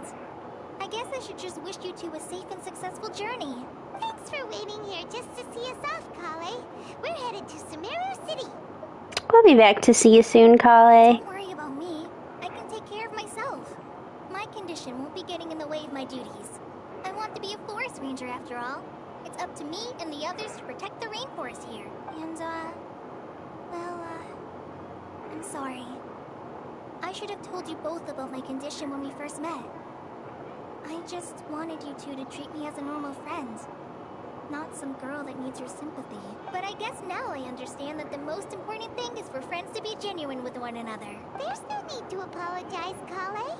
We should be thanking you for trusting us enough to be your friends and sharing your past with us. We're probably still gonna worry about your condition, but that's because we're friends and we care about you. Thank you. That means a lot. Before you leave, I have something for you. Oh? What is it? It's my recipe for pita pockets. I told you that I'd give you a copy, remember? My handwriting is a little, messy, so please don't laugh. Yay! Thanks, Kale. Now we can eat those scrumptious little pitas whenever and wherever we like. I hope that whenever you eat them, you'll both remember your time here in Gandharvaville. Of course we will. Well then, I, trainee Forest Ranger Kale, bid you both farewell. Please visit Gandharvaville again. The Rangers will always be ready to assist you here.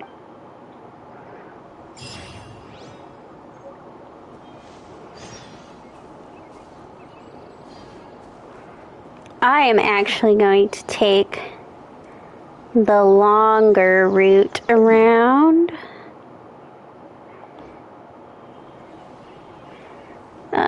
In order to get another statue of the seven. I think I'm gonna get all but the R&R statues of the seven in the rainforest, and then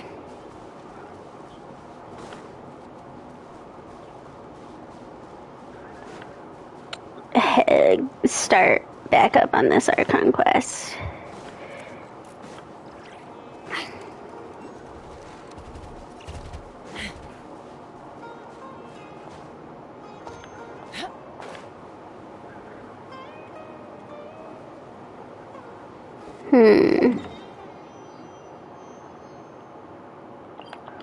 Actually, this makes the most sense.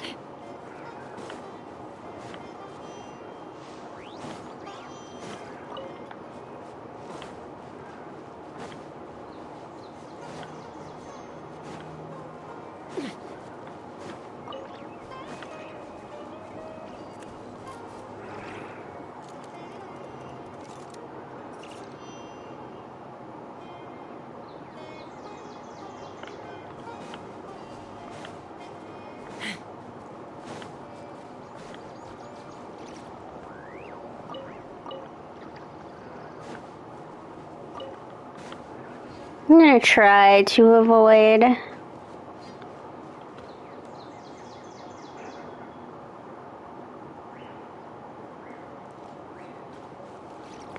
exploration, but I'm gonna start on this one because it requires multiple days. I'm not really avoiding exploration so much as it just I'm not gonna be able to do a lot of exploration.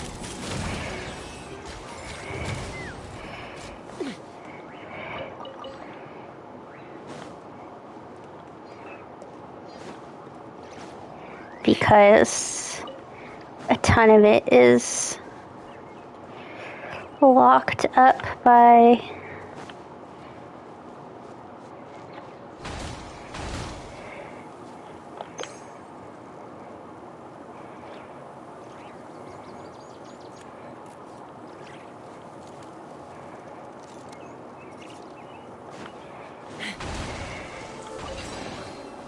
Fighting the loot is often a cause of conflict, but luckily for you, I don't really need this stuff.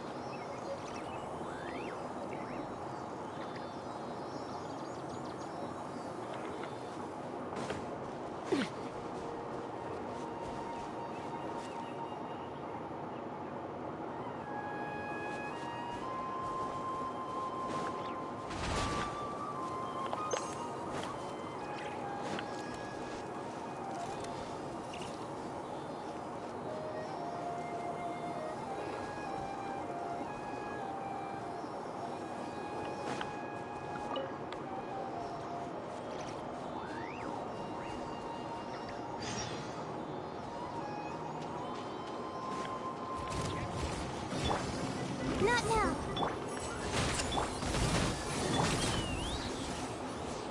Locked on.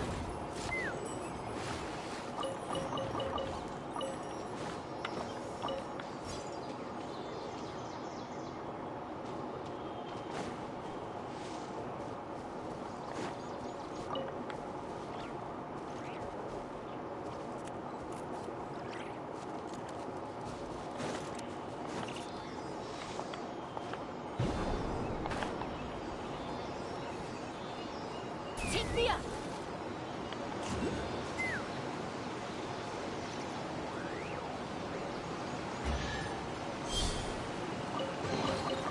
Fighting the loot is often a cause of conflict. Luckily for you, I don't really need this stuff.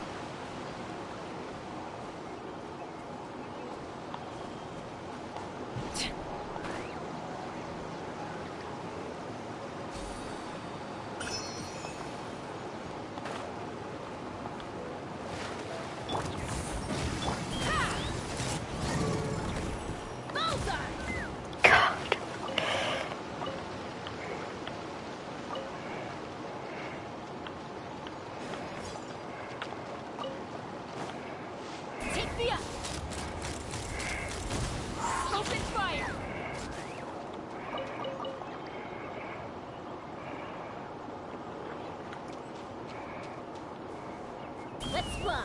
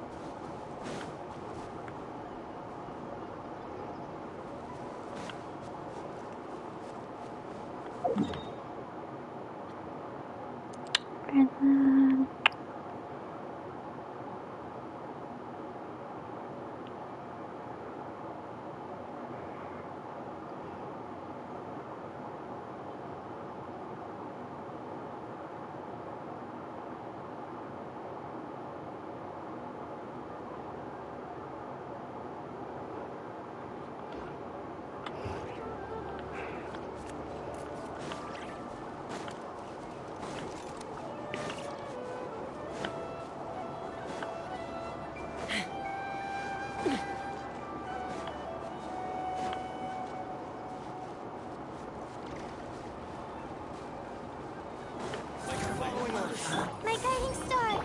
Start to get some aramite drops. Again, I don't know that I really have anyone who needs them.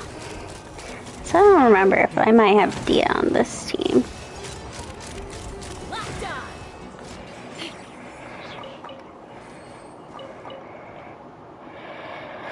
Let's see. Where am I?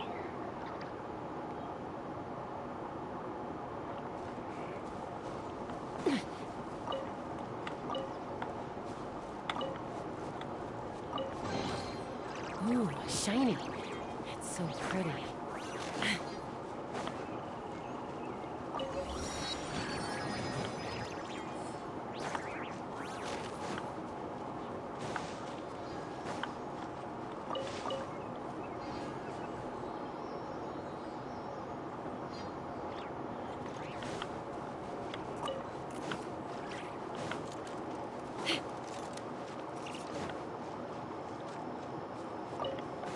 Let's fly!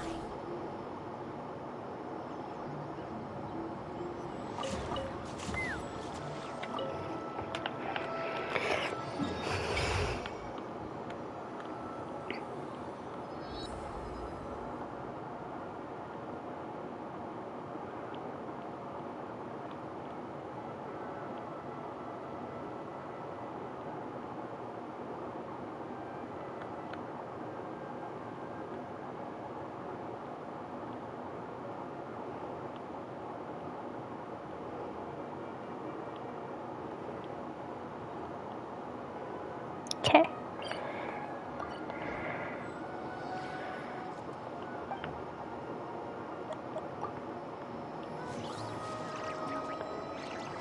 Take me up!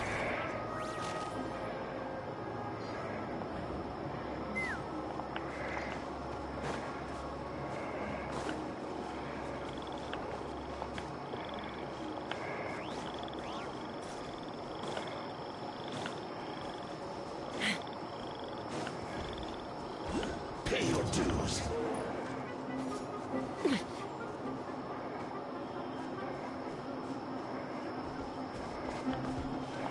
Now I'm just gonna work on getting these teleport waypoints.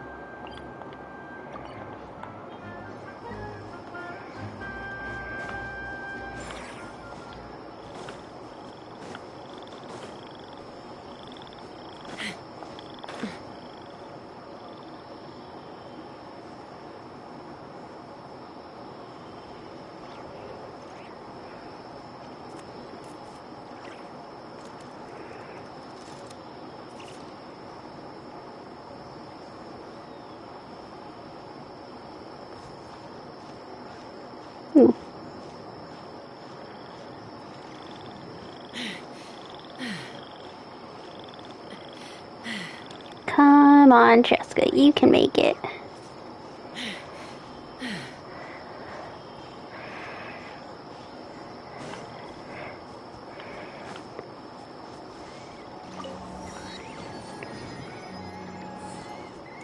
To say, the good news is I do have a lot of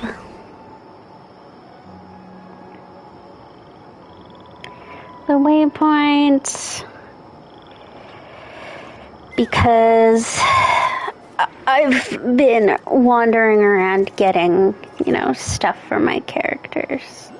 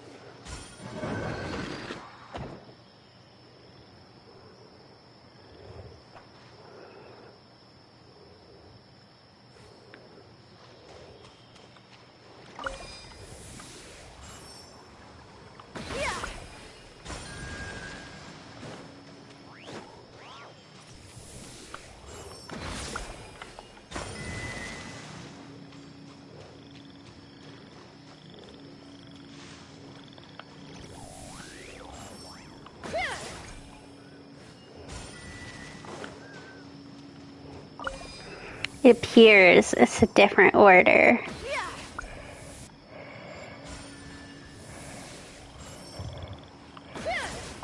Then my interactive map tells me.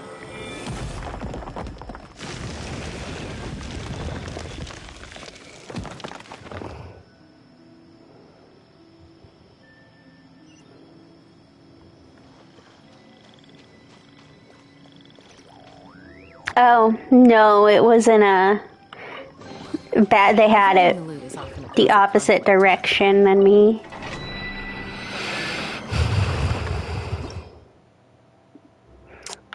Okay, this is just a one-time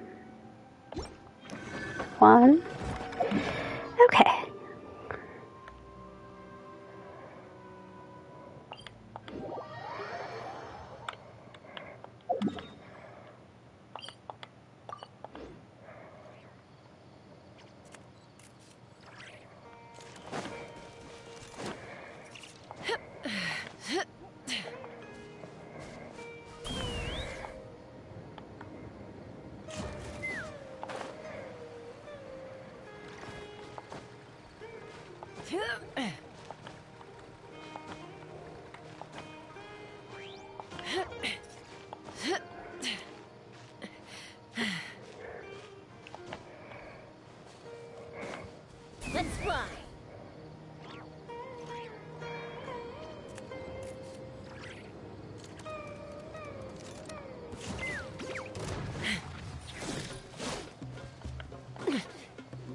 They knew me too well. They were like, these players, they're gonna go for them fruits and them flowers. Okay.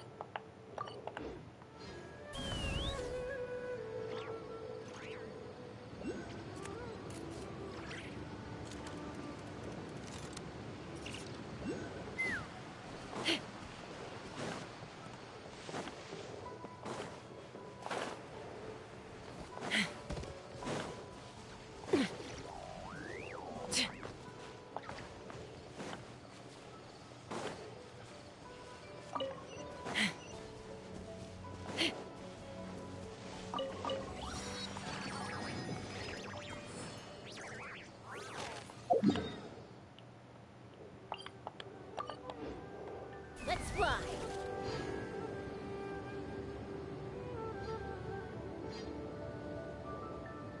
You could see the R&R quest there.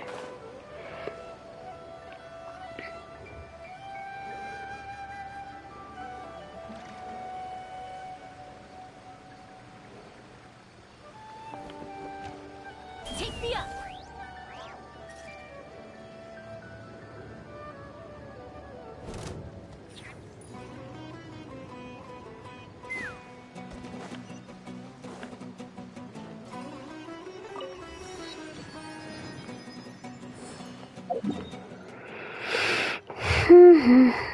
Okay, the best.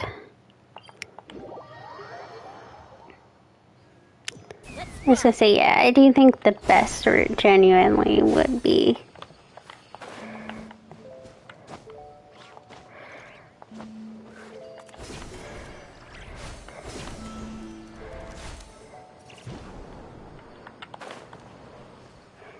to go this way for it.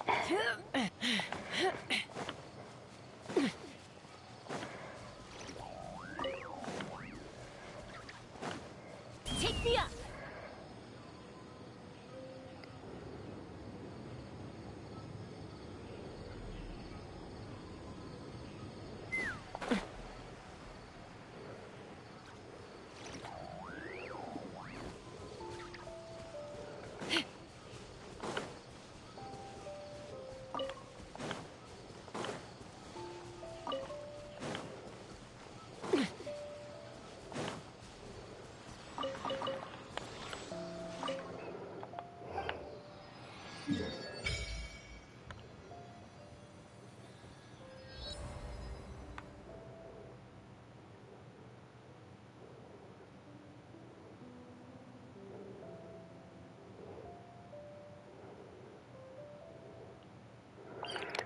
Let's start with that. Get the annoying one out of the way.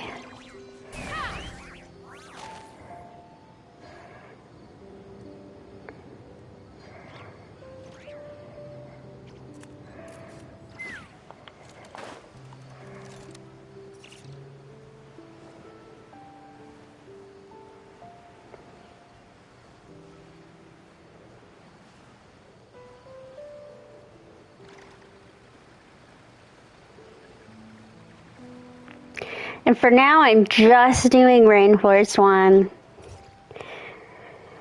I still haven't made my decision on if I'm going to go all the way through the Archon quest and then do everything. I mean, with the exception of a handful of story quests, which I think it yells at you to do.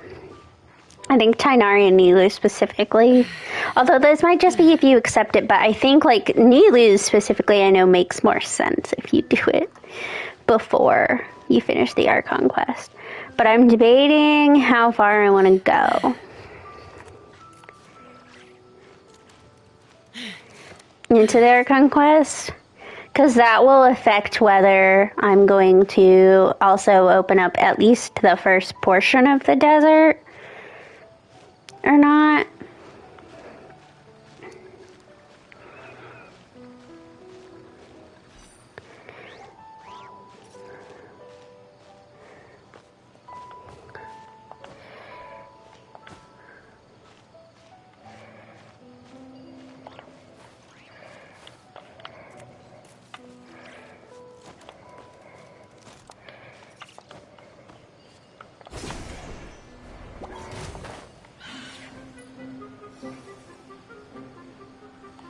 Jesus, I forgot it was so far away.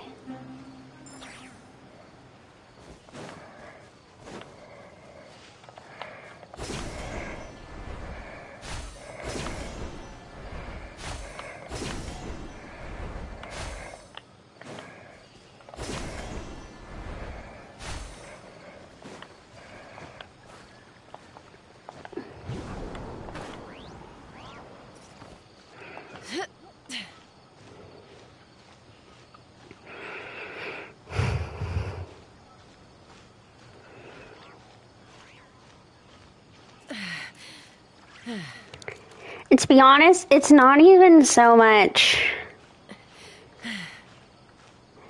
I think what my debate is going to come down to is how much, like, do I want to finish, you know, one area versus how... like, character building is just hard without the Statues of the Seven unlocked, and also just like how much are things going to run into each other, and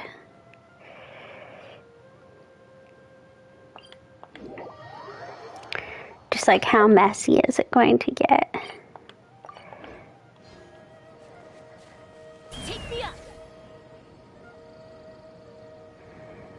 without me.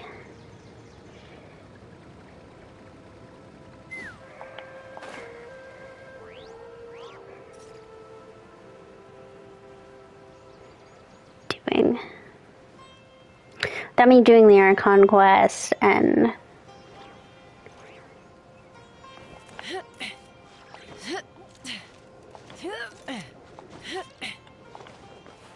I don't know.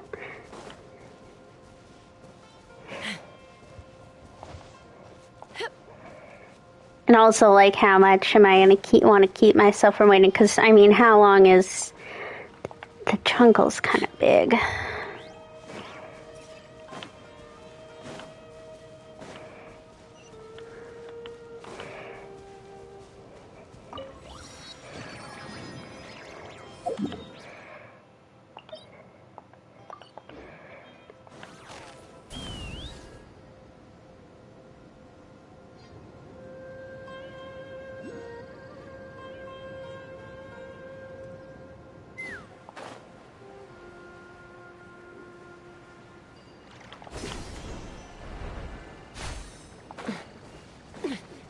Let's fly.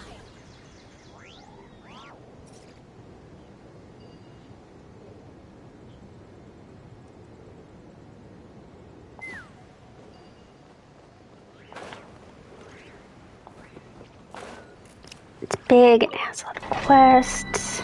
I'm really turning it over in my head a lot.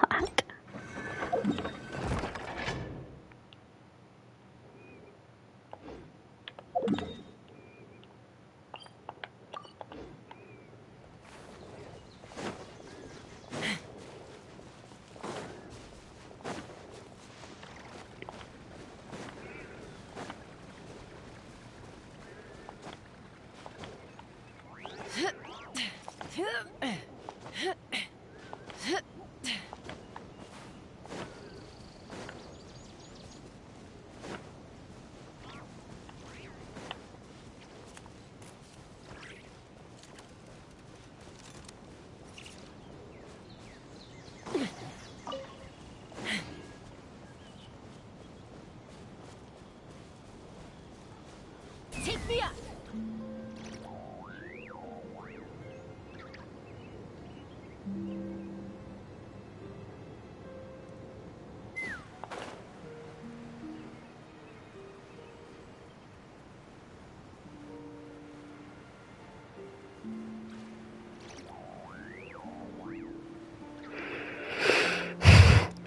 To be honest, what I'll probably do is open it up just enough to do my heart conquest and then try my best not to touch anything else. Because it's better to do the first and second desert areas close together.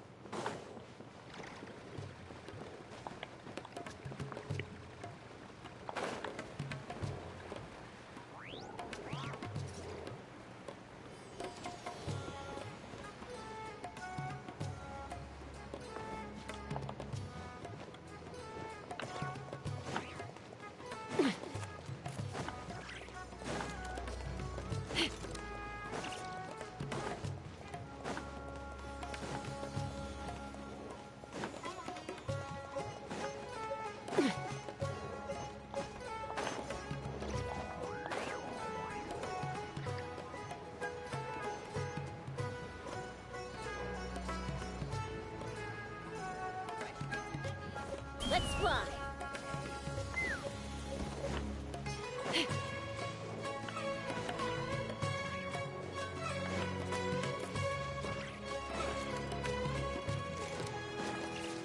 Da, da, da, da, da, da, da, da, da, da. Port Ormuz has some quality music.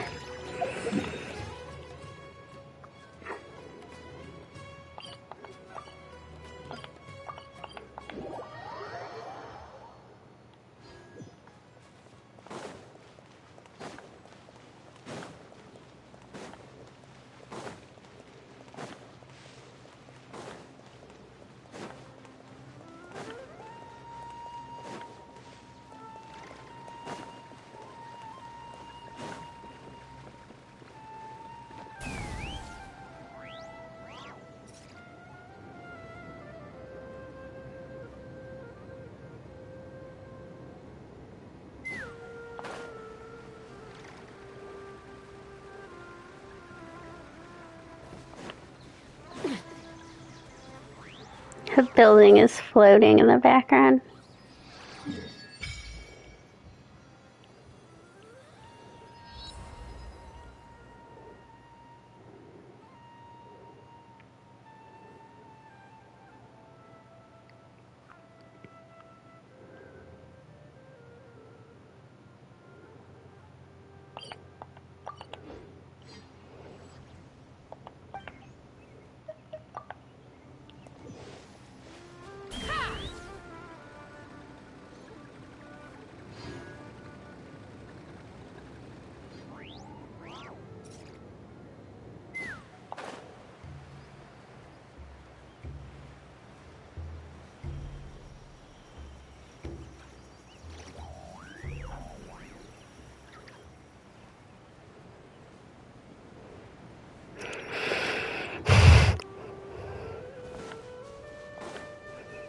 True exploration is definitely not going to happen today or most likely tomorrow. Tomorrow may be a little depending on my decision on how far to take the Archon quest.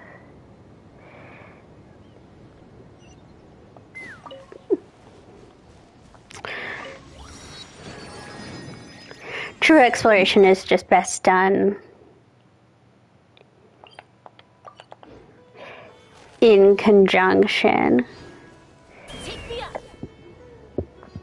with the R&R quest.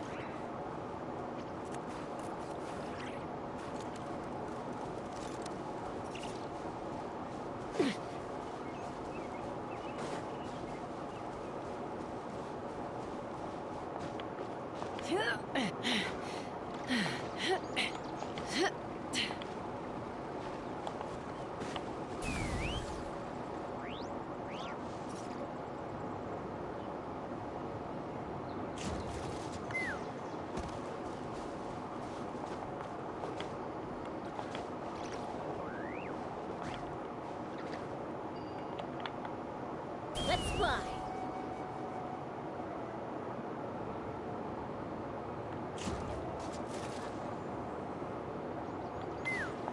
If I remember, that's one of this. Sumeru has a thing where like some of the little places have been taken over by usually treasure hoarders or eremites.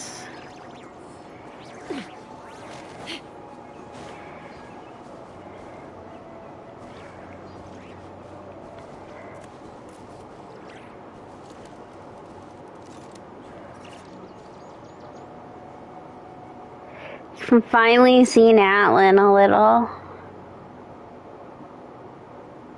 But as noted in a previous investigation of mine, you cannot see the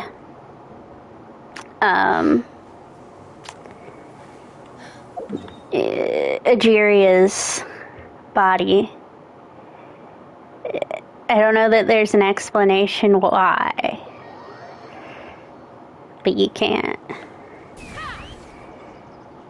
see her. I think you can see her once it's back in its like blue uninfected form, but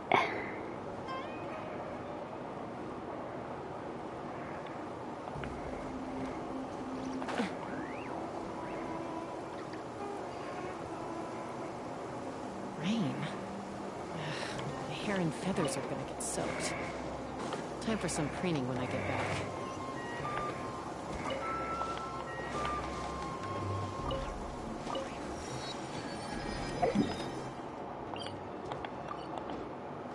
Let's fly.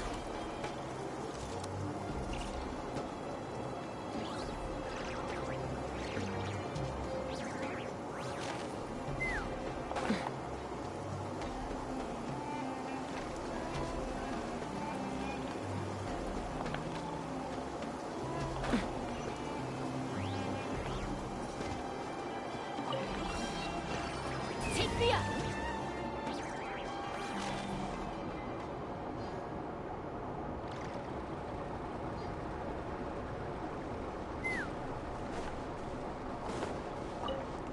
Rain. My hair and feathers are gonna get soaked. Time for some preening when I get back.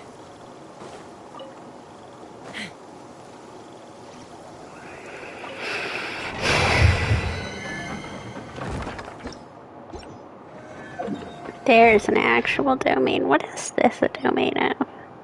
Oh, it's a one-time domain. Okay.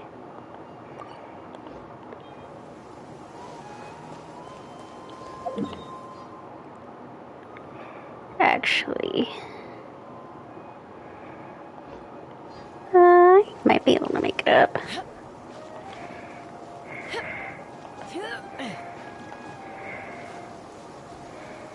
Yeah, I can make it up this.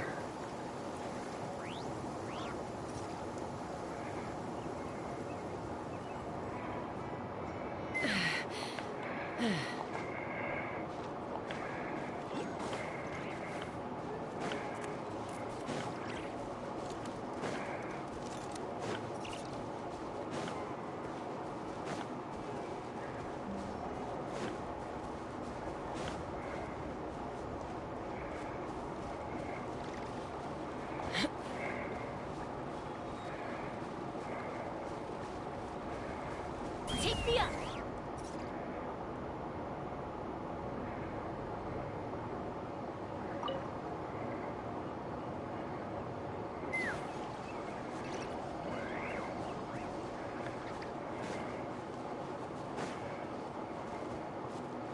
Let's fly.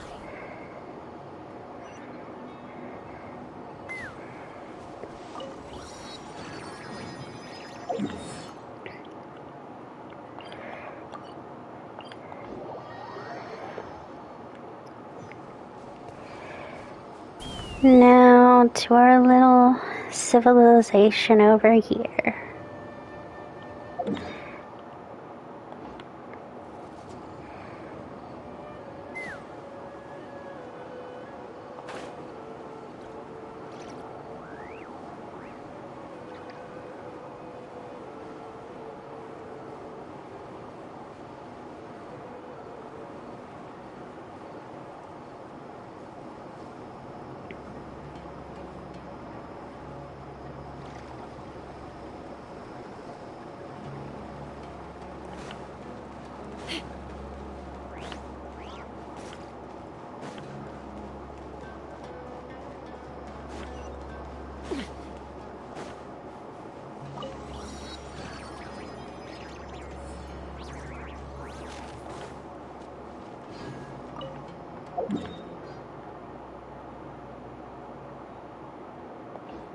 I am gonna be naughty. I'm not gonna unlock the statue, but I'm gonna see if I can get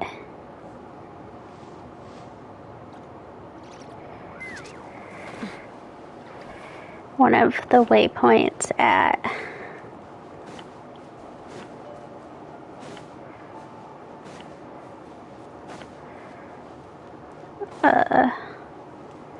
our little village, Aru village. Let's fly.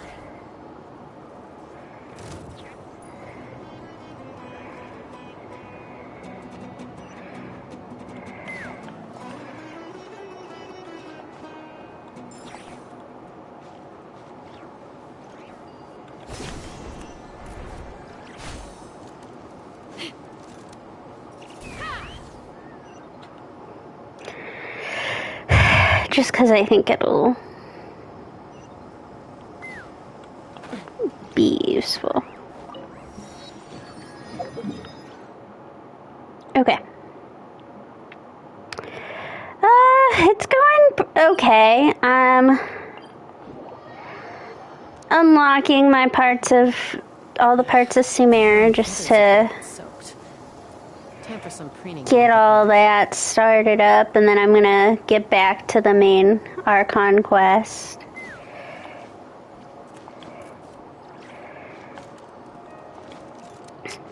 Debating in my head, and I've been talking about it for a while for the stream because I have nothing else to talk about. So the main Sumeru Archon quest takes you into this part of the desert, and so I'm debating whether I want to go through do the whole Archon quest and then do exploring, which would probably involve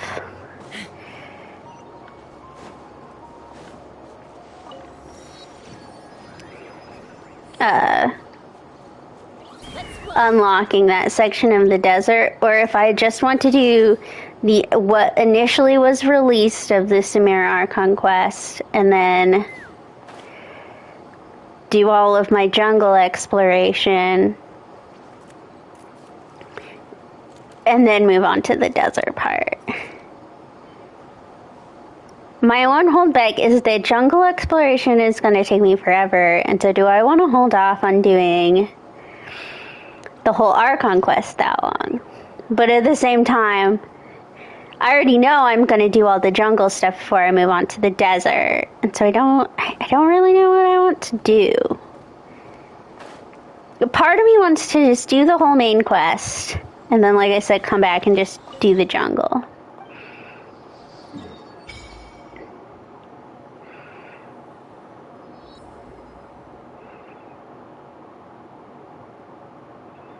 But part of me is not sure. Okay.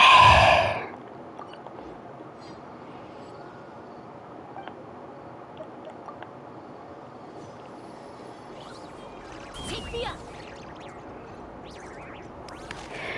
It kind of, so Liyue and Mondstadt, obviously, I don't really, I mean, they have separate regions, but I mean, you can see, I even technically opened up Chenyu Vale. I can't remember why. I think it was because I've technically done Chenyu Vale on stream on my other account. There was a part of me that was like, oh, I'll just do Chenyu Vale off screen. And then I decided against it because I formalized that I was going to do things in order. But, like, they don't have such separate, with the exception of the Chasm and Dragonspine, they don't really have such separate areas. And so, like, I did do Dragonspine separately from when I did Mondstadt, but Mondstadt was so quick that I think I did Dragonspine right after. And it's not like the Mondstadt Archon quest doesn't go into Dragonspine, so it didn't really matter. Similarly, Liyue Archon quest, I think it takes you to, like, up here on the Chasm, but it doesn't go into the Chasm or into Chenyu Vale. They're just such separate areas. However, Inazuma, I did technically go island by island. I went island hopping.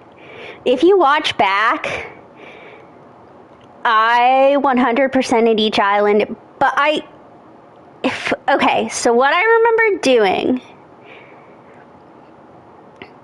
is I did all of Narukami,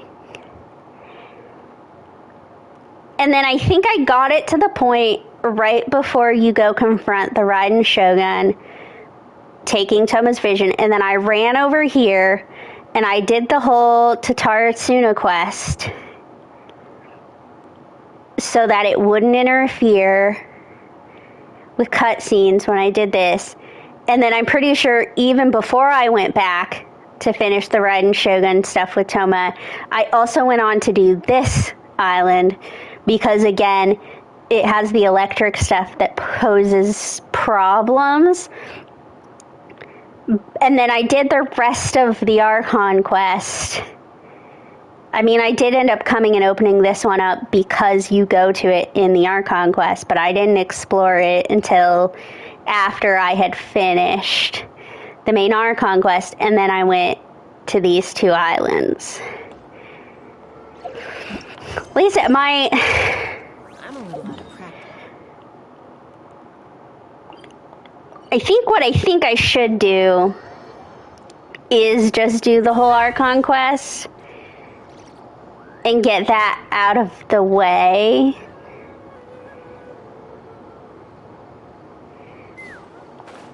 So then I'm not like chopping it all up and stuff. It's just hard to decide. You know?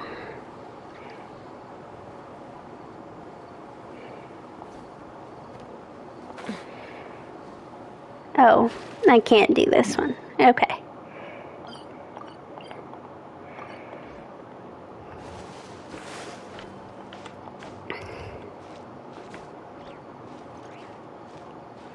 The smartest idea would be when the time comes to just unlock the desert and then only do the desert stuff for the Archon quest and then come back and explore the jungle and then go on to the desert. I don't want to unlock the other desert areas. I don't need to. I mean, Al-Haytham stuff isn't one of them, but I can...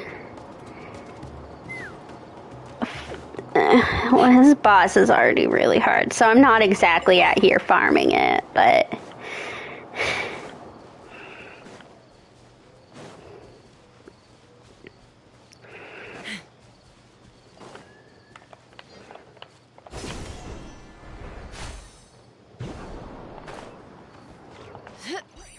I don't know. I know I'm just being stupid about it. I'm sure there are people with strong opinions on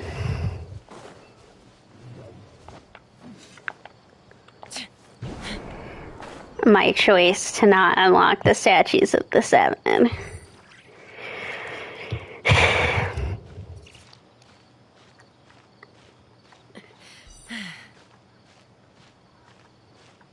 I think I will just do the whole Archon quest, go into the desert, unlock that, and then come back and do exploration. Because, like I said, I think what I'll run into is the story will be all chopped up, and I'll just get frustrated that I'm not making story progress. And it'll be easier to get all of the voiced story out of the way and then just focus on non-voiced stuff. Give me an option to, soothe my voice from all my voice acting, my brilliant, brilliant voice acting, which I'm sure everyone loves and cherishes.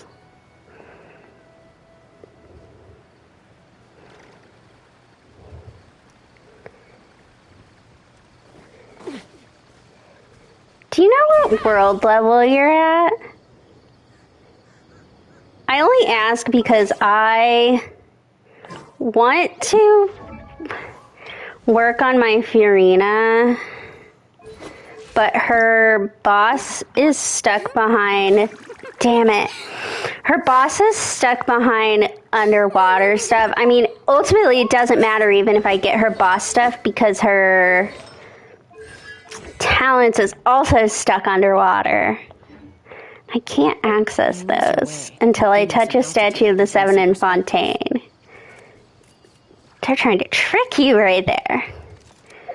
But, because the other thing I'm currently trying to solve for myself is, as I'm sure you're familiar, Sumeru characters with the fungi drops want fungi that have not been touched by the power of electro and pyro. And all of my teams, except my proposed freeze team for Wriothesley, involve electro and pyro. And my Wriothesley team, A, has Furina and Wriothesley who have stuff underwater. And B, has a Scoffier who has a very annoying boss which kind of wants you to use someone like Wriothesley. If you ever want to come help me fight a Scoffier's boss, that would be great.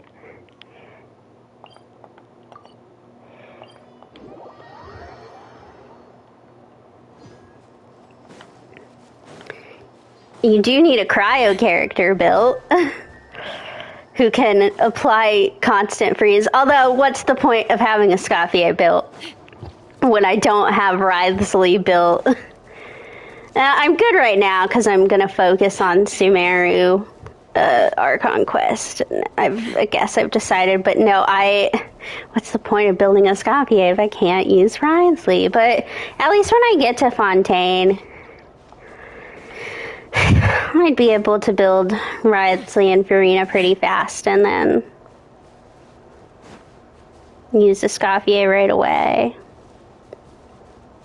Oh, Celestia looks very up close right there.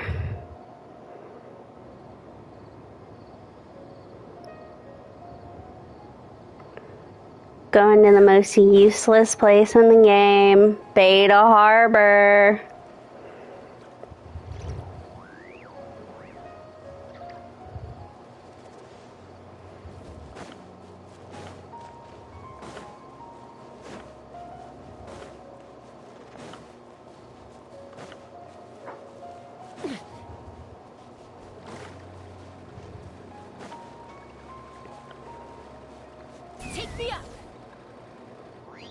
Well, there's a good view of Fontaine. Oh, I did also finish Lantern Right. I had to do it significantly earlier than I wanted to, because I would have liked to preserve it until after I'd done Nod Cry as intended, but it kept interfering with all my stuff in Liyue, and I just got sick of it. And then I got nervous that by the time I got to Nod Cry, it was going to be multiple Lantern Rites for now, and I was kind of like, oh my god, I'm just going to interfere with everything. Okay. I think I have essentially everything that's not locked behind. Oh, I still have this one. After this, I'll have everything that's not really locked behind, like going underground with R&R quests and stuff. I'm sure I could, like, get to that domain without the R&R quest, but I don't really want to mess around with puzzles underground and have to find them on my map. And oh, great. It's up in the tree.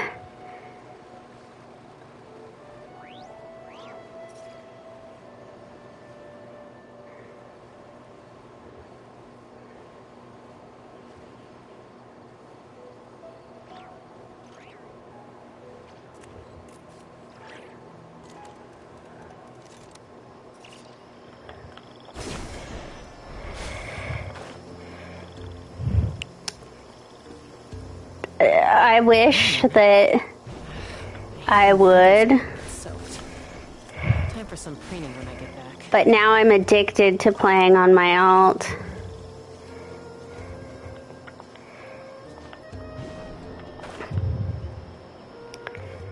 there's part of me that's like, I'm going to take forever going through Sumeru. And then there's part of me that's like, with how fast I went through Enkonomi and the Chasm. I know. And I've seen some cool stuff from it. But there's also part of me that's like, do I really want to add something else to my roster of stuff? I didn't hear about that one. I have not played Infield in forever. Eventually I'll go back to it. I think once I get a good part through Sumeru, I will take a break and go. Specifically, I want to start working on catching up on Honkai too, and I feel like with how motivated I've been to play Genshin, if I can kind of like channel that into playing Honkai, like yes, the quests are really long, but the actual exploration isn't, and so I feel like if I just channel things, I could make some really good progress on Honkai. Okay.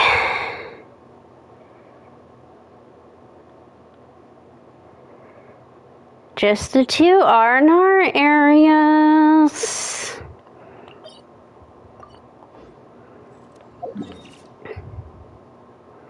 Neither of these are needed. Nope, they're both one time. Okay. I guess let's go to Sumeru City.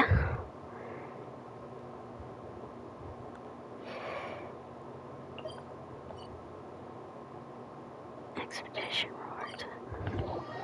I at least tonight want to get far enough in that I'm getting commissions. Which I think I just have to get through the part where I meet up with Alhaitham and Port Ormos.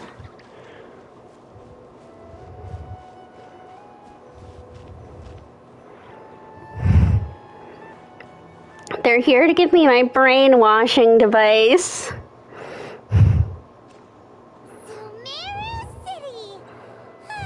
We finally made it! Oh, did you see that? When those people entered the city, something on their heads lit up. One moment, please, you two. It appears this is your first time visiting Sumeru City. Oh, yeah, that's right. But how did you know that? Because there's currently no information on either of you in the Akasha. But no need to worry, that won't prevent you from entering the city. In fact, the Academia conveniently provides each traveler to Sumeru City with a device. I know that technically this, like, probably plays into their whole stealing people's dreams plan, but I have found it kind of weird that they give, like, travelers to the city Akasha terminals. Like, how responsible is that? Like, A, do the Akasha only work in Sumeru? But B, like, it just seems like you wouldn't want to give foreigners these terminals of knowledge. I don't know, like, I don't know, it just strikes me as a little weird. Perhaps you two have heard of the Akasha before. It's our beloved Greater Lord Rukkhadevata's lasting legacy, a treasure trove of collected knowledge. After centuries of tireless research on the Akasha, the Academia created one of its most ingenious inventions, the Akasha Terminal. And I don't even know if it really plays into their thing about stealing people's dreams. I mean, I know that's part of what the Akasha is for, but, like, I don't know that giving them to foreigners, like, really would be particularly helpful with that.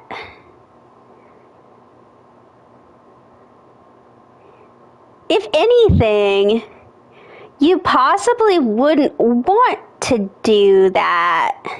I mean, you would with, like, foreigners who are coming to go to school here. Like, we know Lisa's not from Sumeru, but she went to school in Sumeru.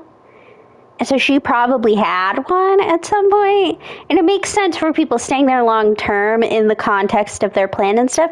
But you wouldn't want just, like, a day visitor to have one and then, or not just a day visitor, but, like, someone who's only there for a little bit, because what if eventually they were like, this is super weird that I haven't had any dreams. This doesn't seem like a super great way hiding your secret plan to steal everyone's dreams. I don't know. It's weird. You are within Sumeru's borders. Okay, he did just answer my question. You'd have to be in Sumeru. And access any knowledge you need. I should mention that due to technical limitations, the operation of Akasha terminals will be much smoother and more effective in large cities such as Sumeru City and Port Ormos. Oh, so this is the thing that Tainari was telling us about. It sounds pretty amazing. You two are quite fortunate. Until recently, it was standard practice to only issue Akasha There we go. to outlanders who spent an extended amount of time in Sumeru. However, this policy was recently changed, and now all travelers are issued one upon arrival. I mean, this makes it even weirder. Like, again, I'm guessing it just has to do with they want anyone and everyone's dreams. But it just seems a little weird. But I guess they're planning this whole samsara thing, so they probably don't want someone just happening to stay in the city to be like, man, everyone else is asleep. Here are your Akasha terminals. Please handle them with care. It kinda looks like a leash. To activate it, simply hold it in your hand and say the following phrase to yourself. May the mighty God bless us with their voice of wisdom. Oh, since this little doodad lets you access knowledge, maybe we can use it to find a way to meet Lesser Lord Kusanali. Let's give it a try. May the mighty God bless us with their voice of wisdom. May the mighty God bless us with their voice of wisdom.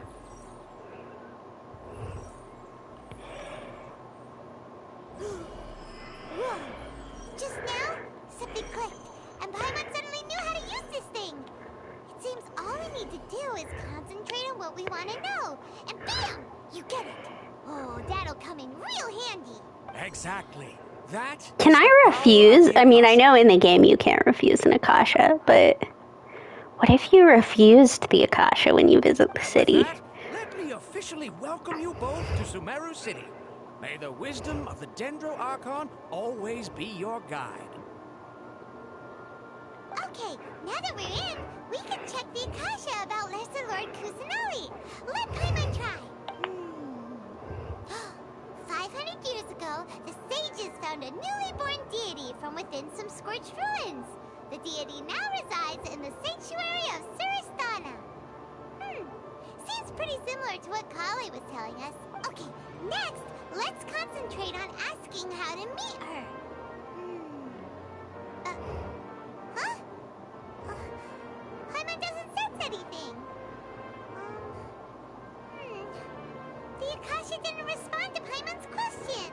Oh, the same happened to me. Oh, come on! Focusing on this question feels like when you have something you're trying to remember and it's on the tip of your tongue, but you just can't think of it. Paimon's brain is exhausted.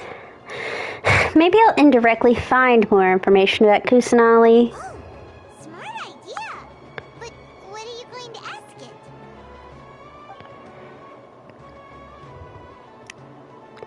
Think about why doesn't the Akasha answer my question? The Akasha doesn't unconditionally respond to every query. Also, even if the same query is requested by multiple people, the Akasha still imparts knowledge based on each person's identity, age, experiences, and other demographics. Could it be because we're Outlanders and we've only just arrived in Sumeru? You know, maybe we're not qualified to receive an answer to this sort of question or something.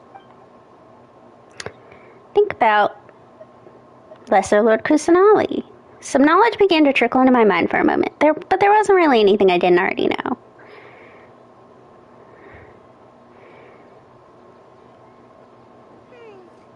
You too? Well, glad it's not just Paimon. Think about Greater Lord Rukkhadevata. Many bright dots of light appeared in my mind. I probably need to calm my mind and focus more to understand what they mean. Feelings of affection, intimacy, and nostalgia, sadness, and anxiety also come to my mind. These seem to be what the people of Sumeru feel about their departed Archon. Paimon's getting all teary-eyed all of a sudden. It feels like the people of Sumeru really miss their Archon. Well, seems no matter which way we try, we can't find anything that'll lead us to Lesser Lord Kusanali. Guess our only choice now is to try meeting with the researcher that Tainari recommended. He's from Sumeru and even has a position in the Academia. Maybe he'll be able to access more info from the Akasha. Let's see. Tainari wrote an address on the letter's envelope. Oh, it's not far from the city's gate. Hello, are you Rohawi? Yes, that's me. Can I help you? Great! You see, Tainari sent us here and... What? Tainari? Please, there's no need to say anything, really.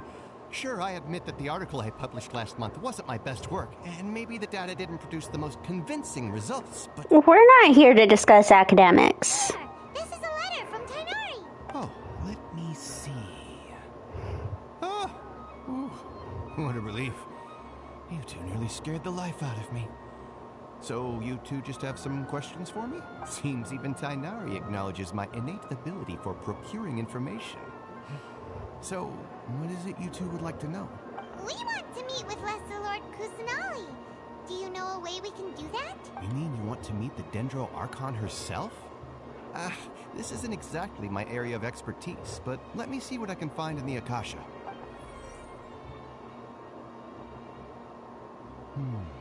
Sorry, the Akasha didn't respond to my query. What? You too? But what about your abilities for getting information and all that? Paimon was sure you'd be able to access more info than we did. Well, as I said, this isn't my area of expertise. I am but a lowly researcher, so the Akasha doesn't see a need for me to know more about the Dendro Archon. All I know is that ever since Lesser Lord Kusanali returned to Sumeru, she's never left the Sanctuary of Sorasthana or made a public appearance. Huh. Didn't expect her to be such a mysterious figure. The Dendro Archon is somewhat of a recluse. Perhaps she just doesn't want to entertain visitors, which would explain the lack of information in the Akasha. Aw, but then what can we do? No need to worry just yet. I'm only hypothesizing here. You could certainly try asking around and see if anyone else has ideas. And besides, you two should consider the bright side of things. Not being able to see Lesser Lord Kusanali may not be a bad thing. In this world, there will always be information you cannot obtain from the Akasha, and things you can never accomplish. Knowing when to yield is a form of wisdom. Take me, for example. It's a miracle if my brain cells can spit out one paper every 3 years. But Tainari? That guy can publish 3 papers in just a single year. Okay. Thanks for your advice. Don't mention it. If you two ever want information about things like who's been promoted within the Academia or relations between the 6 great sages, come find me. So by area of expertise... Hey, come on! This is a survival skill at the Academia. Paimon's expectations were pretty low, but this is so low it's like digging holes in the dirt. So what do we do now? Even if we want to talk to someone, we don't know anybody here. No, there's still one other person we know. Huh? Like who? Ad Astra Abyssosque. Oh, you're right! Catherine! The Adventurers Guild has its own intel network. Let's hurry and find her.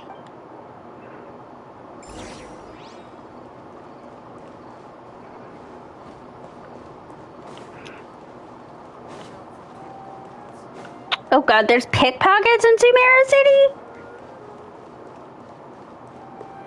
Nahida needs to get on top of it here. Before we go talk to Catherine, though, we need to make some purchases. You know, we gotta make sure we have all those recipes. Hello.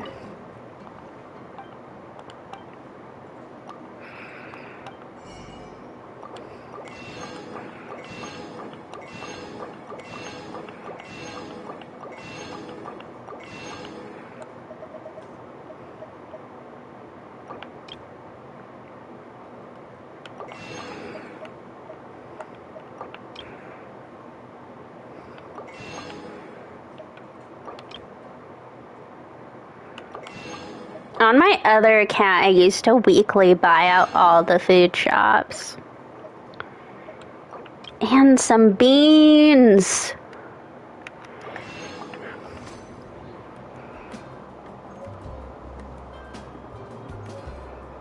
Now, if I remember right, I don't think there's a bookshop in Sumeru.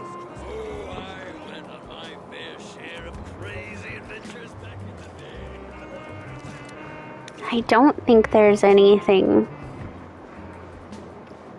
in here. It is kind of a relaxing atmosphere, though.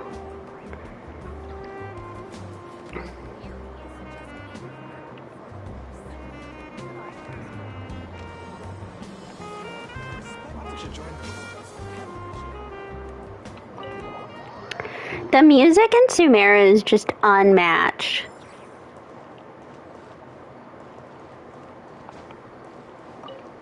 And now it will be in our teapot.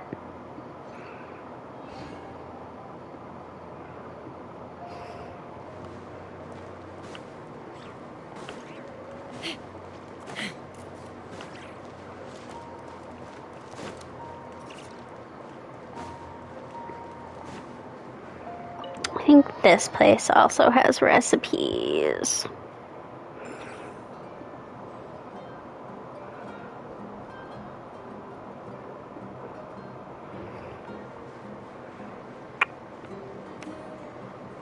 There's a millionaire here. Do you need a wife?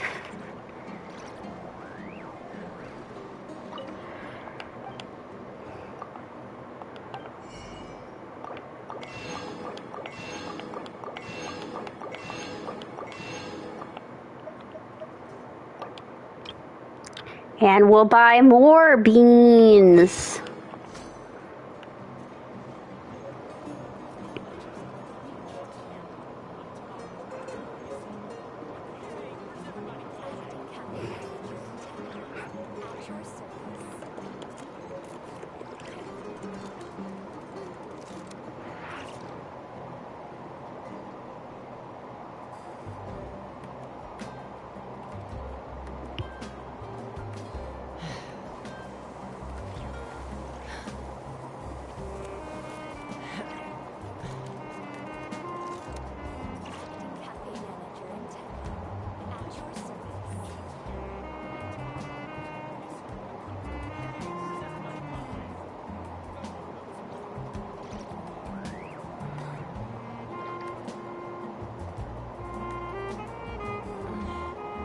I'm a little out of practice these days.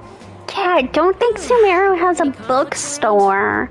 Then again, I don't know that any nation after Inazuma has a bookstore. Fontaine might. I can't remember.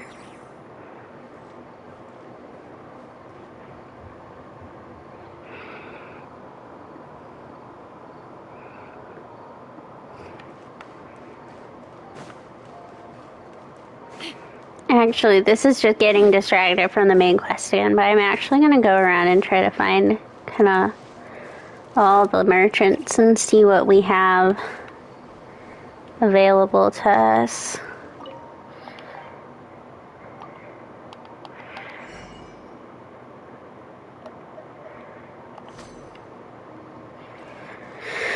Okay, you don't have anything particularly enthusing.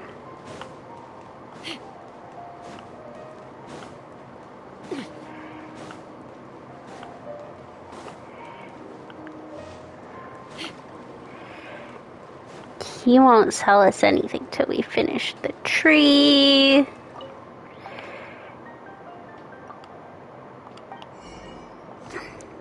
don't think he has anything.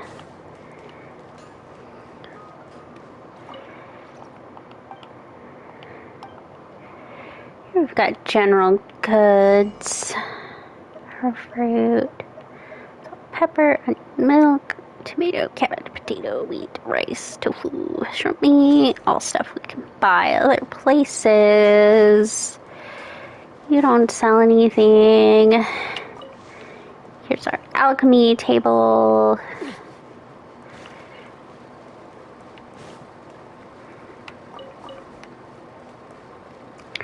Reputation. Okay, we will.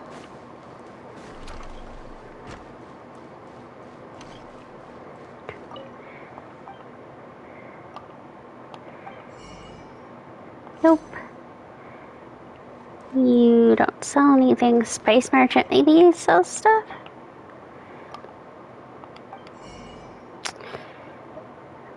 Oh, that looks really good. Is this something I make in real life? Gee. What is this? It's a Persian baked rice cake.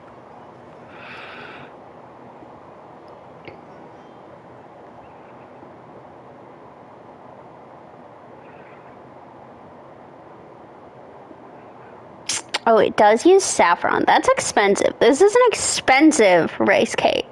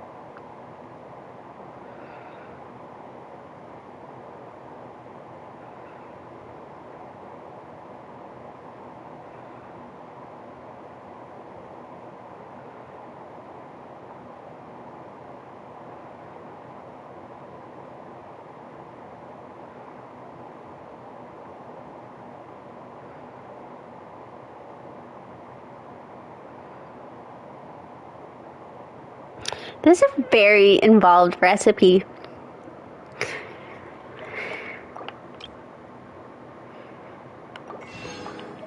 Also, maybe if I just read it more, I would have seen that it was meat. It looks like a dessert, but it is not.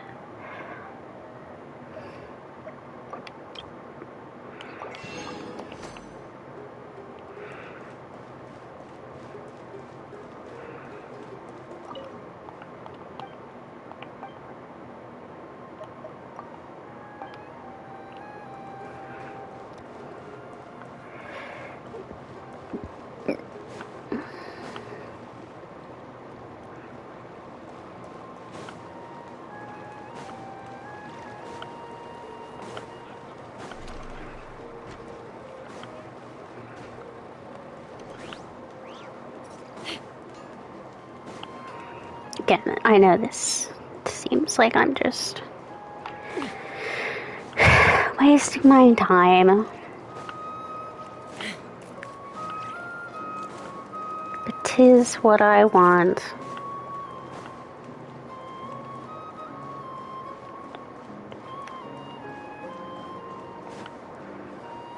I'm pretty sure this is our house later.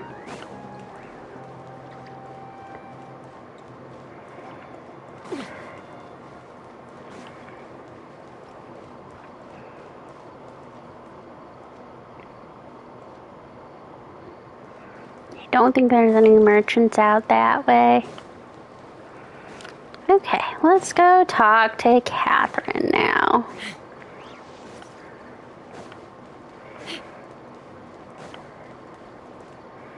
Yeah, reputation guy isn't even there.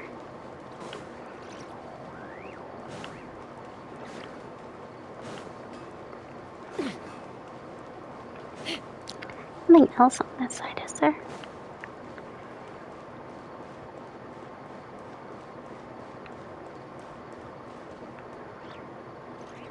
No, okay.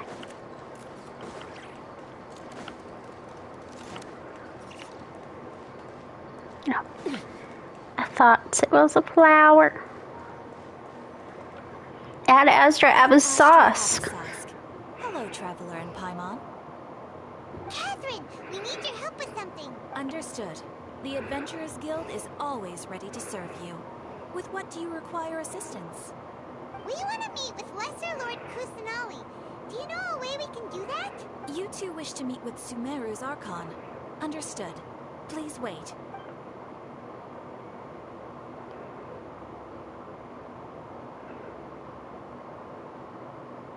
I apologize, but I am unable to call up any relevant information in the Akasha. I'm also unable to locate any pertinent information in my personal memory. Aww, another dead end. Well, if Catherine can't help us, then we really don't know anyone else to ask now. Please do not worry. I may know of someone who can help you two. In Sumeru, the Adventurers Guild does not serve as the vanguard of information. Rather, there are numerous active mercenary groups collectively known as the Eremites. They take on various contracts and work all across Sumeru, so they naturally accrue intelligence. An Eremite brigade called the Corps of 30 is in charge of Sumeru City's defenses. Not only are they the oldest brigade, but they are responsible for managing and coordinating the affairs of all other mercenary brigades. Corps of 30? What a weird name. Supposedly, they are named as such because their ranks numbered 30 at their inception. Asphalt, an advisor with the Corps of 30, maintains good relations with the Adventurers Guild. Though he's already retired, he and his words carry great weight within mercenary circles. If you'd like to get in contact with him, you can find him at the Corps of 30's headquarters, the Citadel of Rexar. Thanks a bunch, Catherine. You're welcome. I wish you two the best of luck. We look forward to your exploits in Sumeru. Alright, off to the Citadel of Rexar we go!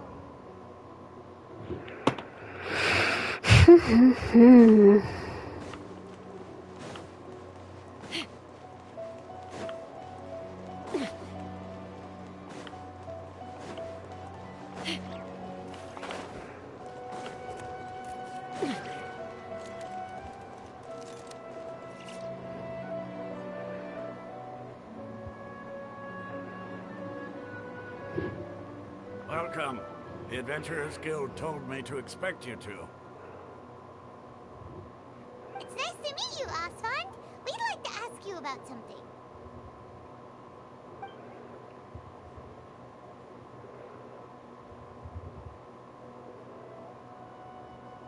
I see. So, Catherine's the one who sent you this way. Ha! It's true that the Eremites' network is vast, but even I can't help you meet the Dendro Archon. Wait, seriously? That's it? Afraid so. The Eremites aren't terribly religious, so we don't know much about divinities. As far as the Akasha goes, we can access even less than you. We originally came from the desert. The gods there died off long ago. Since those days, we've used our own two hands to carve out a living. We don't beg gods for their aid. It isn't just us, though. If you ask me, I think most in Sumeru aren't interested in Lesser Lord Kusanali. Oh? Why's that? Just take the Academia, for example. They're the ones who truly rule Sumeru. Although they believe in gods, most of them only care for the late Greater Lord Rukkhadevata. In their eyes, she was the one who founded Sumeru and gifted us with the Akasha. Lesser Lord Kusanali just happened to inherit her legacy. Because of the Academia's influence, most citizens are more familiar with Greater Lord Rukkhadevata and hold her in greater esteem. Not to mention that Lesser Lord Kusanali never makes an appearance, and the Academia never announces anything about her. As far as the people of Sumeru are concerned, she's just a god that exists. And that's all. Really? Aw. After hearing all of that, Paimon sort of feels bad for Lesser Lord Kusanali. Ha! But who knows? We're all just guessing when it comes down to it. Besides, I'm sure the God of Wisdom doesn't worry about her reputation among people like us. All right. Well, thanks for the info, Osfond. No problem. Always happy to help out the Adventurers Guild.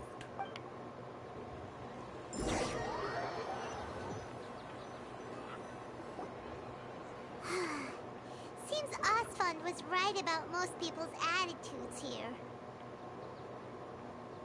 Not only are they not interested in the Dendro Archon, they even say stuff like, if the Akasha doesn't think I should know, then I don't need to know about it. We've been asking for information non-stop ever since we got to Sumeru. But the harder we try, the more helpless everything seems. Isn't there at least one person in this entire city who cares about Lesser Lord Kusanali? Oh, you two are interested in Lesser Lord Kusanali? Huh? Dundazard! From the sound of it, you two are Outlanders who recently arrived here. You've been asking around for information on Lesser Lord Kusanali, right? Oh, I'm sorry. I forgot to introduce myself. I'm Dunyarzad, one of Lesser Lord Kusanali's faithful followers. Whoa, really? Then do you know how we can meet with her? I'm afraid I can't help you with that. But your conversation earlier did happen to remind me of a legend about the Dendro Archon. Can you tell us the legend? Sure. It goes like this. Long, long ago, there was a man who heard a prophecy. It predicted that a great calamity was about to befall him. Panicked by what he heard, the man sought out the Dendro Archon in hopes that she would bless him with the wisdom to help him escape his predicament. The man journeyed across deserts and through rainforests and experienced tribulations of every kind. However, he still couldn't find any trace of the Dendro Archon. In despair, he thought, alas, the Archon has abandoned me. He then had no choice but to sorrowfully resign to his fate. Okay, and then what happened? And then, the calamity came. But to his own surprise, the man felt somehow emboldened by the trials of his journey. By relying on his own strength, he managed to overcome the adversity. At that moment, a bird perched upon his shoulder. This bird was, in fact, an avatar of the Dendro Archon. She said, "O Archon Seeker, do you now understand? She and her wisdom have long been found by you. Along your journey, we were in every flower and blade of grass, every ray of sparkling sun, and every breath of dancing wind. So long as you continue to think and ponder, we'll be wherever you go." What an amazing story. Yeah, thanks for the story. My mom feels all warm and fuzzy inside after that. In a way. It seems like this story is also one of the Dendro Archon's avatars. Dunyarzad, since you worship Lesser Lord Kusanali, can you tell us anything else about her? Of course. So did you two know that, I'm terribly sorry, but it seems something's come up now. Let's chat another day.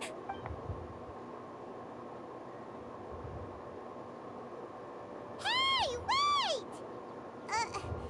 What the heck just happened? I think it has something to do with those people over there. It looks like they're searching for someone.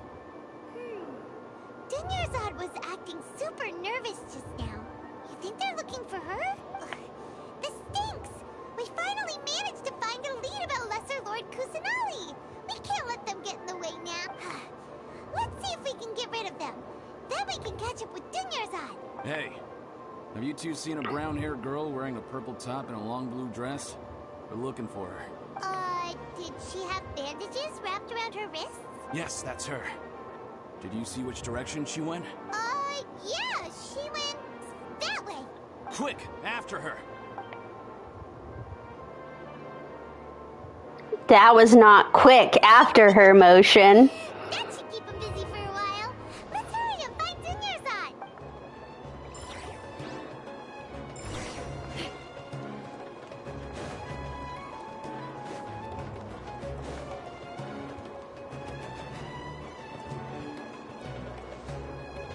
There you are, Dunyarzad.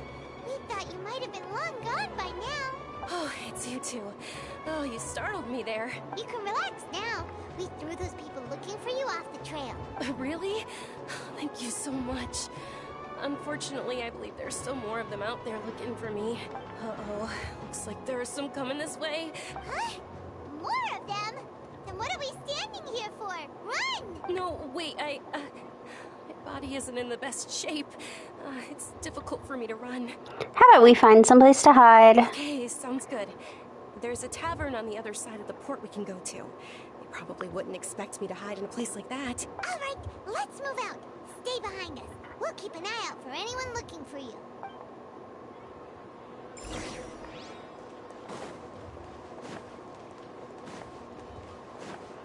Just run by all these people. They surely won't tell anybody that they saw you.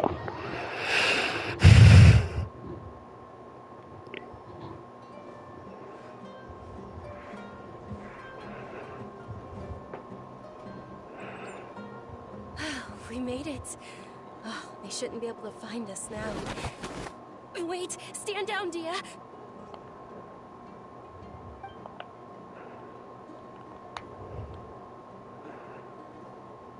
My lady, who are these two? They're travelers that I met on the street just a moment ago. They happened to notice that you were all searching for me, so they helped me hide. I see. In that case, you two should scram. There's nothing here for you. Wait a sec. Who the heck are you? And why are you shooing us away? I'm Miss Dunyarzad's bodyguard, here to see that she returns home safe and sound. My lady, let's get going. You've been gone for so long that your parents are worrying themselves sick. And if I refuse to go with you? It'd be easier for the both of us if you cooperated. But if you insist on not going, then I'll have to carry you like a sack of potatoes. Hey! Dunyarzad already said she doesn't want to go back.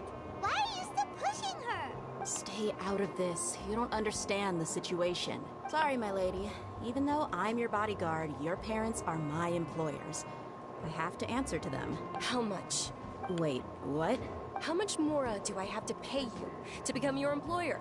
So you never listen to my parents ever again. Double? A triple? Give me some time and I'll Some good-looking food in the background. My lady, this isn't about Mora. I don't know what you think of us Eremites, but let me say this. I like Mora, but I'll never go against my principles. That's why I'm here looking for you. Sure, it's an order from my employer, but my conscience was also telling me it's the right thing to do. And knowing your health, carelessly running around like this is gonna hurt ya. For the sake of those who love you, don't be stubborn. No, you're wrong. I'm aware of my limits, and I know what I'm doing. Honestly, the only people being stubborn right now are my parents. And they know perfectly well that it makes no difference if I'm at home or not. They still won't accept reality, and every time I bring this up, they just change the subject. Dia, you've been living with us a long time already. This should be old news to you. Dia, I know it hasn't been easy for Mother and Father, and I'm grateful for everything they've done for me. But there's someone else in this world I'm also grateful to, because she saved me. The love I have for her is the same I have for my parents. This is my life and my last chance. So I want to do something meaningful. My lady, are you sure what you're doing now is meaningful? Yes, I'm sure. At least, it is to me. Fine. I won't ask you to return home anymore. But let me make something very clear. I'm only doing this because I respect your determination, not because I agree with you. Thank you, Dia. Sorry for being so rude just now. My controller needs charging. In such an offensive way. Don't worry about it, my lady. I did say that I like Mora. Besides, that's our next topic of conversation. Today's little excursion caused such a ruckus that every single bodyguard at the estate was deployed. It wouldn't be easy to hide things from your old man. Since this definitely won't be your last escapade, here's a little tip. You should at least make it look like your room and things are still in order when you leave. Also, you'll need someone to cover you for when you're out and about. So, I'll let you hire me, my lady. This way, everyone wins. As for the pay, let's say half of what your father pays me. We can settle the bill when we return to the estate. Okay, deal.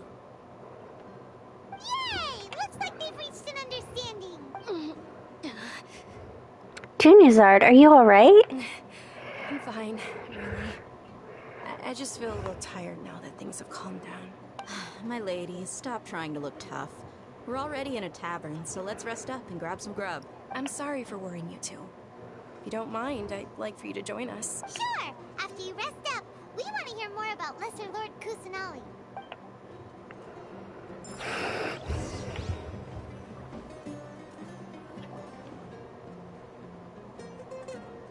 Ha! Well, if it isn't Dia. Haven't seen you in nearly half a year. Word on the street is that you're a bodyguard for the Homayani family now. Ha! Don't you find that kind of work boring? Nah, you get used to it. How about a menu over here? You got it. Huh? Isn't this little Miss Homayani herself? We don't get to serve personages like you very often. We'll be sure to prepare our very best. Thank you, sir, but there's no need. I don't have a lot of Mora on me, and I really ought to save as much as I can. But please bring these two the best food you have. They're my new friends, so I want to be a good host. I have a lot of more on me. No need to, don't worry about it. We'll pay for our own food. We're paying for ourselves now? Aw, Paimon kinda wanted to try Paimon, fancy. we're loaded. What are you talking about? How about our charcoal-baked Agelénac cakes? They're our signature snack. Agelénac. Look, other customers over there are eating some now. They look kind of burnt and dry. Paimon, get with the culture. Picky but you've cooked slimes before. What do you have against my slime dishes? Dunyarzad, we asked a lot of people when we first arrived, and almost nobody was interested in Lesser Lord Kusanali. So, what made you want to follow her? Well, remember when you asked me if I knew how to meet the Dendro Archon? Even though I don't know how, I think I've actually seen her before. Huh? Really? Yes, it was when I was a child. At the time, my illness had kept me bedridden for the better part of a year. I was stuck inside and couldn't make any friends, and my parents did their best to find treatments for me. But even then, the Akasha didn't have any helpful information. My younger self no longer had any hopes or dreams. One flare-up was so bad that I was in a semi-conscious state for several days. Then one night, I woke up alone in my room. I was terrified. My body was paralyzed. Even if I cried, there was no sound. At that moment, an ethereal voice spoke in my mind. Dunyarzad, don't be scared. You don't have to cry. Dunyarzad, don't be scared. You don't have to cry. Who are you? How do you know my name? How do I explain this? You might not be able to understand, but actually, I know everything about you. Really? Of course. I know that you're scared of thunder, that you hate taking medicine every morning, and that you love counting the petals on your mom's skirt. Wow, you really do know everything. Dunyarzad, is there anything you want? What? Not really. I can't go anywhere or do anything. Huh? But aren't you a child? All children have wishes. Tell me what you want, and maybe I can make it happen. But, can you make my illness go away? Oh. I'm sorry. But I'm not powerful enough to do that right now. Then, can you be my friend? After that, the voice said, "Okay, I'll be your friend." Although my body was suffering during those days, that voice encouraged me and told me many wondrous things. Beyond my window was the flourishing Sumeru city. Beyond the city was a lush rainforest. And beyond that was the wall of Samiel, deserts, and all of Teyvat. Once I finally made it through that bout of illness, I couldn't hear that voice anymore. I told my mother about it, but she said that I must have been dreaming. But I know that that voice wasn't a figment of my imagination. Before that, I had never heard of Teyvat. It was Lesser Lord Kusanali. Yes, for sure. If it weren't for that voice, I would have never grown curious about the outside world, nor would I have learned how to read and enjoy so many books. That voice sparked a desire for wisdom. It had to have been the Dendro Archon. I've been hoping for a chance to repay her kindness. In fact, I was running around today to help prepare the Sub-Zerus festival for her. What's the Sub-Zerus festival? It's Lesser Lord Kusanali's birthday, which was the day that she was found by the sages. It's actually an old holiday that originally celebrated Greater Lord Rukkhadevata's birthday. When she passed away, the holiday eventually became a celebration of the Lesser Lord's birthday. I heard everyone was overjoyed when they welcomed her back to Sumeru. In those days, the festival was a huge deal, but because of the Academia's influence, people have gradually lost interest in the festival. The Academia actively participates in Sumeru's many holidays dedicated to Greater Lord Rukkhadevata. But when it comes to the Sub-Zerus festival, forget any funding. They practically act like it doesn't exist. Maybe they see Lesser Lord Kusanali's birth as confirmation of Greater Lord Rukkhadevata's death, so they're reluctant to celebrate it. Aww, but that's awful. It is. It's absolutely terrible. Sure, the Greater Lord founded Sumeru, but hasn't Lesser Lord Kusanali been the one quietly protecting us for the past few hundred years? Just remember that we're still out in public. Don't get too carried away now. I know that people over by the Grand Bazaar still hold the Sub-Zerus festival to this day, but I hadn't met any of them before, so I was never able to contribute. But recently, I made a friend there who also follows Lesser Lord Kusanali. I gave her my savings because I want her to throw a wonderful festival this year. That's the least I could do for Lesser Lord Kusanali. Hold on, my lady. Does this friend happen to be Niyue, the one who sends flowers to the estate? Yes, that's her. I saw her leaving the other day with a nervous look on her face. It seemed like she was hiding something in her arms. Did you give her something? Yes. Initially, I didn't have much more prepared, so I had Niyue sell one of my skirts. I've agreed with Niyue to meet up at the Grand Bazaar today, and see how things are coming along. Dia, would you accompany me? Sure. That's quite the trip, though. I'll carry you. No, that would be too much. Even for you. You might as well just accept the lift. If I let you walk, who knows how long it'll take us. And if anything happens to you, then I'd really never hear the end of it from your father. Can we also come along? But of course. And Niyue will be thrilled to hear there are more people interested in Lesser Lord Kusanali.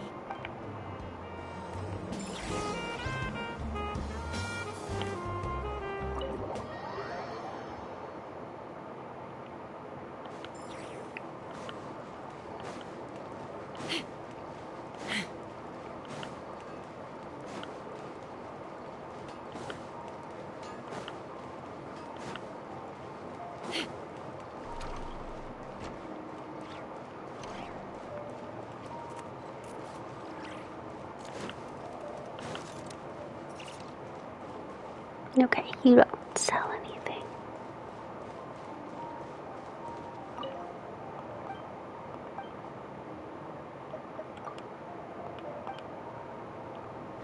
Well, you don't have anything to sell, so of course I didn't buy anything.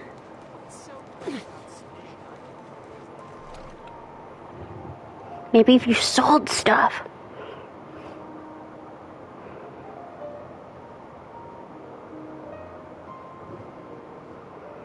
Sorry I'm late, Niyue. Oh, Dunyarzad.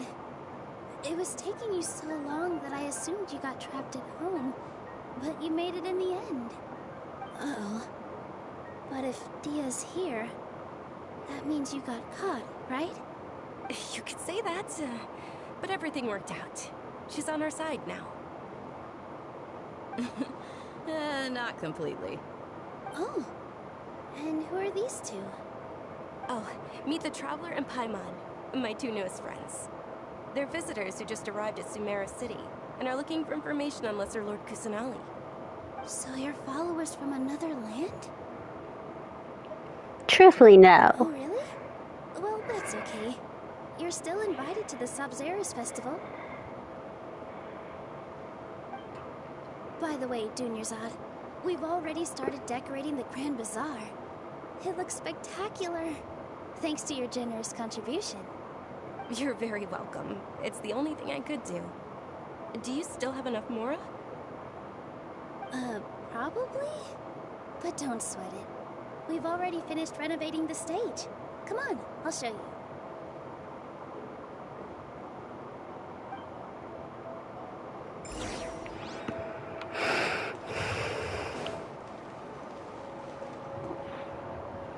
Wow! This place is amazing! Not bad. Last time I was here, the stairs were full of holes. The stairs were nothing. A little while ago, we discovered that the tree above the stage had a huge chunk of bark ready to fall off. Mr. Zubair was worried sick. We reported it to the academia many times, but they never sent anyone to deal with it. We didn't want anything bad happening, so we were going to cancel all the stage performances. Why didn't anyone come to handle it? Oh, probably because it was the theater asking. The academia looks down on performers like us. They probably think it would be best if the theater closed down completely. We can't let that happen, though. Not only would everyone involved in the theater go hungry, but then we wouldn't be able to hold the Sub-Zero's festival anymore. Thank the Dendro Archon for Dunyarzad. But the more she gave us, we hired someone to patch up the tree, and we also gave the stage a much-needed makeover. The stage is going to be even prettier when it's festival time. I can't wait for you to see it. And I can't wait to see you on the stage. You've been practicing so long already. It's almost time for your dream to become reality. It's our dream. I'll do my best for the two of us. Nilou, what are you gonna be doing at the festival? She'll be dancing the dance of Sub-Zeros, the most important performance at the Sub-Zeros festival. Dunyarzad, have you told him the origin of this holiday? I only told them about the Greater Lord and Lesser Lord so far. Okay. Then I'll tell you two about how this holiday came to be. According to legend, the Sub-Zeros festival was originally the Goddess of Flowers' birthday celebration for the Greater Lord. A long, long time ago, on one of Greater Lord Rukkhadevata's birthdays, her friends threw her a celebratory banquet. Some of the gods got drunk. One started playing music, and the Greater Lord started singing. So the Goddess of Flowers began to dance. As she danced upon the grass, countless beautiful parisaras began to bloom wherever she stepped. Those brilliant purple flowers became her dazzling stage. All the gods clamored, "Oh, if only time could stop at this very moment." Sounds like they had a great time. Of course they did. When people mention the gods, they always think of the Archon War. But Sumeru's gods also had happy times. Although they aren't around anymore, they're preserved in our tradition of dance. This outfit I'm wearing is apparently based on how the Goddess of Flowers looked. Though we're just tiny people compared to the Divine, we still have to do our best to make sure that the birthday girl feels loved on her special day. Nilou, you of all people will definitely be able to convey our well wishes to the Dendro Archon. I also noticed that you went the extra mile and scattered parisaras around the stage. They symbolize the Goddess of Flowers, after all. It's just a shame that all the real They look nothing like Parisaras you pick up. Yeah. The Greater Lord brought forth parisaras in memory of the Goddess of Flowers. But she ultimately could never truly replicate that beautiful purple. Thinking about the Goddess of Flowers dance makes me wish I could have seen it. If my stage were anything like that, I'd be thrilled if I had just two real parisaras on the stage. So, Traveler and Paimon, what do you think? Interested in the Sub-Zeros festival? Will you two be coming? All of Lesser Lord Kusanali's followers will be there for her birthday. It'll be a good opportunity for you to learn more about her. Ooh, Paimon thinks that's a great idea! You sure it's not because you want to watch Nilou dance? Of course Paimon wants to watch. Those two things aren't mutually exclusive, you know. So how about we all attend the Sub-Zeros festival together? Sounds like a plan. Dunyarzad, let me show you which stage decorations we've picked out so far. Traveler and Paimon, if that doesn't sound interesting to you, then feel free to explore the area. Everyone at the Grand Bazaar loves Lesser Lord Kusanali, and we're all looking forward to the Sabzeruz festival. In that case, we'll take a look around.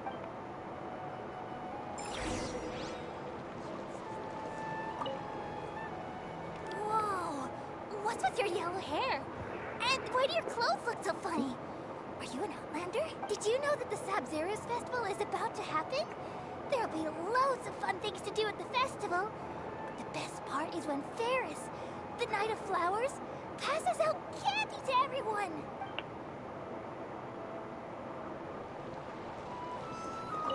Huh. Revamping the stage for the festival couldn't have been easy, that's for sure. I bet this year's festival will be one to remember. I don't know much about the Grand Bazaar, but I do know that the residents here have a penchant for song and dance. Two things that the Academia doesn't particularly approve of. Oh, and the perfume sold around here is a lot better than what you'll find elsewhere. The fragrances are longer lasting and they're gentler on your skin and, I mean, that's what I've heard at least. Things are really shaping up, and there's a buzz around the festival this year. We're expecting people from all over to come by this year and buy things during the festivities.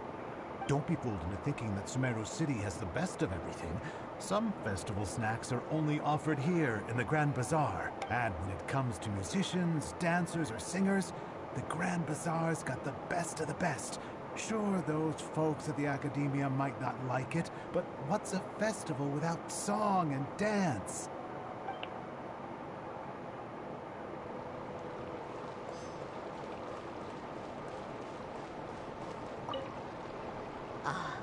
Dancing at the Sabzeruz festival. You know, I also danced when I was younger. As a child, I even asked my grandmother why we performed the dance for the Lesser Lord when it was originally done to honor the Greater Lord. My grandmother said that Greater Lord Rukkhadevata is a beloved deity and honored by all. And Lesser Lord Kusanali is too. If the Goddess of Flowers ever knew Lesser Lord Kusanali, then she would certainly have wished to be her friend and hold celebrations for her too. The Sabzeruz festival has been losing its appeal over the years. That is, until a wealthy benefactor stepped in this year and brought the festival back to life. I heard she forked out a lot of more to make it to refix the stage, that probably cost a lot. How much did her skirt cost that it paid for this stage?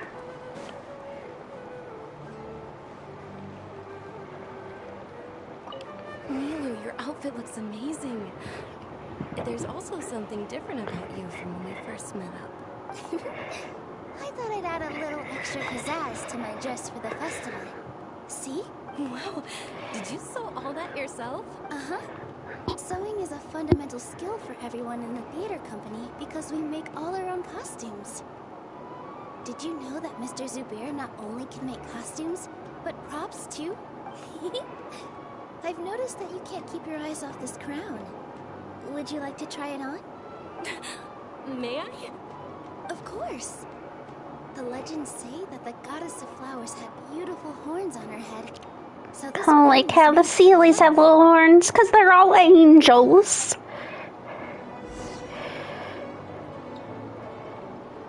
Hey! Is that who Paimon thinks it is? It looks like Catherine.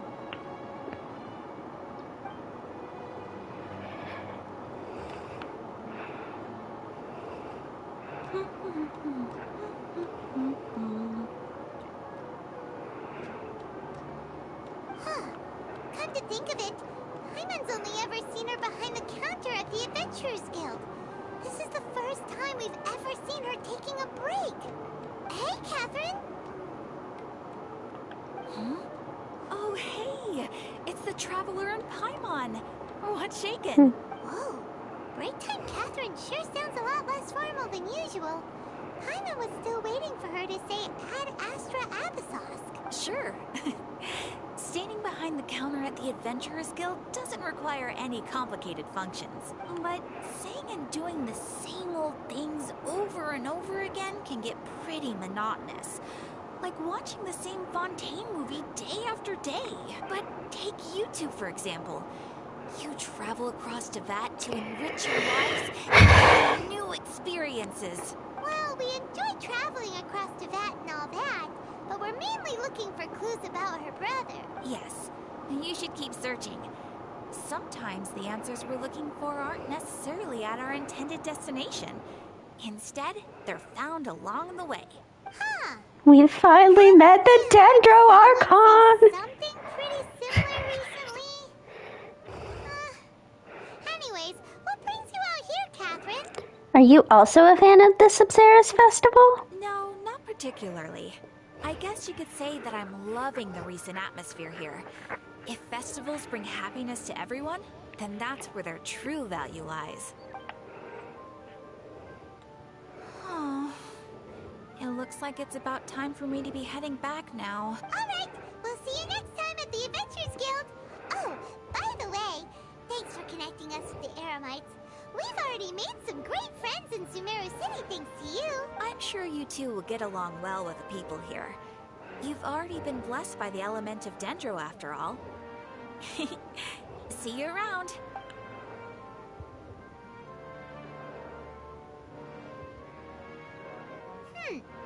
There's something really different about Catherine today. Hey, Traveler.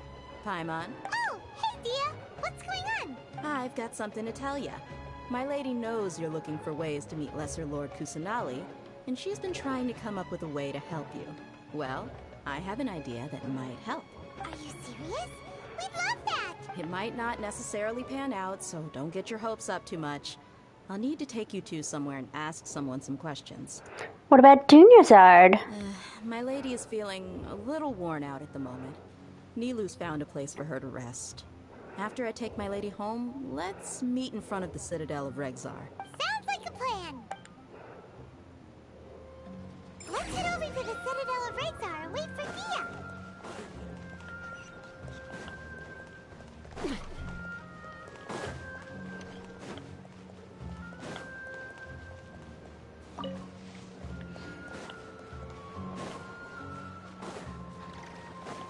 I was gonna say, I think this person is Putty Stars, because what is Nilu at? I think Nilu needs them? Yes.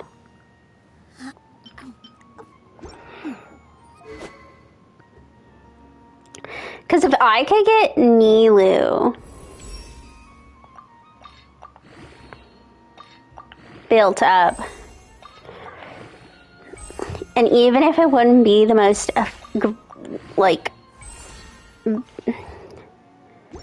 greatest team, if I could get her on a Bloom team with, Kirara and Kale, and maybe Barbara, or maybe a Freeze.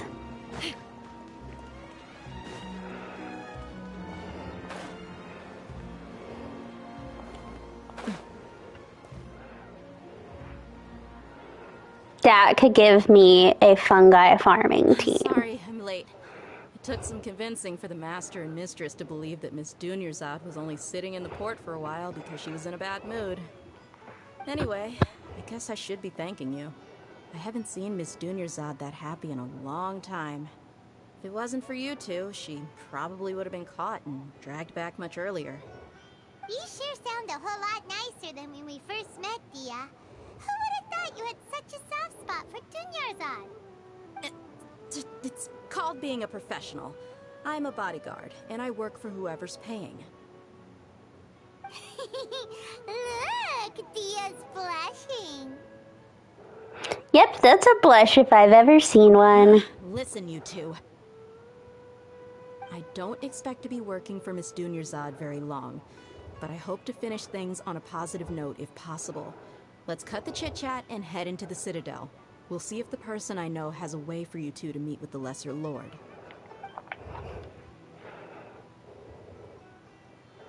She doesn't expect to work with her long because she's gonna die. But she's not. We're gonna save her. Oh, hey, Chief. Ha, Dia! What are you doing here? And well, didn't expect to see you three together.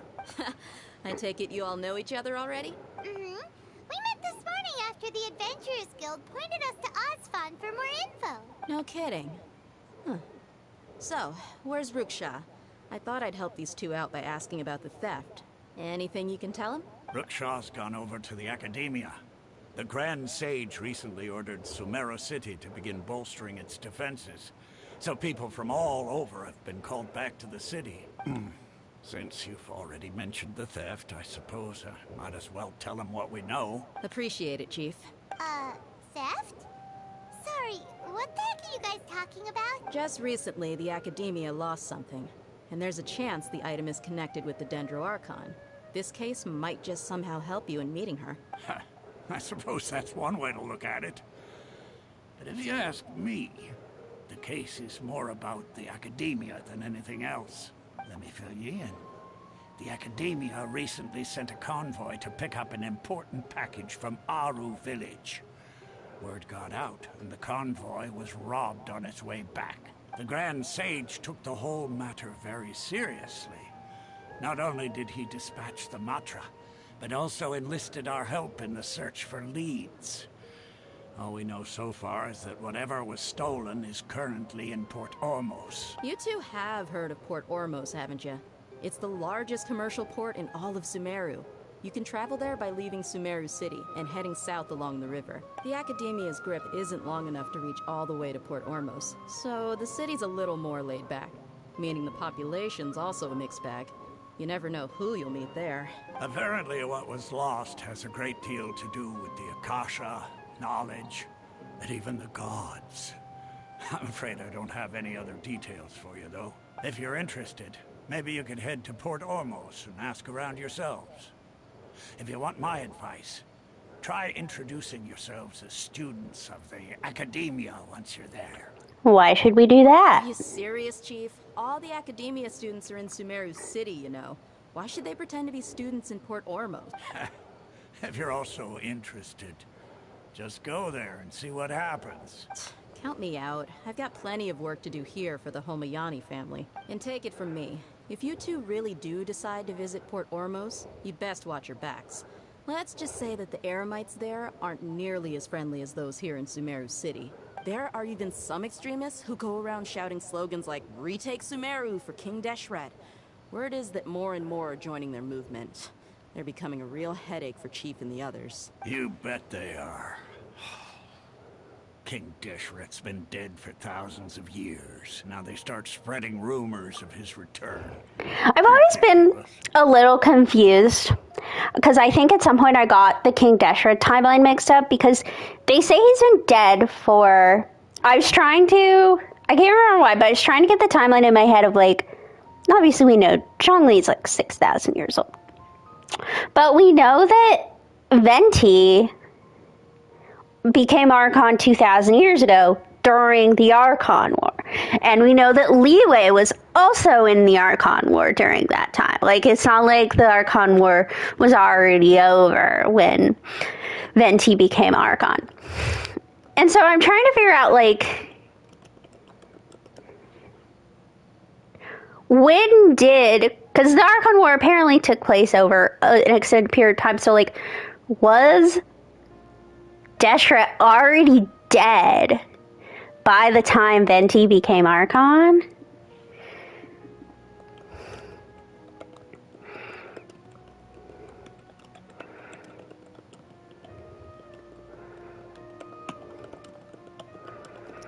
Is a little confusing.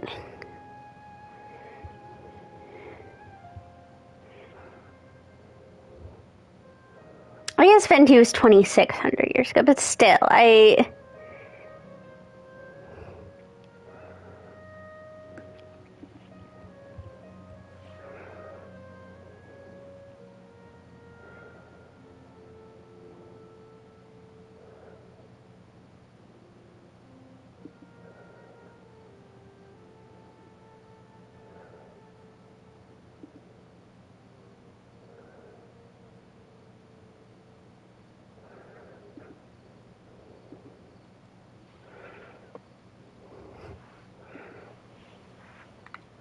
Not everyone's like you, Chief.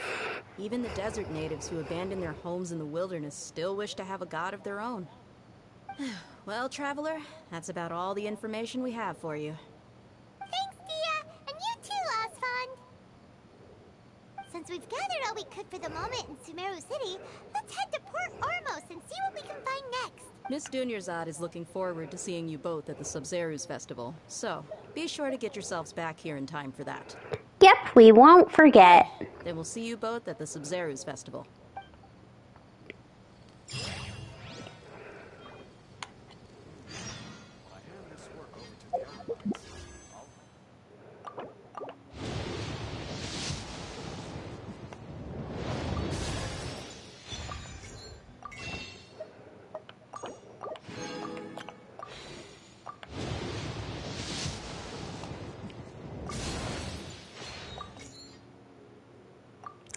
What am I at on this?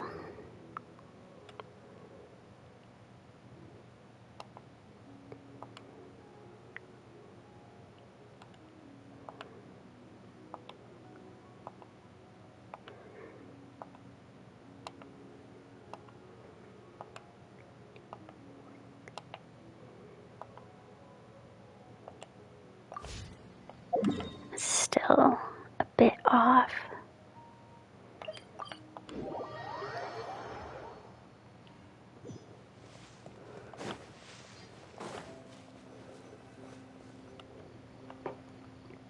Still a bit off.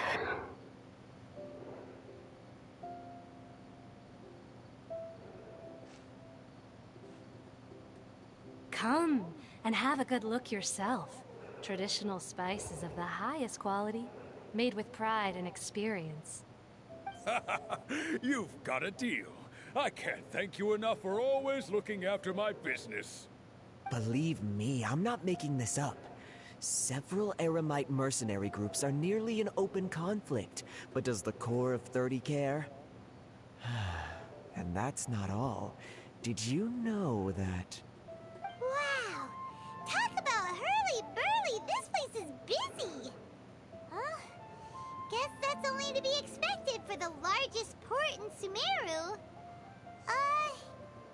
Maybe it's because of what Dia told us earlier, but Paimon can't seem to shake the feeling that there's also danger lurking in these crowds. Ooh. Let's get our bearings so we can start looking for leads. We know that whatever the Academia lost is related to the gods. But other than that, we don't have much else to go on.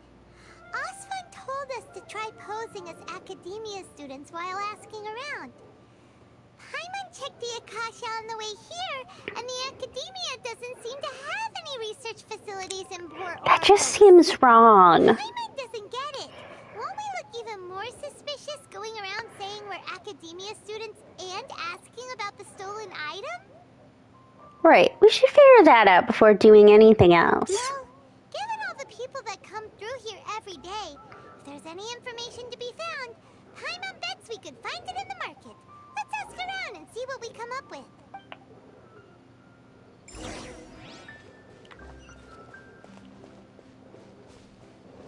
You look nice. Welcome. Welcome.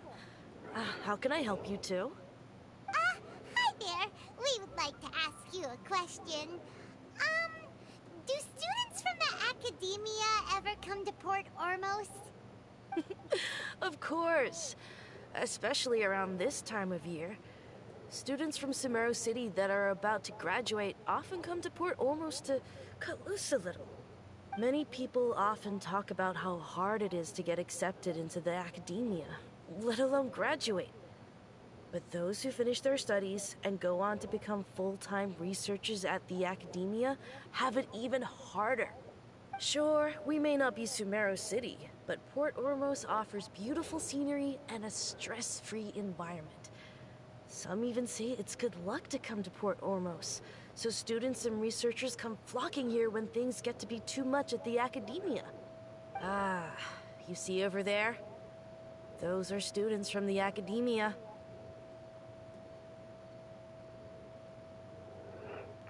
They look pretty They've serious. been looking worried and miserable ever since they got here a few days ago. If you ask me, the life of a merchant is better. So long as the Akasha teaches us what we need, then life is good. Those students seem to be discussing something. Let's see if we can listen in.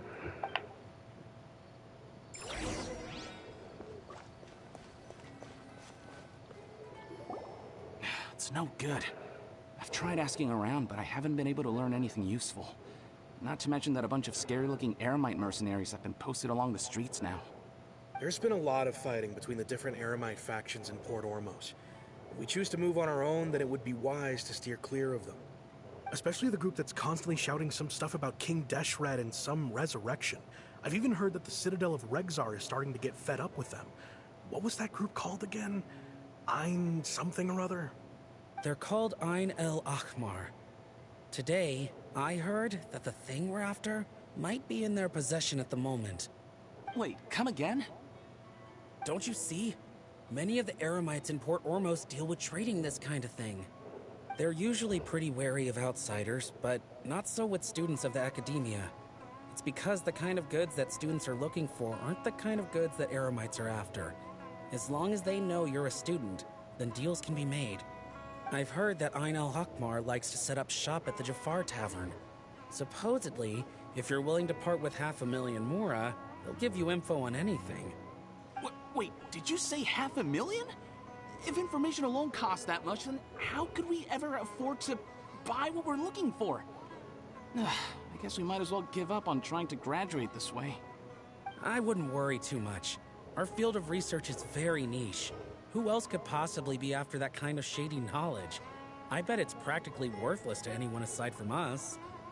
Well, I guess that makes sense. And the only thing left for us now is to find a way in. Why don't we all just pool our money together and pay for the information? Whoa! Did you hear that? A niche field of research and shady knowledge? That sounds pretty suspicious to Paimon. Is knowledge something people just buy and sell like that? Whatever was stolen from the academia was also related to knowledge. So, what's your plan? Let's go to Jafar Tavern. Didn't you hear what they just said? Buying information is going to cost us 500,000 Mora! Have you lost your mind? I won't let them off easy if it turns out to be a scam. Oh, alright. Paimon never thought she'd agree to parting with that kind of Mora. But if you know what you're doing, then we should give it a shot.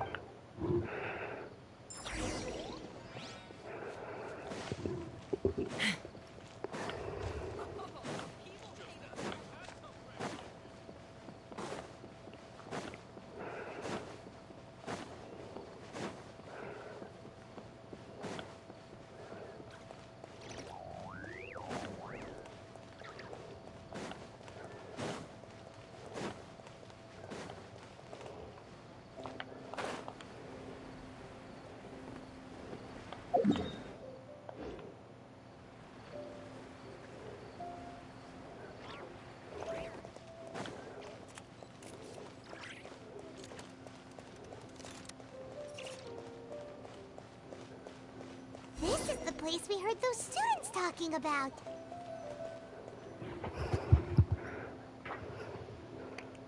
Oh, you've arrived. Please, take a seat. So, they think that they can go toe-to-toe with the boss? Ha! Once we reclaim the power of King Deshret, they'll be the first that the boss punishes. They're nothing to be afraid of. Our main rival now is the Caracal Battalion. They've also amassed a significant amount of Mora this time, so we mustn't underestimate them. How can the Caracal Battalion compete with the boss when they're nothing but a bunch of money-grubbing opportunists out for a quick Mora? Yeah, with Boss's fervent devotion, he'll be able to use this power to bring our god back this time. All these guys talk about is King Deshret, so they're probably the ones we're looking for. Greater Lord Ruka Devata. That traitor and her followers must not be spared. The day will come when King Deshret exacts vengeance on Sumeru, and all of them shall be punished. What are they talking about? Yeah, Paimon was wondering what they meant too. We should ask about that if we get the chance later.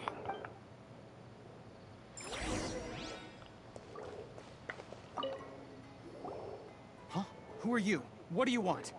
I'm a student from the academia. A student? What's a student from Sumeru City doing in Port Ormos? Looking for info about a certain something. Ah, well, if it's info you want, you've come to the right place. The question is, can you afford it? Hand him the 50,000, 500,000. So much more ago. But there's no other choice right now. Here, this is the merchant's address. Whatever you're looking for, you'll find it there. Hmm? Well, what are you waiting for? I just have one more question. That's right. We heard you mention King Deshret just now. We're actually interested to know more because we're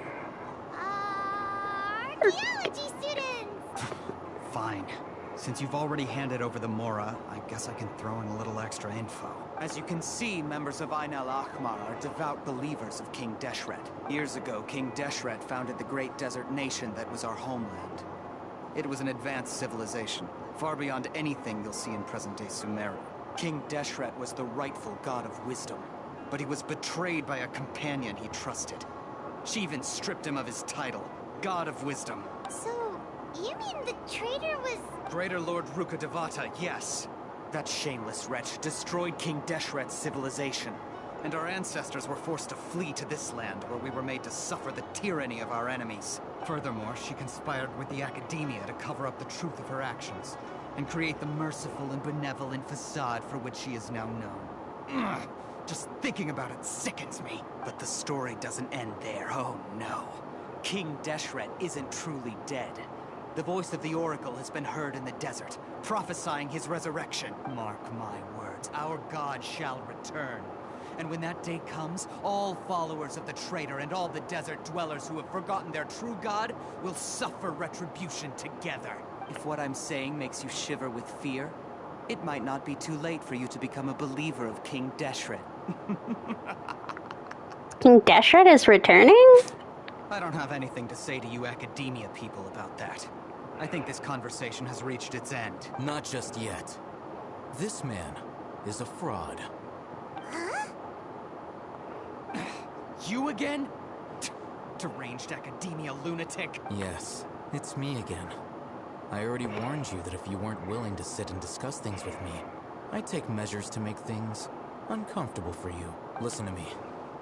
That address he gave you is fake. Or at least, you won't find a merchant waiting for you there.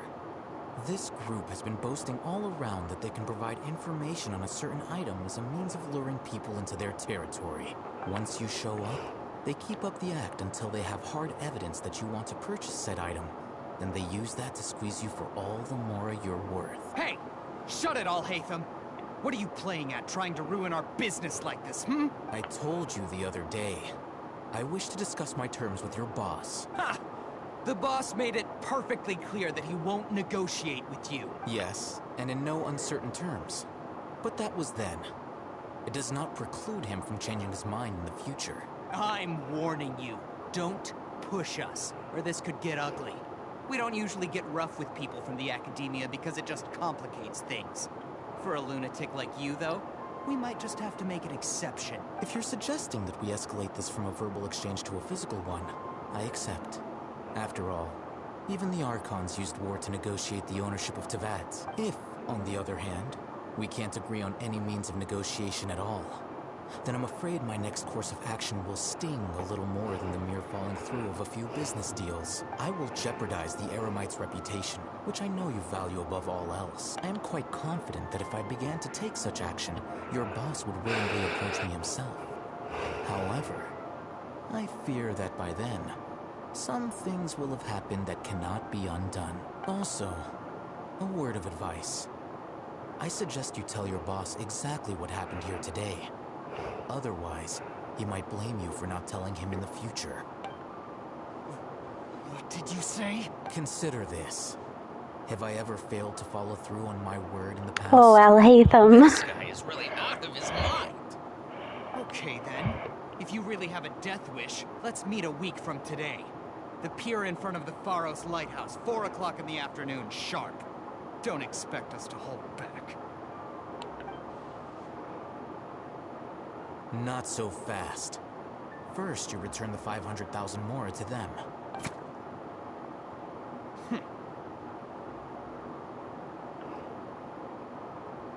Please, I beg you, don't provoke them. We can't afford any trouble with this crowd. They haven't even paid for their food yet. Ah, Mr. Iman. There appears to be fewer staff in the restaurant recently. This wouldn't happen to be because they're all busy spreading the word to the students, would it? Well... Someone who chooses to do business with a group like that really can't afford to get so flustered the instant someone confronts them about it. Consider the meal compensation for our silence. I'd say you're getting an excellent deal. Whoa, did you see that? He not only got us our mora back, but sent the Emirites running too. Eremites. He seems to know Batman. a lot about what's going on around here. Let's catch up with him and ask some questions. He went that way! After him!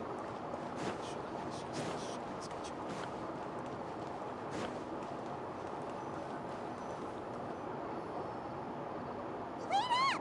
It's Al-Haytham, right? What do you want?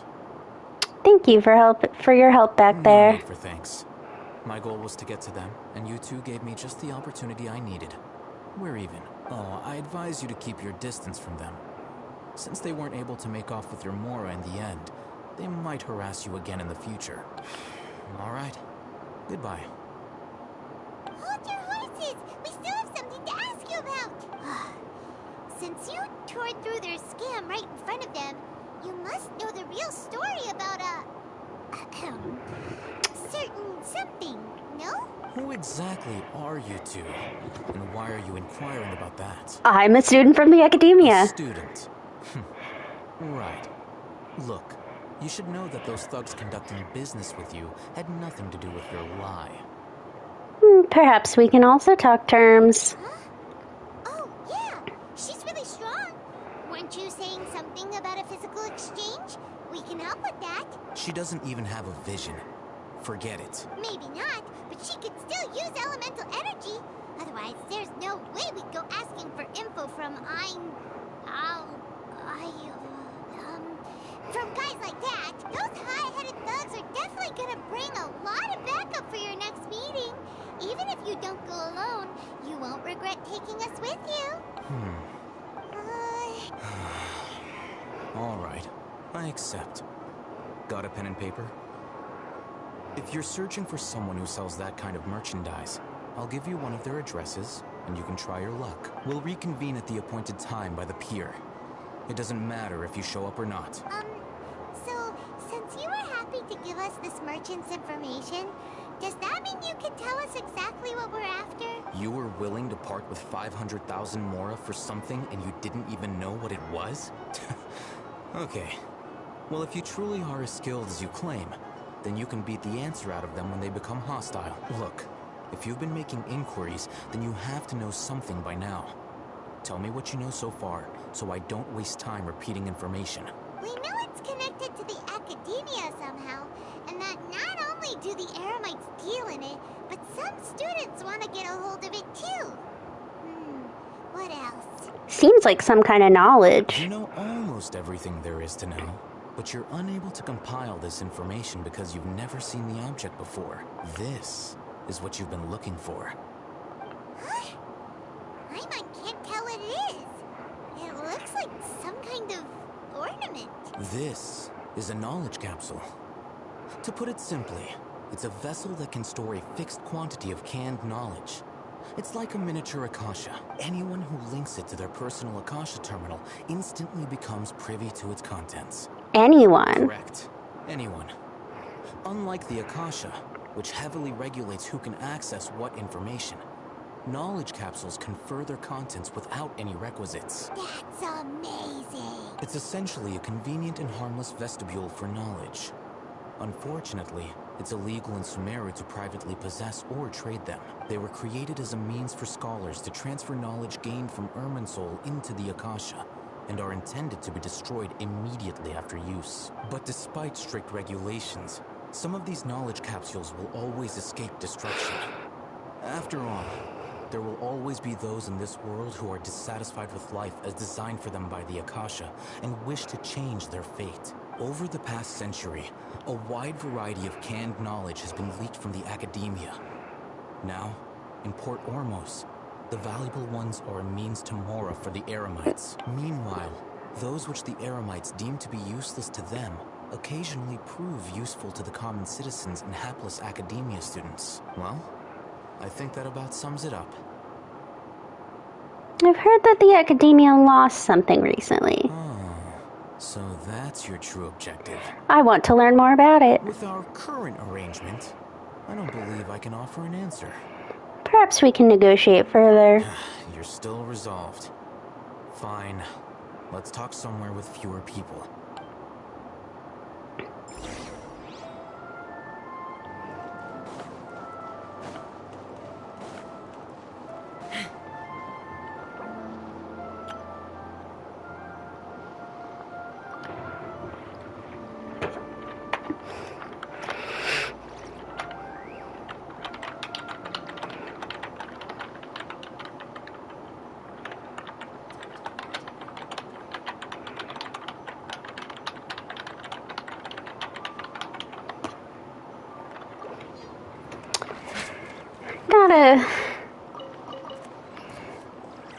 Oh wait, I'm gonna see. There's a lady who sells things around here.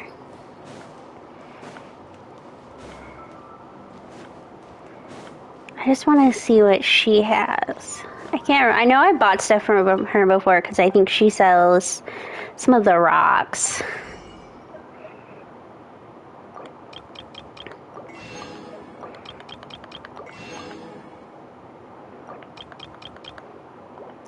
I don't need the silk flowers. I think my...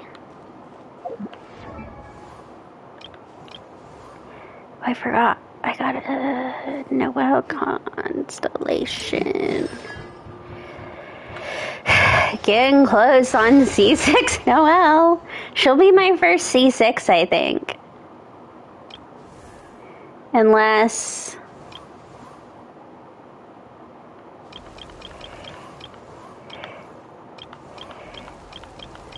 No, Chevrolet is C6. Kirara is close. Chongyun is close. Charlotte is C6. Gaming is close.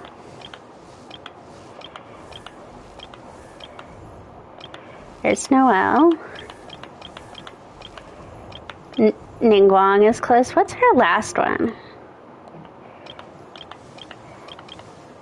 Oh, I forgot. I got her as a free constellation. I was like, what the heck? Why does she have a constellation? And Barbara's close.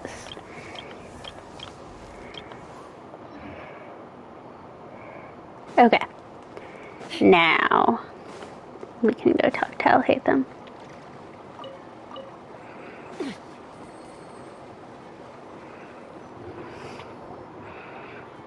Let's continue our conversation here.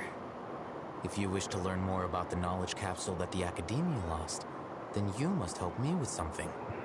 What is it? I need you to find someone named Dory, a traveling merchant. Unlike the peddlers who hawk inferior knowledge capsules, she often has quality goods in stock. Some say that as long as there is profit to be made, there is nothing she won't dare to sell. She's guarded against people from the Academia because most of her wares don't comply with Academia regulations. I think she blacklisted me. I met with her informant, but it soon became clear that they had no intention of letting me get any further. Become one of Dory's customers and earn her trust. This is my condition for further collaboration. Why do you want us to meet with her? Until you complete this task, you don't have question privileges. Fine. So how do we go about doing this? You two are outlanders who haven't been here for long, so Dory should view you as safe clients. I'll give you the informant's address and their contact password. Beyond the password, though, I have no way of knowing what other tricks she might have up her sleeve. You'll have to improvise. This is kind of nerve-wracking. The true challenge begins after you meet her. She has a keen nose for Mora and a shrewd eye for wares, and she only likes customers who she deems to have good taste. I'll prepare some funds for you. Buy her highest quality wares and earn her approval. But we only just saw a knowledge capsule for the first time. We don't know how to tell which ones are good and which ones are bad. Is that something we can learn quickly? That's true. Have you two heard of elemental sight? I can use it. Oh, that's a surprise. Guess I'll have to hold you in higher regard. Anyway, that ability should resolve your issue.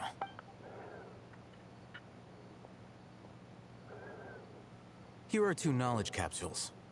Tell me, can you detect any difference in their quality?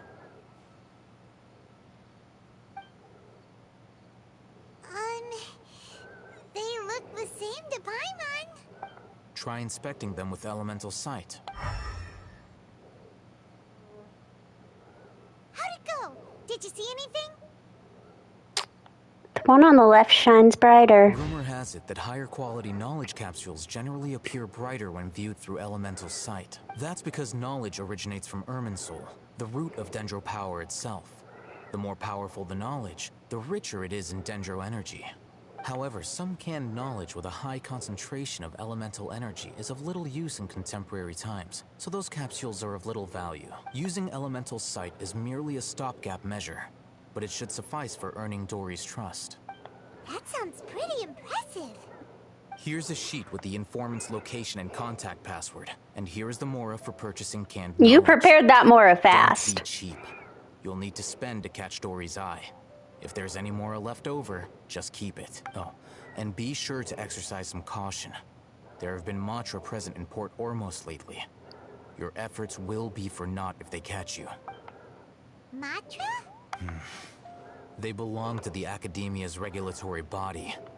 They also handle cases of illegal canned knowledge transactions. Like I said, the Academia has banned both their trade and possession. The Matra are razor sharp. You're in for nothing good if they lock their sights onto you. If you two want to back out, now's the time. I'm willing to take that risk. Okay, then we have I was almost arrested If you before. succeed in your dealings with Dory, come find me at the Wikela Funduk. We'll have an open discussion then.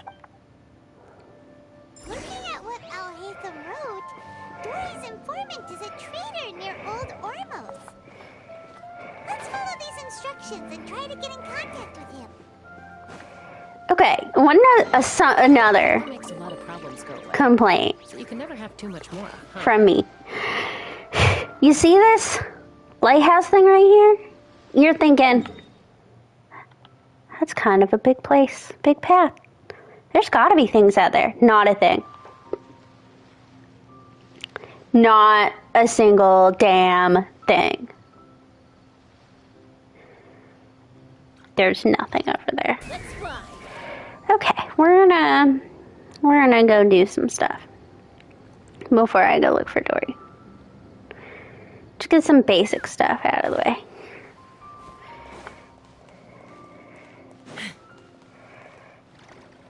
Take me up.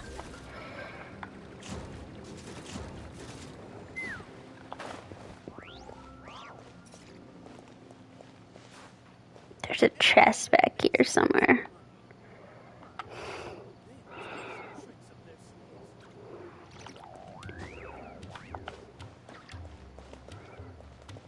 Let's fly.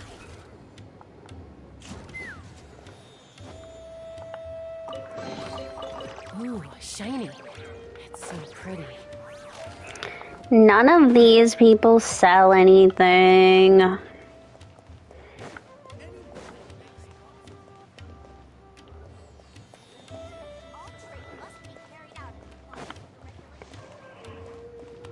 There is someone who sells things.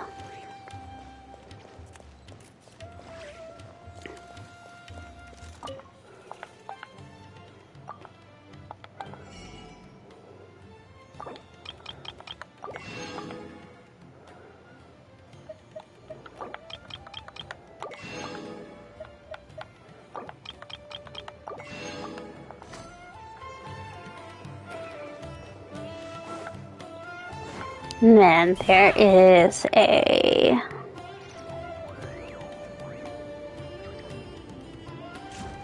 stall owner here.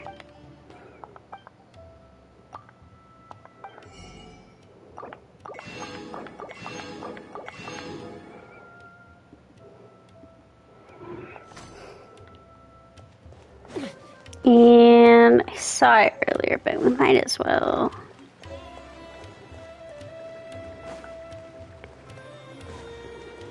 Get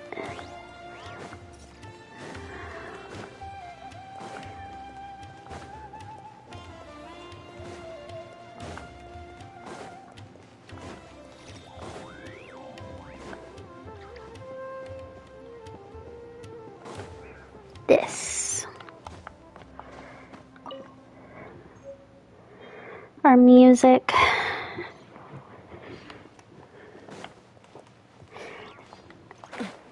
I think that's all the shop people. Wait, no.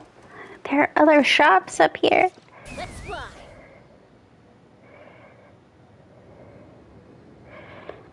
What do the shops in here sell?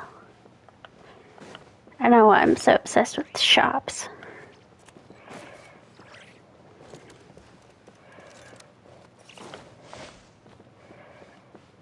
I assume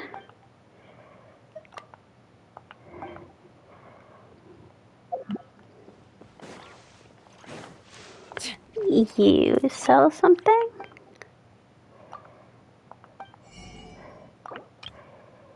More spice. Sugar. Oh, I guess I'll buy some of your cheese. And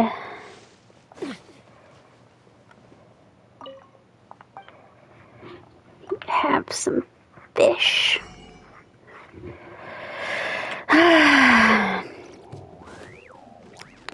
I didn't think he'd have any fish that I couldn't get, but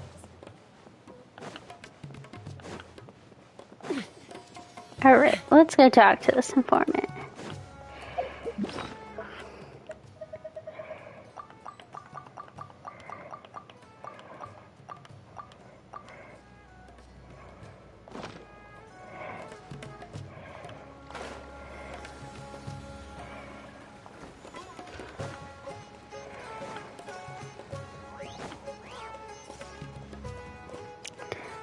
Oh, did you replace the lady who is standing here? Hello. What are you two looking to buy?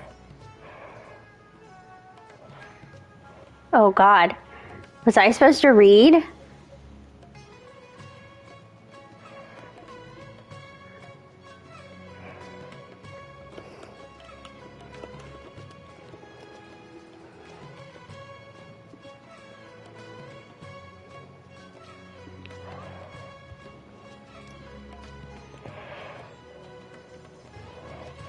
I am looking to buy unripe hara fruits. What a unique palate. We have unripe hara fruits, but we usually keep them in the back. I'll have someone escort you. Following the paper got us past the first round. Ronak, these two want to buy unripe hara fruits. Show them to the warehouse. Got it. You two, please follow me. You two have a fascinating fashion sense. We haven't seen a customer wearing a Sumeru rose for quite some time. Hold on. Let me think. Sumeru rose means common merch. No, look again. We're obviously wearing morning flowers. Ah, my mistake. I do apologize. Whew. That pop quiz sure was scary. You're telling me. Warehouse is up ahead. Please follow me.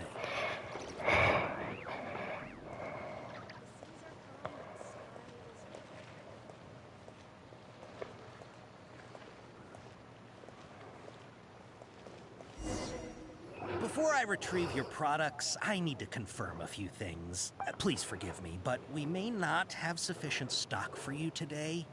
Earlier, many of our hara fruits were taken by mice. Congratulations to you. Thanks. If better goods come in, you'll be the first to know. you look like you have some skill. Why don't I pick out some fruits that'll make you dizzy?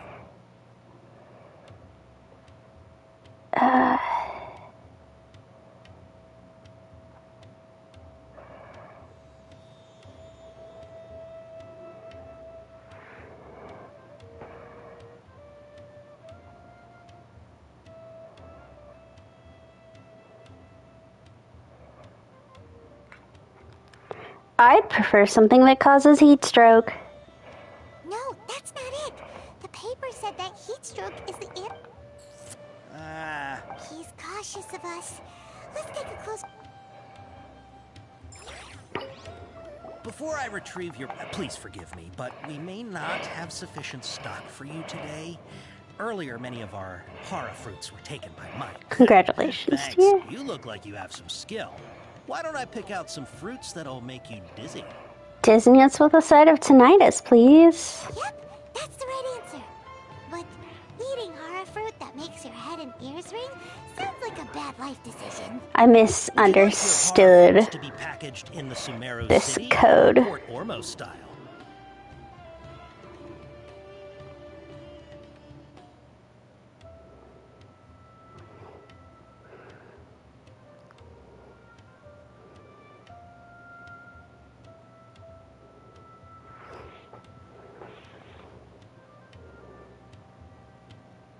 I don't know. I don't know.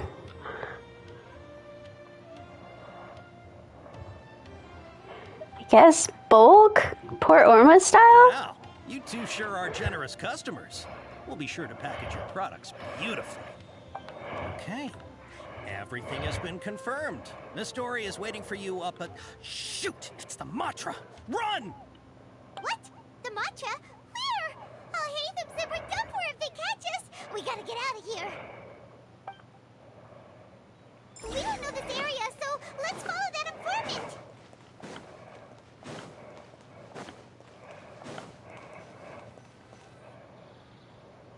He ran that way.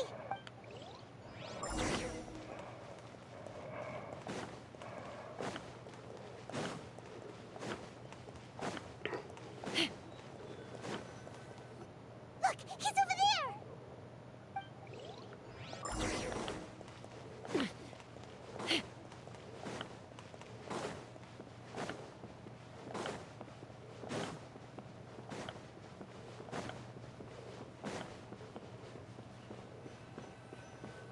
Hey, if you're hiding from the Rishbaland tiger, come this way.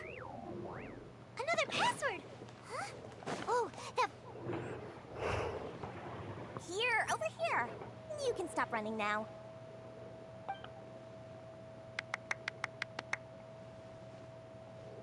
So you were the one who was calling out to us just now. But, are we definitely gonna be safe here? These two good customers wish to buy some hara fruit, Miss Dory. And if there's nothing else, I'll just excuse myself. Oh, very good. Thank you. Huh? Wait, you're Dory? Paimon thought you'd look a whole lot scarier. Hey, what are you trying to say, Princess Pea-Brain? I can be scary enough when I need to be, believe you me. If you don't watch what you say, then you can forget about doing any business. But it seems you two have actually done pretty well so far. Not only did you manage to find the informant, your reactions were also pretty sharp. You don't really look like criminals or anything, but I bet my Mora that you've been involved in some shady dealings. I could be considered a treasure hoarder. It's supposed to be a compliment, but we'll take it. It's been my long-running argument. Of people who start huffing and puffing after just a few paces, no matter how much Mora they might have. Not only will they get caught by the Matra, but they'll also get us into trouble. As decent folks trying to run an honest business. We don't need any of that. Wouldn't you agree? So that's why I prefer to have customers like you. It's your first time here, but don't worry. I won't ask too many questions. Even if you wish to buy enough knowledge capsules to decorate your house with, please, knock yourself out. As long as you have lots of round, shiny Mora, then we're all good. Can you show us the products? Yes, of course.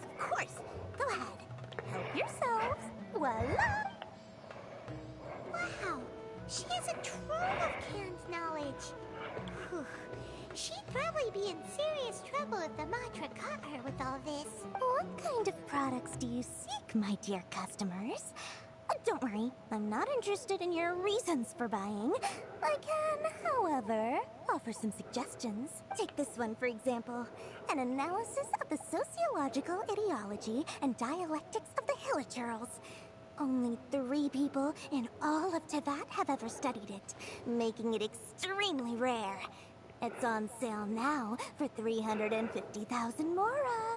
Yeesh. Who would want to be an expert in that topic? Or how about the architectural styles and Oh, I'd be interested in that. early Archon War period? With this one, you can become an expert in historic architecture preservation and find an excellent, well-paying job in nearly any nation. Probably not Natlin. Although, to be honest, Fontaine doesn't have any Archon War structures either. Of course, you are free to pick whatever your heart's desire. The contents and price of each knowledge capsule are indicated in small text on the body of each one, down at the bottom. Alright, let's try the method that Al-Haytham mentioned.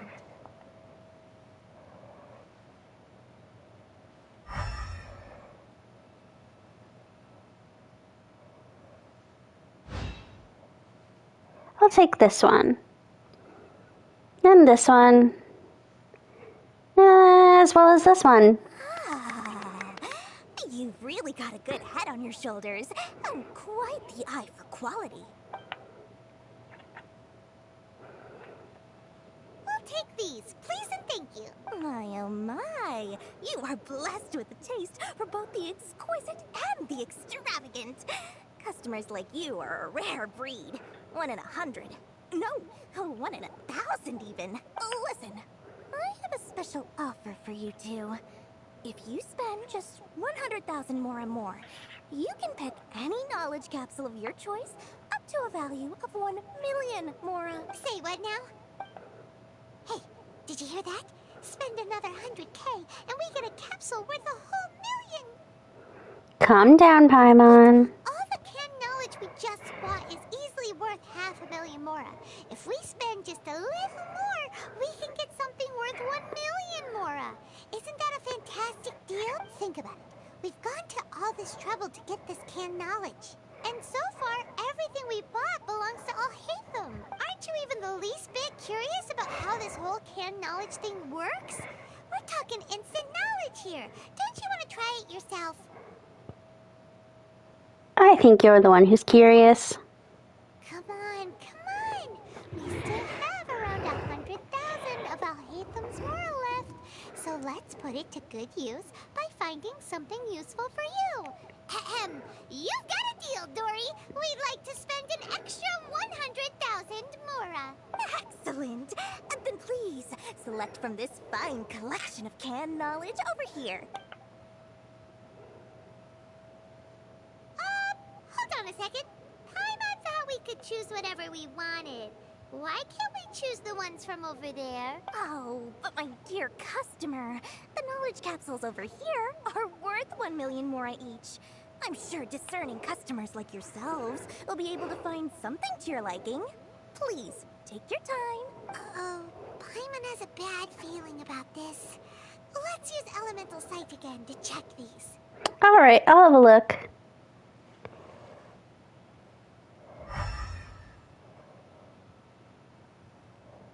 So, what did you see? They all seem to be equally bright. So, they're all worth about the same amount? Well, anyway, the mora's already been spent, so let's at least try to find something useful. Let Paimon take a look here. An introduction to traditional Sumeru brewing techniques, the art of growing spices, an overview of ancient runes. Oh, how about this one? Sword Fighting Techniques 8. Not sure we'd ever find volumes 1 through 7, but at least this knowledge should be useful, right? Let's go with this one. Fine by me. Dory, we'll take this one. fun. All right, very good. I'm expecting some new goods in the next couple days, so be sure to check back again soon. Whether it's canned knowledge or anything else you need, bring your Mora to Dory and doors will open. Our dealings with Dory went smoothly enough. Let's head to Wakala Funduk and meet up with Al-Haytham. Hopefully now he'll finally tell us about what the Academia lost.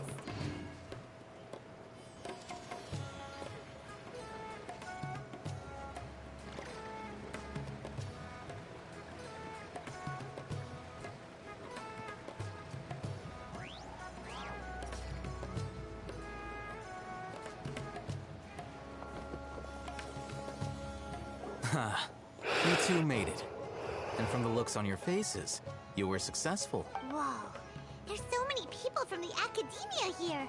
Why would you pick this place as our meetup spot? Well, Wakela Funduk is under the Academia's control, so naturally the Academia has people working here. I came to Port Ormos under the pretense of conducting official business. You're a pretty daring guy. Relax. No one here is interested in anything we say, and the Matcher won't come here. Okay, now, tell me how your encounter with Dory went. I mean, I assume pretty typical for backdoor deals. Okay, we did what you asked. So, can you tell us about the knowledge capsule that the Academia lost now? Not here. Before that, I have to ask, why are you two so intent on tracking it down? You don't have to answer. It's not a secret or anything. Yeah, she just wants to meet the God of Wisdom and ask her about something important. We've been in Sumeru for a while now, but we still haven't found a way. When we heard that the Academia had lost something that might be related to the gods, we came here in case it turned out to be our lucky break. In that case, you're on the right track. A short while ago, the Academia lost a knowledge capsule in the desert. It's supposedly a divine knowledge capsule. Use it, and you'll gain the wisdom of the gods. Wow! There's really such a thing as that? Hey, if we find it, do you think we could learn how to meet the Dendro Archon?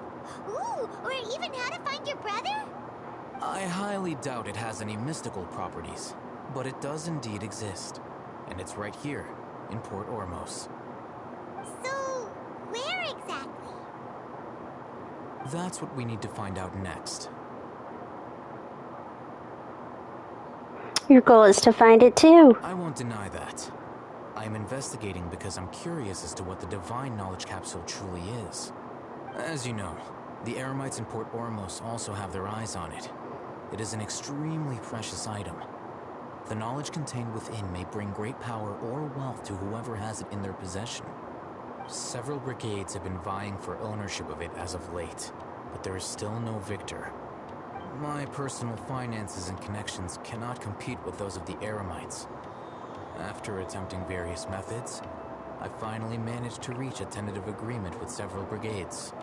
I agreed to forego ownership of the divine knowledge capsule in exchange for the opportunity to study it. After all, there's no harm in understanding what it is. However, there are those who are less amenable to negotiation, such as those from Ain al-Ahmar. They adamantly believe that the divine knowledge capsule contains King Deshret's power, and that he will return Something weird happened here. They refuse to let anyone from the Academia tarnish their deity's soul. So you kept hounding them because they refused to cooperate with you? Yes.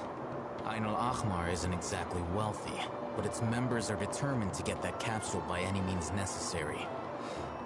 To that end, they've resorted to many methods more foul than fair in order to amass sufficient funds.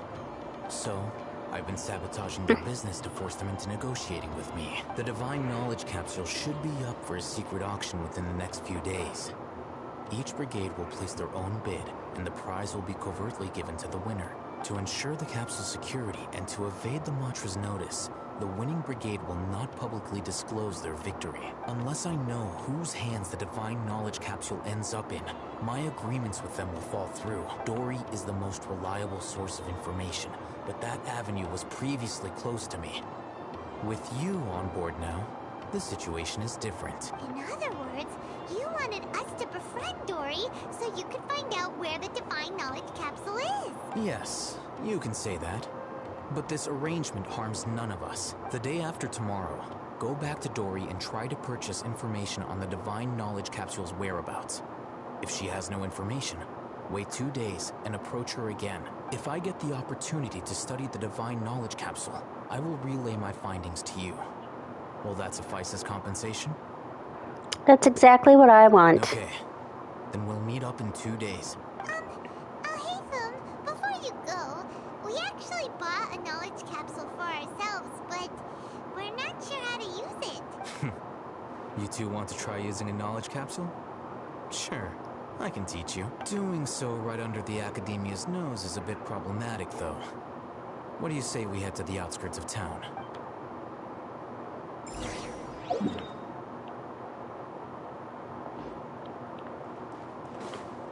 Take me up!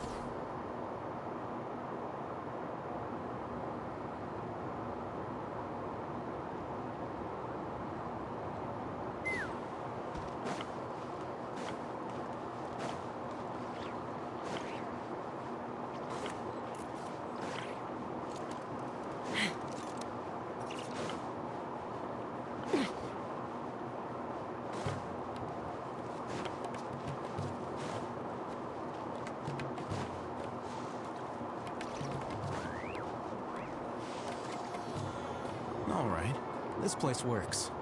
Show me the capsule you purchased. Here. Sword Fighting Techniques 8. Huh. A combat class knowledge capsule. This class is something of a rare find these days, since most have been taken by the Eremites to augment their battle capabilities. Really? Aw, yeah, what a great buy! If you want to determine the efficacy of this capsule, I can evaluate your combat ability. However, effects will likely be minimal if you already possess a high amount of strength. We can conduct a controlled experiment where you fight 2 battles. One before using this knowledge capsule, and one after. While you fight, we can use an Akasha terminal to monitor your various physical parameters. There may be variances in your physical strength between the 2 tests, as well as a disparity in your opponent's abilities. But don't worry.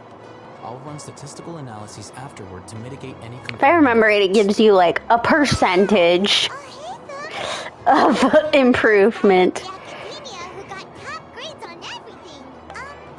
Paimon's curious about something though. You definitely weren't one of those students who needed canned knowledge to graduate from the Academia, right? So why are you risking getting caught by the mantra for this capsule? I'm also curious about this. When you are unable to understand a researcher's actions, most cases can be attributed to curiosity. This is but one theory. Sounds like you're trying to avoid the question. All right, let's begin the test. Just fight as you normally do.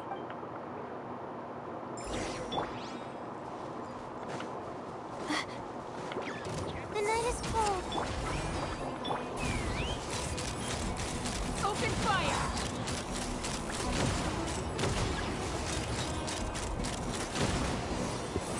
Locked on!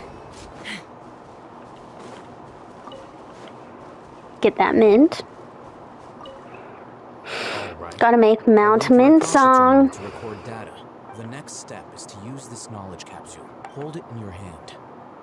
I'll help you establish a connection with it so you can activate its power.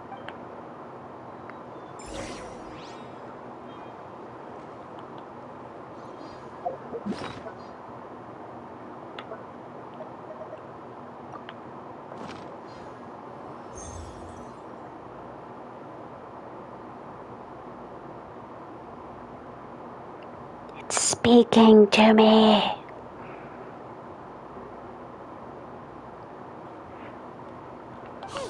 How are you feeling?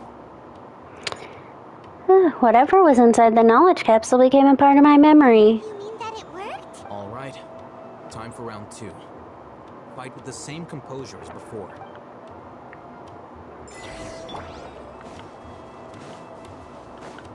Not now.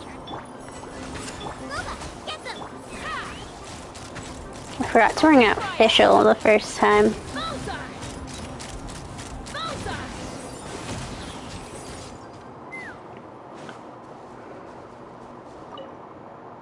Now, I'll start recording data again. Al-Haytham, how's it going? Well, the knowledge capsule you purchased did improve her combat capability. During the second fight, her overall fighting performance increased by 0.073%. Wait, how much? That's basically zero. Dory's such a jerk! She totally scammed us! 1 million mora? This thing isn't worth a tenth of that amount! Of course, this could be because she is so powerful that the capsule's contents were unable to produce a substantial increase. At the very least, this test allowed me to gain more insight into you two. Our deal seems increasingly worth my investment. I'm heading back to Akela Funduk. I await your response in 2 days' time. This is Mora for when you ask Dory for information. Pay her as much as she requests.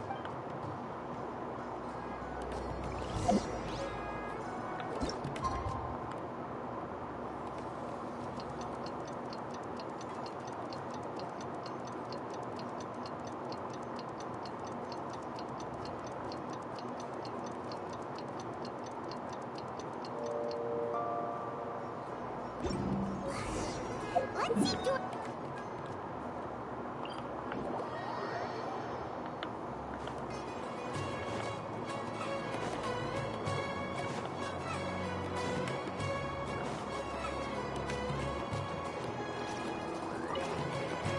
Here, over here!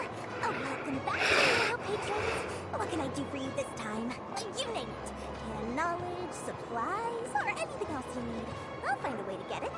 Where there's a waterfall of Mora, there's a way. Can you really get us anything we want? Anything at all? Uh-huh. So it appears that canned knowledge alone is no longer sufficient for your opulent appetite. It's true. I am agreed.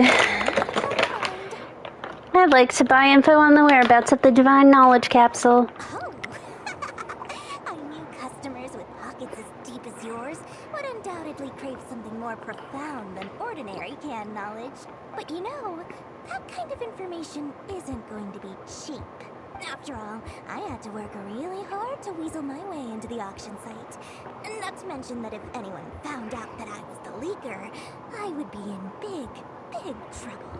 But how can we be sure your information is accurate?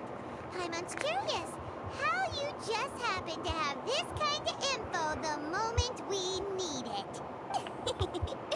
Because to me, anything of value is what I consider to be my supply. Therefore, I must always be aware of what's hot on the market in order to secure more sales. As for the information's authenticity, well, you've no need to worry about that. I used a camera to take a picture of the transaction. That way, no one can dispute it. I'll buy your information. It's always a pleasure doing business with such sterling patrons. Now that you've paid in full, here's the scoop. The Divine Knowledge Capsule was purchased yesterday by a certain Misery, the leader of Ain el-Ahmar. Ain el-Ahmar? You mean the Eremites who worshipped King Deshret? Ah, so you're already familiar with them. The group has done everything in their power to obtain the Divine Knowledge Capsule. After all, they believe it contains the power of King Deshret. That Divine Knowledge Capsule is unlike any other canned knowledge I've seen before.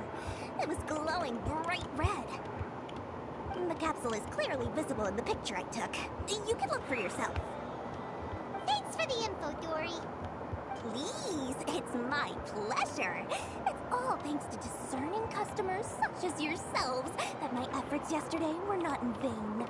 Please, don't hesitate to contact me if you ever need anything else in the future. More for Dory opens doors. Well, we figured out where the Divine Knowledge Capsule is. Turns out, it ended up in the hands of Ain el-Ahmar. Let's head back and talk to Al-Haytham.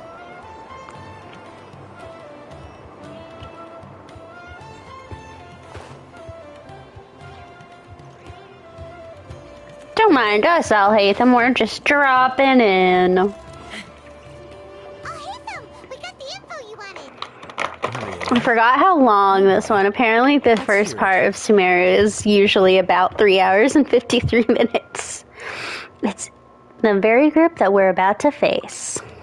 Dory even gave us evidence to verify the intel. Have a look. Huh, look at that. Clear as day. It must have taken some guts just to infiltrate the scene of the Eremites' transaction. But then, to get close enough to take a picture like this. Bold move, Dory. Very bold move. All right. The person in this picture is indeed Misery, the leader of Ain al-Ahmar. And the glowing red capsule he's holding appears to be the Divine Knowledge Capsule. In which case, if we play our cards right, when we confront them next week, we should be able to force them to show their hand. At first, Paimon didn't get why you were provoking these Ain el-Ahmar guys. But now, it sort of makes sense. Everything's playing right into your hands. After we defeat them, we can finally have a serious talk with their boss and get them to lend us the Divine Knowledge Capsule. Thank you for your time and efforts. Take a few days off while I make some preparations. Let's meet up again on the afternoon of the arranged date, 3 o'clock sharp. We'll be there. See you then.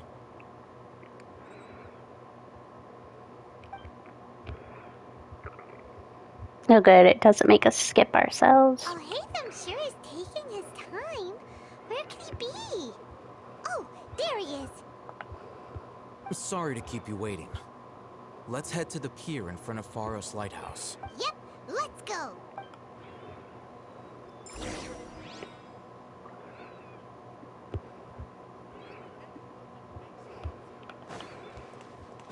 Take me up.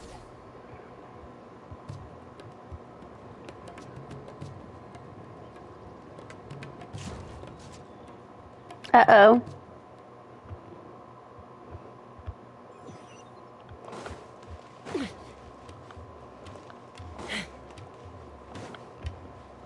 Let's fly.